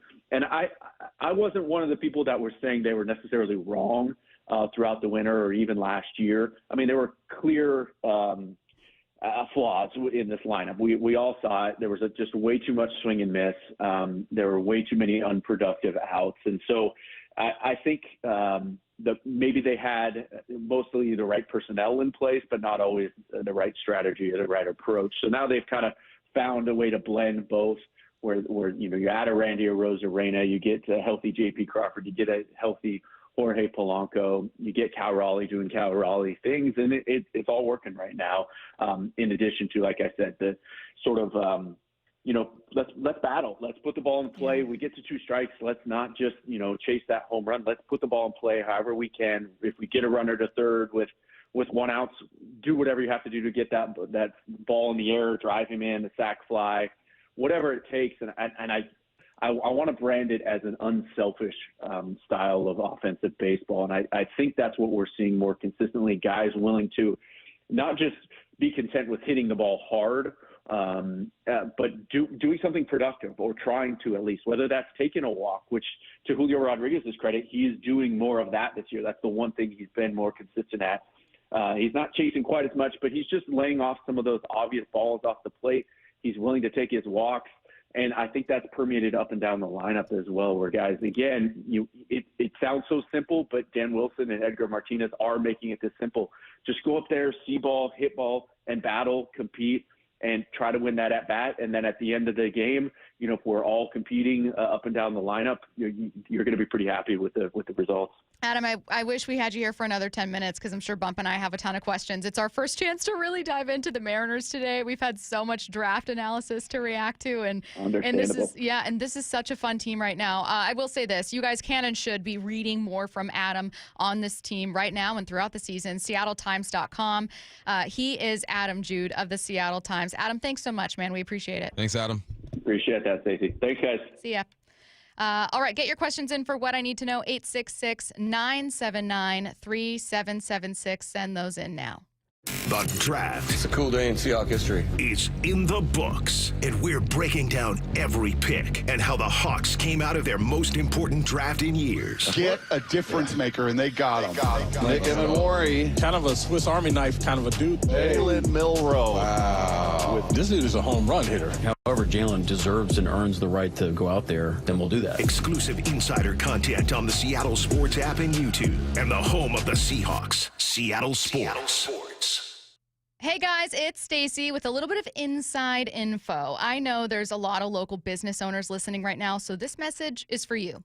Wayscar Ford right now is running great pricing on all of their commercial vehicles, trucks, Super Duties, Isuzu FTRs, box trucks. The bigger the better, and they have a ton of them, new and used models and a ton of 2025 models. I'm on their website right now. Here's one, $11,000 off, another for $19,000 off. Oh my God. Wayscar Ford just expanded their heavy truck shop, and there are a ton of opportunity. They're looking for mechanics. If anyone listening has heavy truck experience, join a wonderful company at a dealership that's been in Auburn for 103 years. Take advantage of the amazing inventory and deals they have right now. Commercial sales and service for both Ford and Isuzu. A great option for people, for families, and now business owners. I'm a proud customer, and I know you will be too. Wayscar Ford Isuzu in Auburn. WayscarFord.com.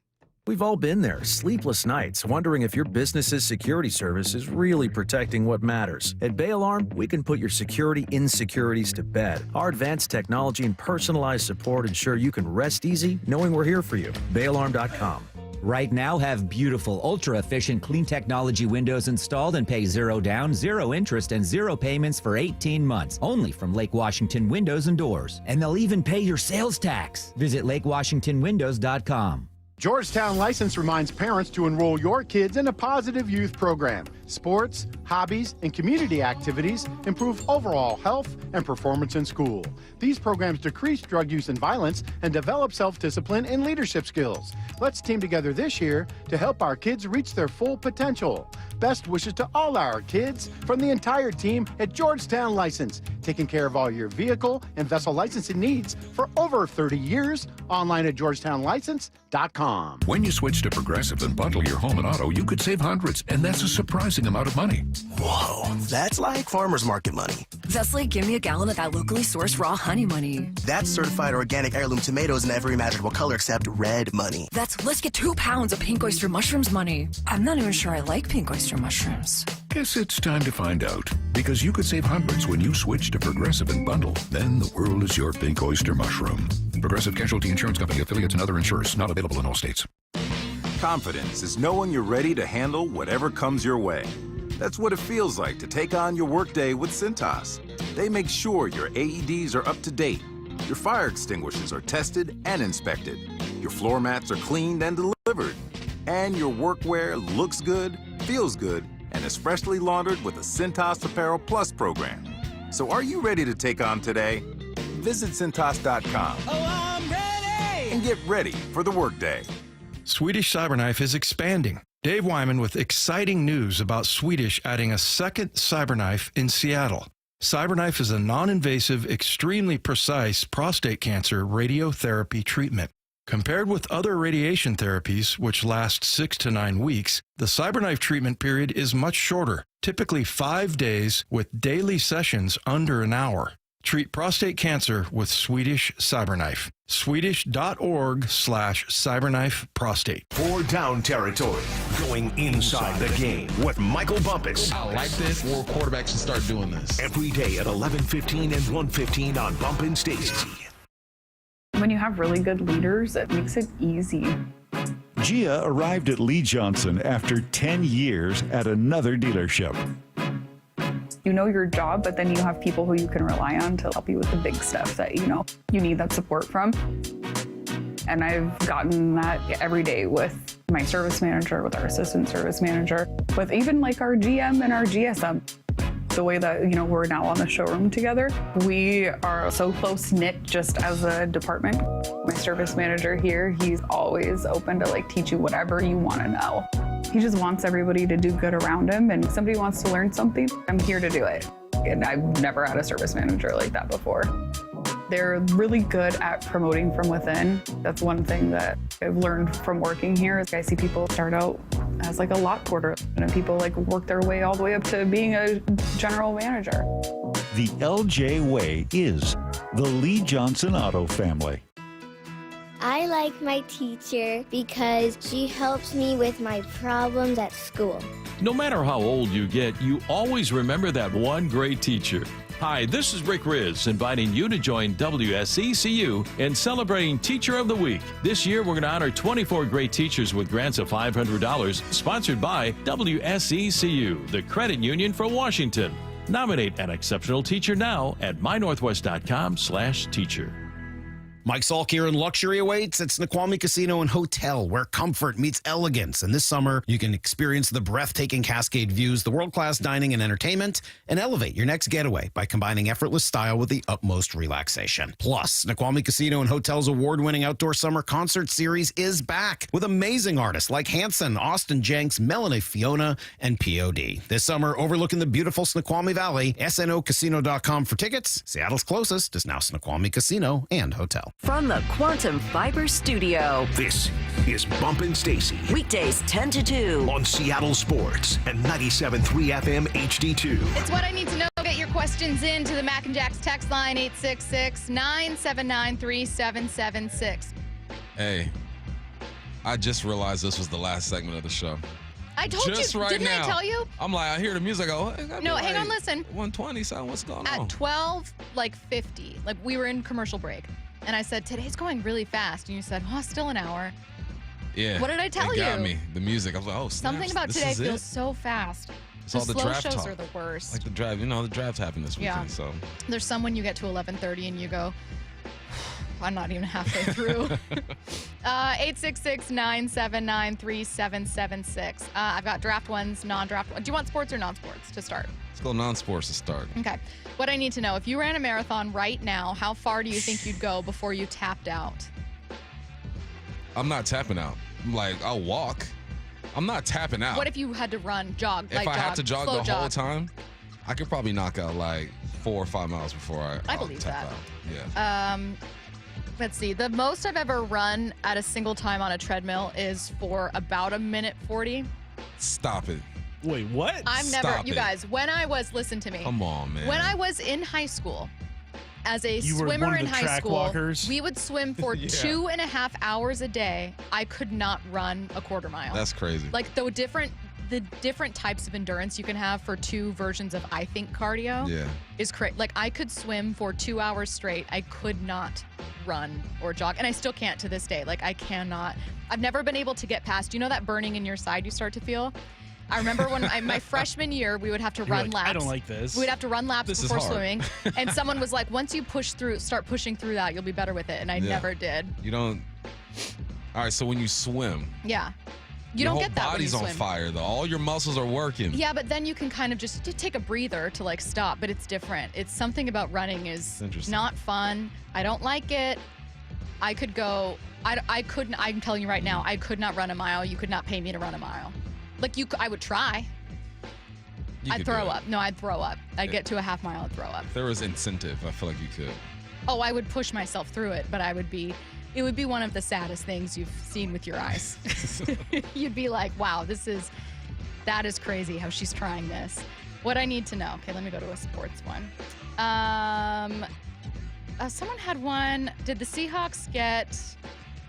Okay, so I'll combine two, and you can just pick which one or both. Did the Seahawks get good trade value back, from the Sam Howell trade? And someone else said, are you nervous about this draft class? Someone said, John took your suggestions on who to draft, so if it doesn't work out, it's your fault.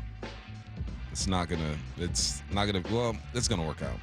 But if not, you guys know whose fault it is. Yeah, it's all mine. It's Michael Bumpus' fault. Yep.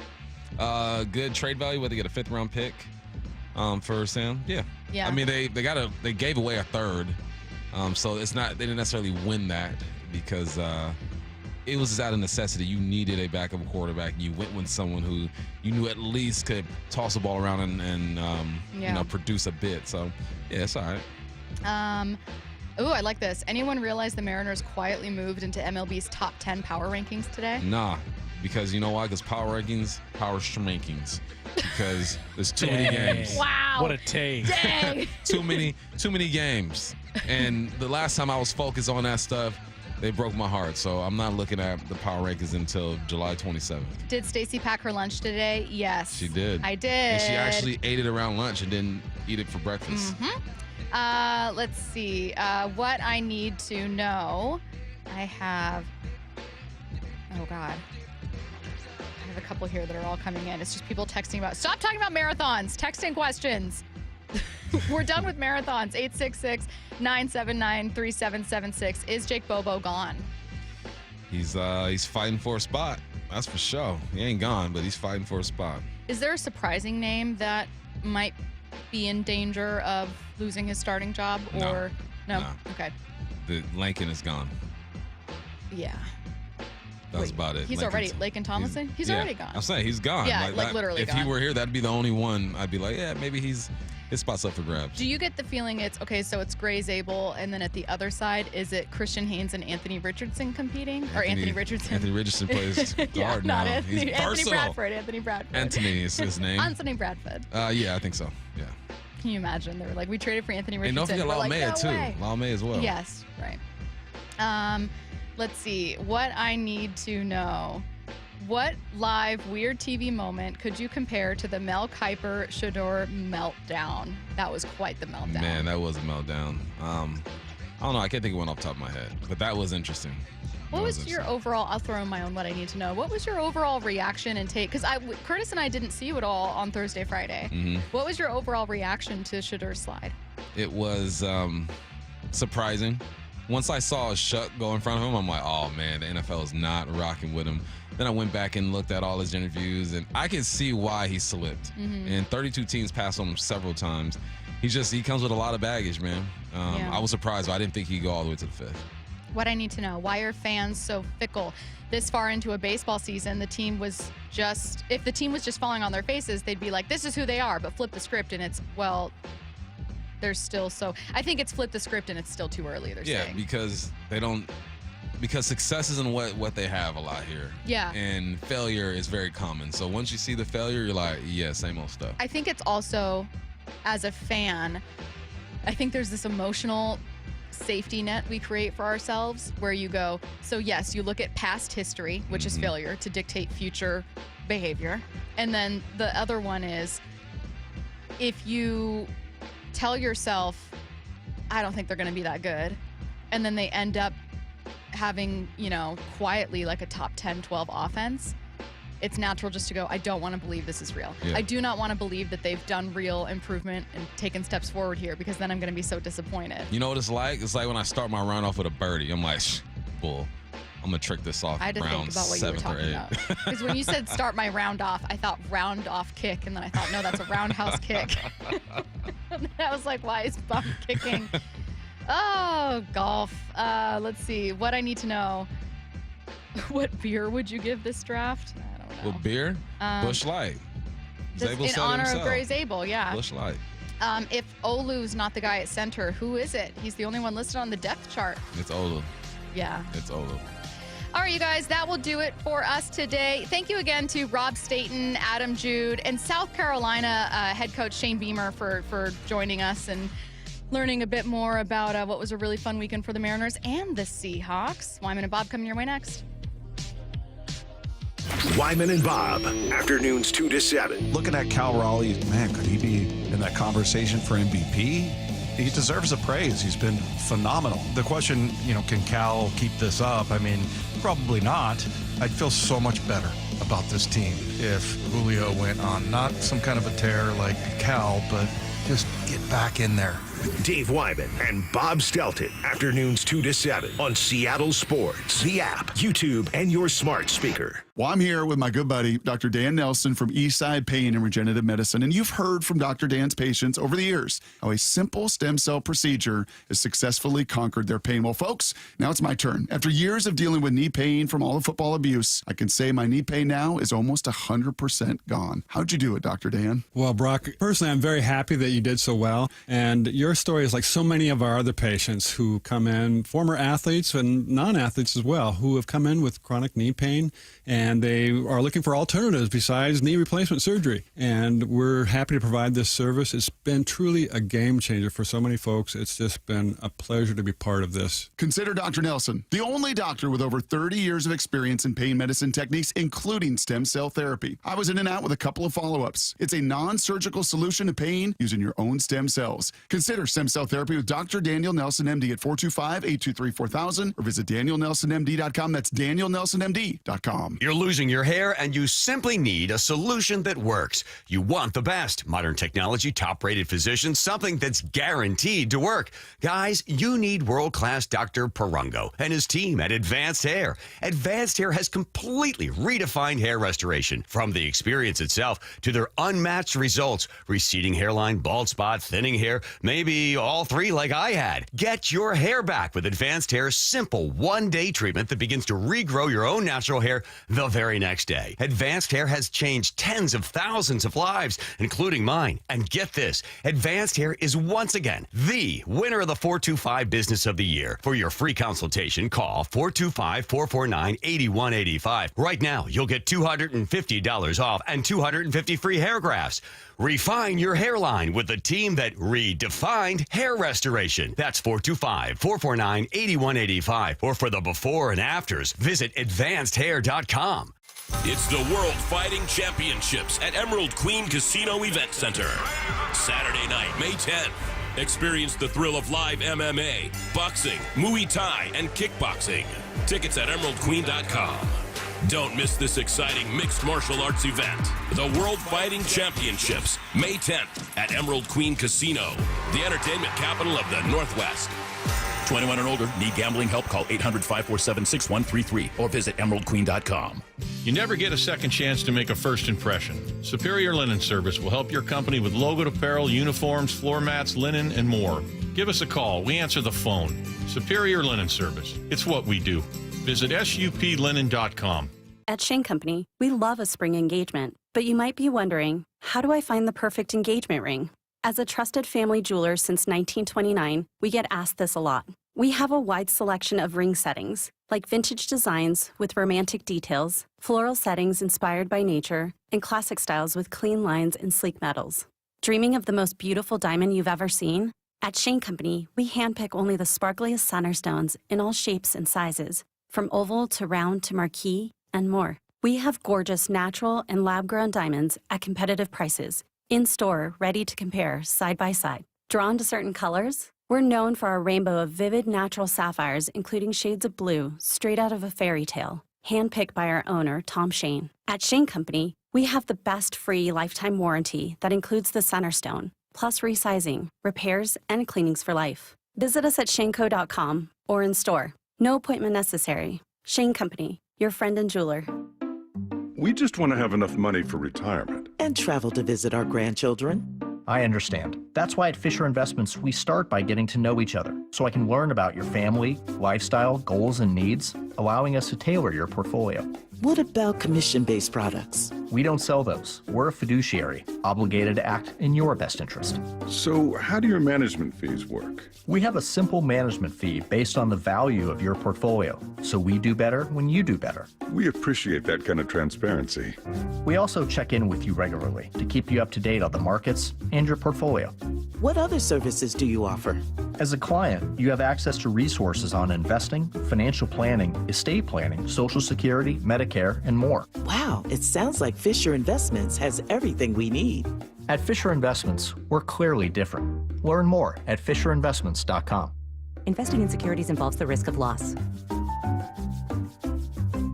Riverside Roofing is offering $1,000 off a new roof replacement. Book a free estimate online, and when you meet with Brandon, that's Don's son, tell him you heard the message.